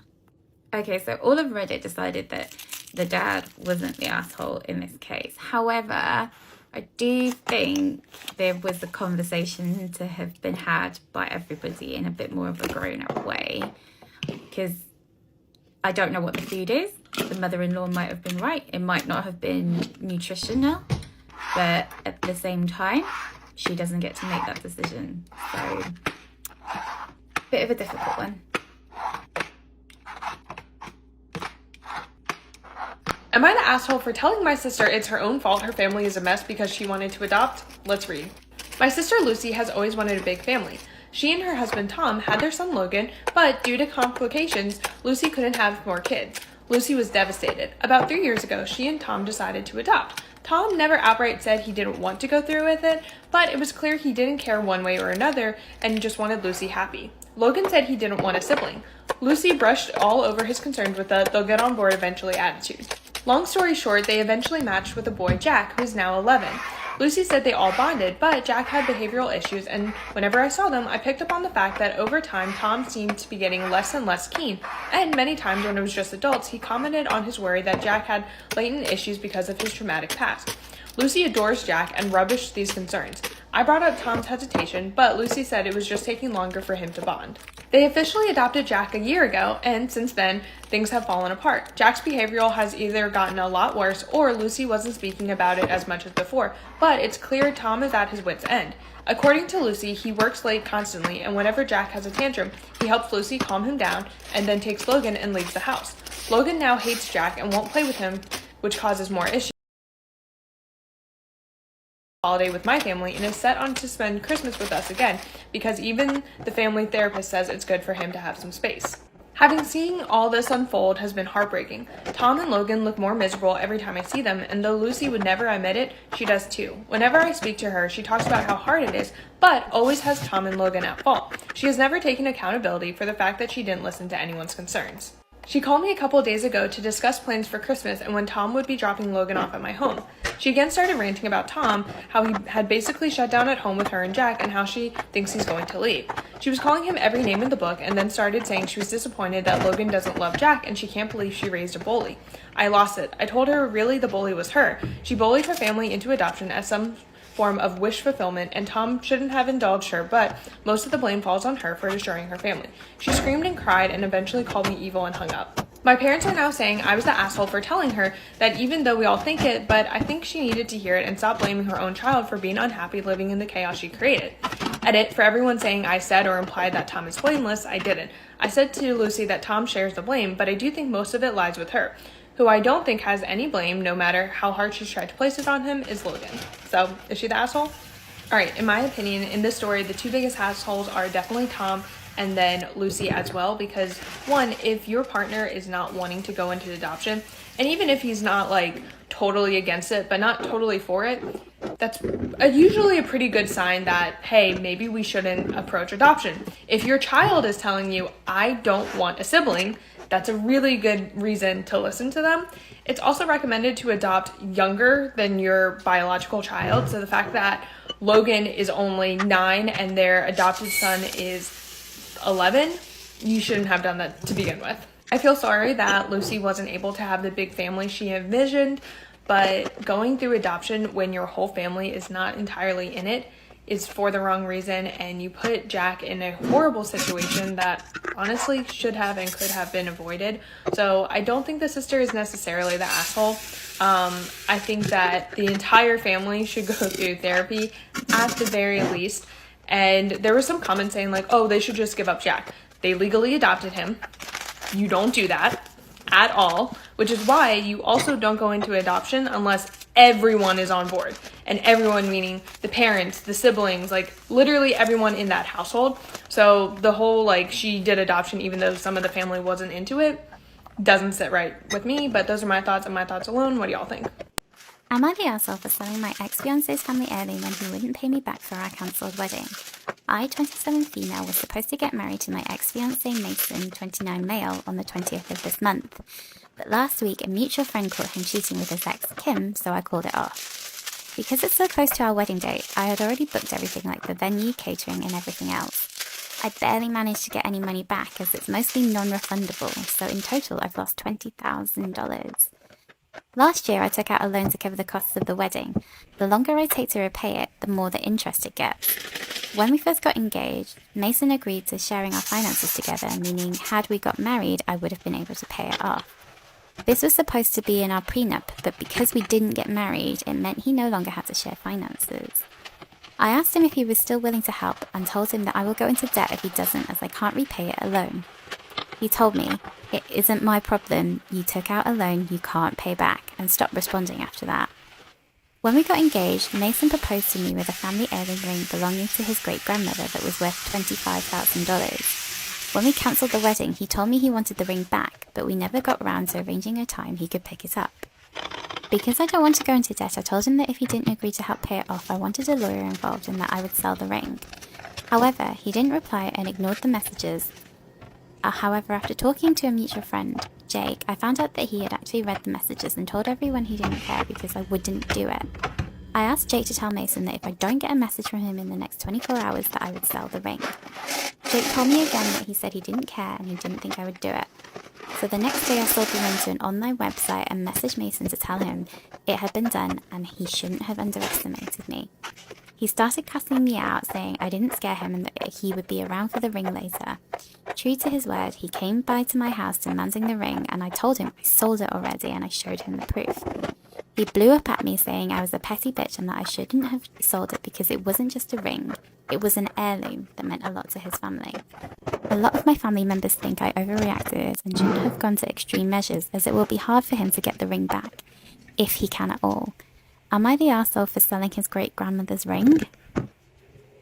Oh dear, Mason. Cheaters don't prosper. If you wanted the ring, it should have been the first thing you did after the wedding was cancelled. Oh dear, poor Mason. Wank. My 23 female boyfriend, 22 male, doesn't trim/shave. Advice? Hi, like the title says, my boyfriend doesn't trim/shave his Wank. area, and it's bothering me. We've only been dating a month, so I don't know how to approach this while being sensitive on the topic. Whenever I give him Wank. it's uncomfortable for me because of all the hair. Any advice on how to approach this? I'm not trying to hurt his feelings. Any advice is welcomed. Wow, that's a tough one. I know. I think I would just be super nice and get him Manscaped for Christmas and 2 birds, 1 stone. Yeah. With a light. Am I the asshole for switching to regular milk to prove my lactose intolerant roommate keeps stealing from me? Disclaimer, this is not my story. I share an apartment with 2 other guys. We split all the bills. We don't split the cost of groceries. Everyone's in charge of buying their own food and we don't touch whatever doesn't belong to us in the fridge. We put our names on everything so nothing gets mixed up. One of my roommates, Ray, keeps stealing my food. I get home from work and containers with my leftovers are sometimes missing or my stuff finishes too quick. I buy almond milk because I like the taste, but it seems to finish after a week even though I've only drank it once or twice. I confronted him about it many times and that's caused lots of arguments. He denies it and tells me I'm crazy even though it's obvious. My other roommate and I carpool together because we work the same early morning shift around the same area, so I know it's not him. It's always after Ray's left for work that I notice my food is gone. Am I the asshole for switching to regular milk to prove my lactose intolerant roommate keeps stealing from me? Disclaimer, this is not my story. My roommate has a similar problem, but not as often as I do.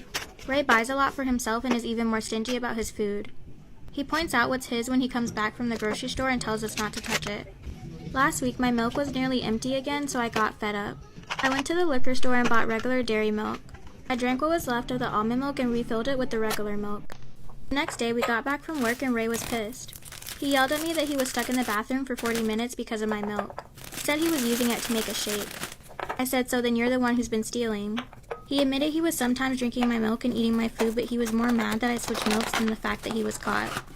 I told him I wouldn't have done it if he would have just stopped taking my stuff from the fridge or at least told the truth. My roommate backed me up. Am I the asshole for emasculating my husband and refusing to make my parents apologize for it? Disclaimer, this is not my story. My husband, 29 male, and I, 28 female, have been married for 5 years. My husband was a nurse until he told me he wanted to become a doctor. I was fully supportive and he is now in his first year of medical school. I've been supporting the both of us since he can't work while in school.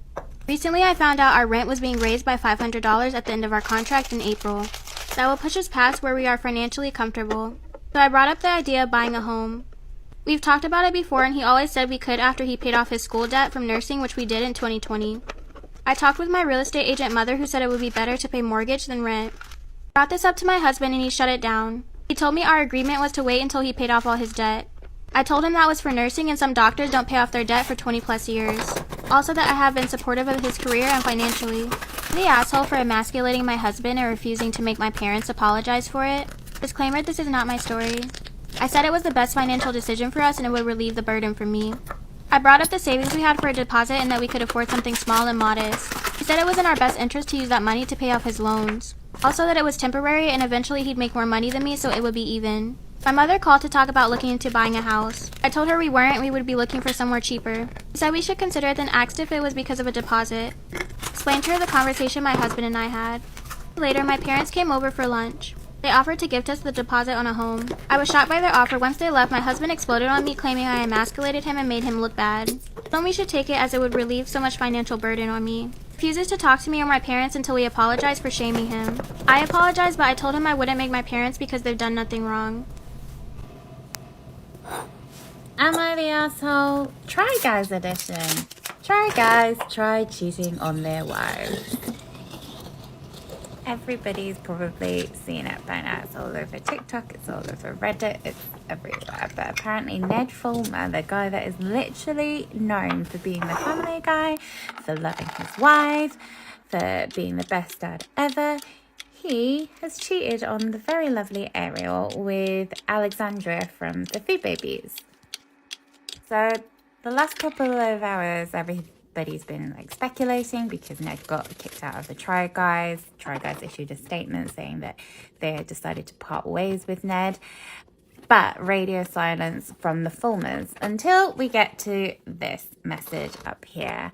And he had said, family should always have been my priority, but I lost focus and had a consensual workplace relationship. I'm pretty sure that your wife did not consent to you having that relationship. This is just ick. But at the same time, the whole response from Ariel just breaks your heart a little bit. Literally within minutes of Ned's post, Ariel made this post on her Instagram saying, thanks to everybody who's reached out to me, it means a lot. Nothing's more important to me and Ned than our family, and we request right now is that you respect our privacy for the sake of our kids. I don't know about you, but it feels like she's gonna take him back. And that is so heartbreaking because Ariel, you're a really nice person. You're a really nice person, girl, and you deserve better than this very public humiliation. For the sake of your kids, dump that ass. Then take the house, take the kids, and most of all, take his money.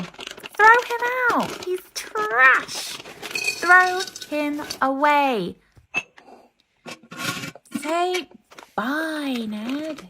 Move on. Storytime about how I accidentally discovered an online shrine of myself. When I was 18, I attended university and lived on campus. I made a few groups of friends to hang out with, including a new girlfriend. There was one class before lunch where it was traditional for people to go to the cafeteria afterwards to eat in pairs or threes. One girl named Lily asked me if I wanted to eat lunch with her after class, and I agreed. Over the next few weeks, this started becoming a pattern, and I didn't exactly know how to say no. One day in that same class, someone asked if I could add them on social media. This happened in front of Lily, and I saw her face jerk towards me from a couple seats over. It was such a sharp reaction that it was hard to ignore. Later that day, I saw that Lily had sent me a friend request. We had no friends in common, and I had no clue how she knew my last name, but I accepted it. She'd message me constantly and comment on anything I posted. Other than lunch, after class, and social media, we barely spent time together in person. She also made it clear that she didn't like my girlfriend, who was also coincidentally named Lily. She'd always make remarks about how she's the better Lily. On the last day of class, she asked me to go for a walk in the woods afterwards for lunch. While we were out there sitting on a log, she kissed me without warning. I got out of there as fast as I could, and I was happy I wouldn't see her for a while. However, she kept messaging me.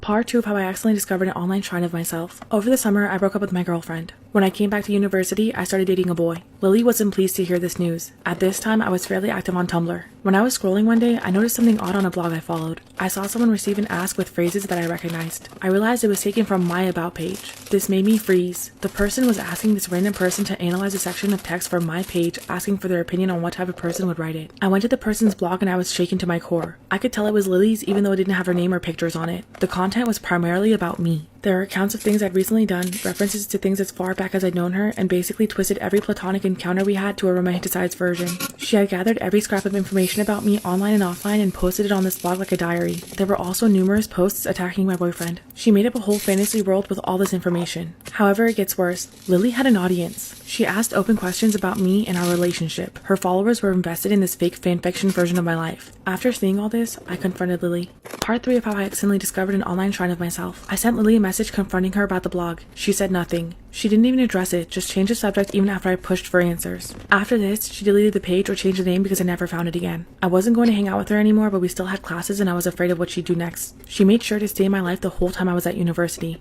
There was a time I pulled away from her and she started rumors about me and damaged a career opportunity I'd put a lot of work into. I let her stay in my life, but just ignored her. After graduation, Lily wanted me to spend time with her, but I knew I was done. I made excuses all the time and stopped posting on socials that she knew about. She didn't give up though. She somehow tracked me and messaged me occasionally referencing things that I mentioned online somewhere that she shouldn't have known about. The last conversation we had is when she messaged me out of the blue after months of not talking. She asked about how I knew I was queer and I told her basic stuff. She quickly changed the subject about how she wanted to be a boy for me and became fetishistic. It freaked me out and I stopped all contact after this. Later, I slowly deleted her from my inactive socials. I really thought that she might finally move on. However, a few days ago, she sent me a friend request. It's been 12 years since I first met her. I'm not accepting it. Crime Fanatic Friday, Ted Bundy. Ted Bundy was one of the most notorious criminals of the late 20th century. He was a serial killer, rapist, and necrophiliac known to have killed at least 36 women in the 1970s. From a young age, he liked to peer in people's windows and steal things he wanted from people. He attended the University of Washington where he fell in love with a wealthy and beautiful woman from California. However, after a year of dating, she broke his heart when he didn't measure up to her class or standards. This is when his switch was flipped and he changed his whole persona. He climbed the ranks in social circles and became well known among the higher society and even politics. With his new status, he reached out to his ex and she was floored by how much she had changed. He seemingly rekindled their love all while plotting to break her the way that she broke him. Once she was his again and thought that they were to be engaged, he gave her the cold shoulder and rejected her over the phone. The same year, he started committing his first documented attacks on women, all who looked similar to his ex. He bludgeoned an 18-year-old student as she slept with a metal rod from her bed so badly that it resulted in mental disabilities. By the middle of the year, college students in the area were vanishing once a month. He confessed to 30 murders between 1974 and 1978, but the true number may be higher. He was executed for his crimes in the electric chair in 1989.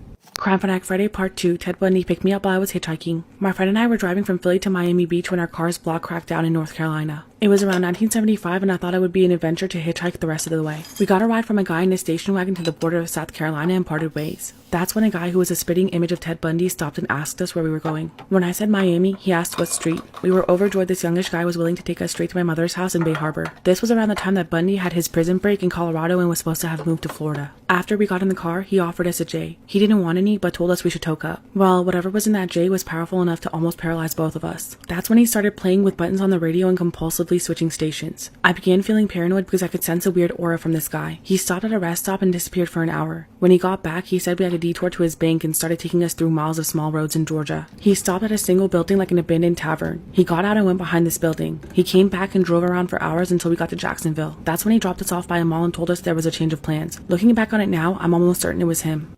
This is why you should be careful who you talk to online. When I was 15 and getting into my junior year, I created a Twitter account. I didn't tell anyone my username, including my family or friends. I also didn't upload any pictures or specify my exact location, and I put a different city than where I lived. I had around 30 followers and I didn't follow many people. One evening in October, someone sent me a weird direct message. They had 200 followers and the message read, "Hi, I'm Robin. I just turned 17. I wanted to know if you lived in the city because I'm moving there and I'm going to that high school soon. I'd like to make some new friends." I immediately thought something was wrong because nowhere in my profile did I list my actual town, but I remembered a tweet I made a few weeks ago about buses in which I mentioned my city. I was bored and he was polite, so we started talking. The discussion was mainly about high school, teachers, and cafeteria food. As it got later in the night, he started asking more personal questions like if I lived far from the school or if I was ever home alone. I never answered these questions because it was too shady for me. The next day we talked again and started bonding. I developed feelings for him over the next few weeks. He was handsome and super kind, which was everything I needed after being bullied for so many years. We had a 2-week vacation in October, and at the end of it is when he finally told me that he would be attending my high school. I was so excited to finally meet him. Part 2 of why you should be careful who you talk to online. He asked to pick a place to meet during the morning break on our first day back to school after break. I was so happy to meet him and told him to join me in the hall. However, when he realized people would be around, he said he'd rather meet me in an isolated place because he might not recognize me in a crowd. It was a good enough excuse for me, and I told him to meet me in the 3rd floor bathroom because we weren't allowed to stay there during breaks and no one would disturb us. In my head, it seemed a little creepy, but since we were in school, I was confident that nothing bad could happen. I dressed up and made myself really pretty and counted down the minutes till we met. When he arrived, it was him. He wasn't a catfish, but he looked a little older than 17. We talked and got along so well, and at the end of it, he asked me to go to lunch with him. I refused because I didn't have money and wouldn't let anyone pay for me. He seemed disappointed but offered to walk me home after class. I told him I have to take the bus, but he could walk me there. This became a routine for another 2 months. One day, I complained about how lonely I'd be at home as everyone in my family was going to be out that day. I know it was reckless, but I thought I could trust him by this point. That evening, he walked me to the bus stop. I waved goodbye and put my headphones in. Little did I know that my life was in danger. Part 3 of why you should be careful who you talk to online. When I got off, I had a weird gut feeling that someone was watching me. Since it was December, it was already dark by the time that I had gotten off the bus. I paused my music but kept my earphones in not to draw suspicion. It was silent in my suburban neighborhood, especially at night. That's when I heard footsteps behind me. I knew someone was following me. As quietly as possible, I reached for my keys in my pocket. As soon as I pulled them out, I ran. It was the best and fastest sprint of my life. I somehow managed to open and close the door before he could reach me. I deactivated the alarm and looked through the glass panel on the door. It wasn't a peephole but a whole window, so if someone wanted to see inside the house, they could. Standing there looking at me with the creepiest face was Rob. He followed me home, probably with a car, and I was paralyzed. We stared at each other for a minute before I ran to the kitchen to grab a knife. When I got back to the door, he was still there and started banging. I feared the glass would break, but it didn't. After 5 minutes, he stopped and went around the house banging on every shutter until he came back to the door. He looked angry, but my neighbor's car pulled in and he ran off, probably thinking it was my family. After this, he harassed me online, which finally made me delete my Twitter. No one even knew or heard of him, which is probably why he looked older. I never heard of him again, but I still wonder what could have happened that night. Am I the asshole for refusing to get my pregnant wife fruit snacks and demanding she would do more chores? My 29 male wife, 27 female, is 24 weeks pregnant, and so far it has been a fairly easy pregnancy, according to her and her doctor, not making assumptions, of course. I have done my best to be a good husband. I work full-time, started doing all the chores, cooking, cleaning, pet care, and of course tried my best to accommodate her cravings. She has been taking it easy and spends most of her day relaxing. She says she's never felt better. To be completely honest, I'm starting to get a little burnt out. I love my wife and I want her to be comfortable while pregnant, but working full-time and doing 100% of the chores is very draining. I recently had 2 separate conversations asking if she'd be willing to do an 80-20 chore split instead, but both times she got offended. She says that it would stress her out and possibly harm the baby, which scared me. I don't want anything to happen to our baby, so of course I didn't push it. Yesterday morning, 2 a.m, my wife woke me up and asked if I could go to the store for fruit snacks. She was craving them badly. I have made many late night runs, but this week has been so stressful for me. I worked overtime the entire weekend and a deadline is approaching. I told her I was sorry, but I really needed to rest. I was exhausted. She did not like this answer. First, she tried to beg more, but I kept saying no. This went on for a half hour. Then she started crying and telling me what a shit husband I was being. She also said she's scared to see me as a father if this is how selfish I am. I snapped at her. I told her I've been taking care of 100% of the responsibilities for the past 6 months. She's been sitting on her phone every single day and hasn't had to lift a finger. Then I said I was done doing 100% of the chores and we needed to have a more even split because I was losing hair from the stress. I will admit I had a tone and I was obviously irritated. This caused her to cry more and she kicked me out to the couch. This has caused a huge rift between us. She was pissed at me the entire day and locked me out of the bedroom tonight. My mother-in-law has texted me to call me an a-hole. They both said that the stress I am putting on my wife will hurt the baby, so now I feel super guilty. I need perspective. Am I the asshole? Now, am I the asshole for ditching my date at the restaurant? Before anyone thinks this is a fake, let me assure you I wish this was. I'm in shock. I, 26 male, who recently just went on a date with a 25 to 28-year-old female last Tuesday. We met at the gym. I've had a crush on her for a while and finally struck up a conversation and asked her out. I booked us at a nice Korean restaurant that has Korean barbecue stations. So we sit at the bar and have a pleasant chat for a few minutes and then they tell us our table is ready. Then we go to our table and it's got a huge grill fire on it and she instantly asks what this is. How does anyone not know what Korean barbecue is? But I brushed it off and I explained to her and she was like, but why do we have to do all the work, lol? Yes, she said lol unironically. Isn't that their job? I explained to her that that's what's fun about it, but we could always order off the a la carte menu if she didn't want a barbecue. But she said, just make them do it for us, and insisted on calling the waitress over and asking her to put the meat on the grill and demanded to be served after it was ready. This elderly Korean lady had to shuffle between busy tables and come and flip the meat and serve our plates. But wait, it gets worse. So at this point, I'm super embarrassed and seeing red flags like crazy. I'm Indian, so I'm kind of used to the whole servant master attitude thing because it's a big deal in India, but I'm not a fan of it. And I thought it was super weird here in the States. But I wanted to see the date through to the end. And yes, shamelessly enough, I was hoping for some adult time. At the end of the meal, she asked for dessert. I agree and asked to see the menu. The waitress comes over and gives the menu and hands it to her. She then waits for her to leave and says, my God, this place is a nightmare. All these useless immigrants, she's white, come to the country and don't even work and eat up our tax dollars. Are they even legal? And she said it loudly enough that a nearby table of brown people in their 20s started giving her dirty looks and whispering to each other. She notices and goes, same goes for these, insert racist word for people of Pakistan. At this point, my jaw dropped. I'm Indian and she used this in front of me. She saw my expression and went, oh no, I don't mean Latinos, they're fine. I love Mexican food. So it seems she thinks that I was Latino. My birth country never actually came up as I speak with an American accent, and she uses a racist word against my own countrymen in front of me. So we get dessert, I get up to use the bathroom, pay off the bill with a good tip and walk out the door. I left her there. I drove us and went back and blocked her number. Now I'm even thinking of switching gyms, but I'm just going to go in the morning. I don't know what I will say if I ever meet her again. Am I the asshole for ditching my date without transport at the restaurant? So this guy goes into some further points to clarify his original post, and I'm not going to read them out because you can see the original content on Reddit if you're interested. And also, it's quite clear he's definitely not the asshole in this case. I mean, this girl. Am I the arsehole for believing the housekeeper over my son? We hired a housekeeper that comes over several times a week to get the house clean, since my husband and I are busy with work. We have 2 kids, Jeremy 16 and Rhea 14. Now Jeremy is a jokester. He likes pulling pranks on everyone in the house, and that included the housekeeper.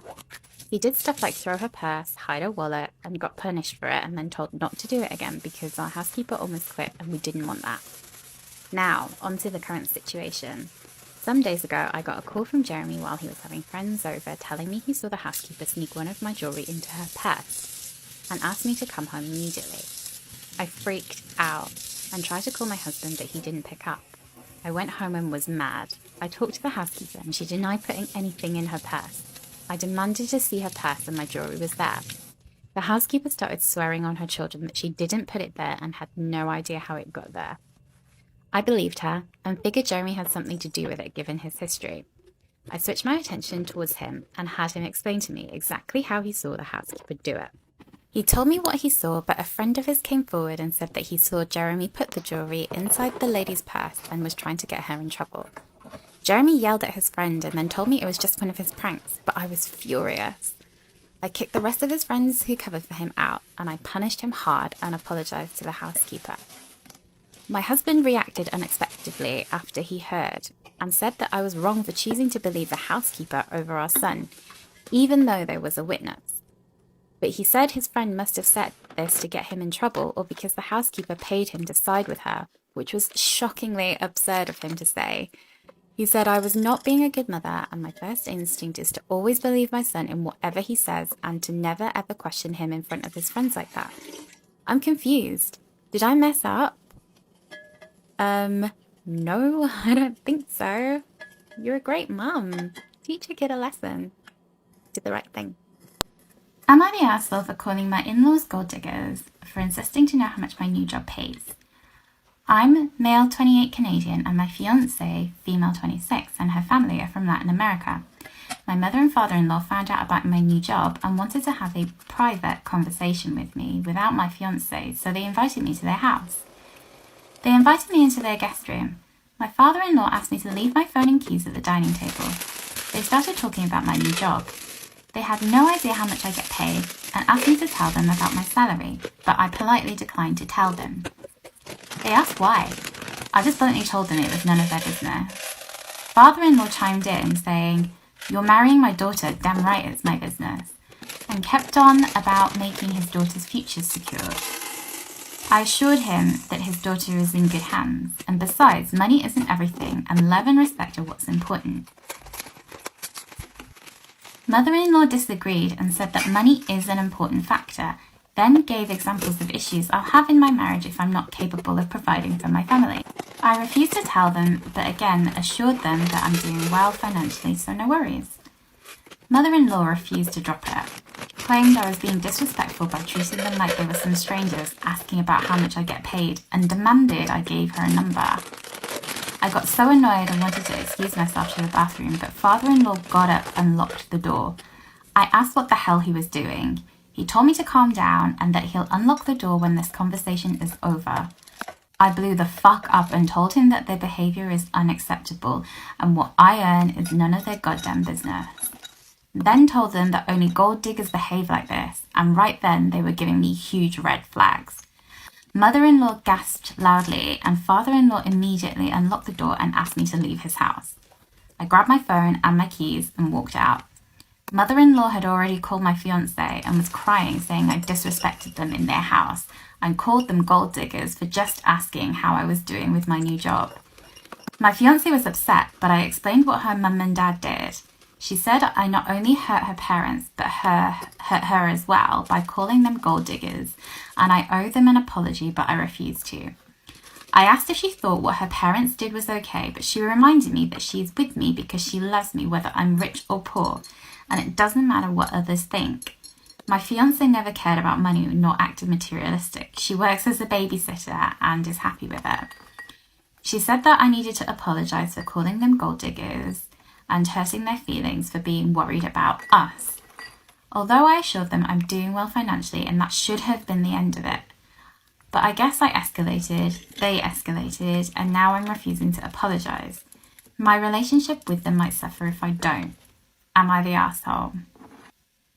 This is why quick thinking could save your life. A few years ago, I lived in an old one-person flat. Every door in the flat had a lock and key. Strange things started happening around the flat. I had a feeling that something was off because food items from my fridge started disappearing before I had a chance to eat them, and I'd find pillows from my couch on my floor. One night, I woke up around 1 a.m. and I was drenched in sweat. I didn't remember, but I was sure I had woken up from a nightmare. I decided to take a shower, so I put my phone in the bathroom for music, turned on the water, and started enjoying my shower. A few minutes in, I heard the door move. I never closed the door, but it never moved before. I looked at the shower curtain and saw a shadow against it. I looked at the reflection on my phone and could clearly see someone standing next to the shower curtain. My heart was pounding out of my chest and it took every ounce of my body not to scream in terror. Somehow, I managed to act like I didn't notice anything while silently taking the shower head off the holding and turning the water to the hottest setting. The water in that flat got extremely hot when cranked all the way up. A few seconds later, steam was raising and I felt the water burning my feet as it flowed into the drain. My fight or flight kicked in and I didn't care if this person saw me naked. That's when I turned around, ripped the shower curtain open, and held the shower head right at the person. It only gets crazier from here. Part 2 of why quick thinking could save your life. When I sprayed the hot water from the shower head on the person, I immediately noticed it was a woman. She screamed in pain when the scalding water met her skin. I whacked her in the face with the shower head and jumped out of the shower. I ran to the door, taking the key out of the lock and locking it behind me so that she couldn't get out. A little while later, she started to bang on the door, but thankfully the door didn't give. I ran to the kitchen and called the police on my landline phone while simultaneously grabbing a large knife just for safety. I felt like my throat was closing up when I saw that it was missing and realized there was only one place that it could possibly be. Luckily, the police got there and arrested the woman who turned out to have been the former person living in the flat. She was evicted for not paying her rent for 3 months. Apparently, she made a copy of the key and came into the flat when I was at work and sometimes at night when I was asleep. It's possibly what woke me up in the first place that night, but I don't even want to think about it. After the police apprehended her, I found the knife in the bathroom. She had brought it into the bathroom with her, and either the police disarmed her or she dropped it herself at some point. All I found out later from the police was that she wasn't right in the head. Ever since this incident, I always insist that the locks are changed whenever I move into a new place.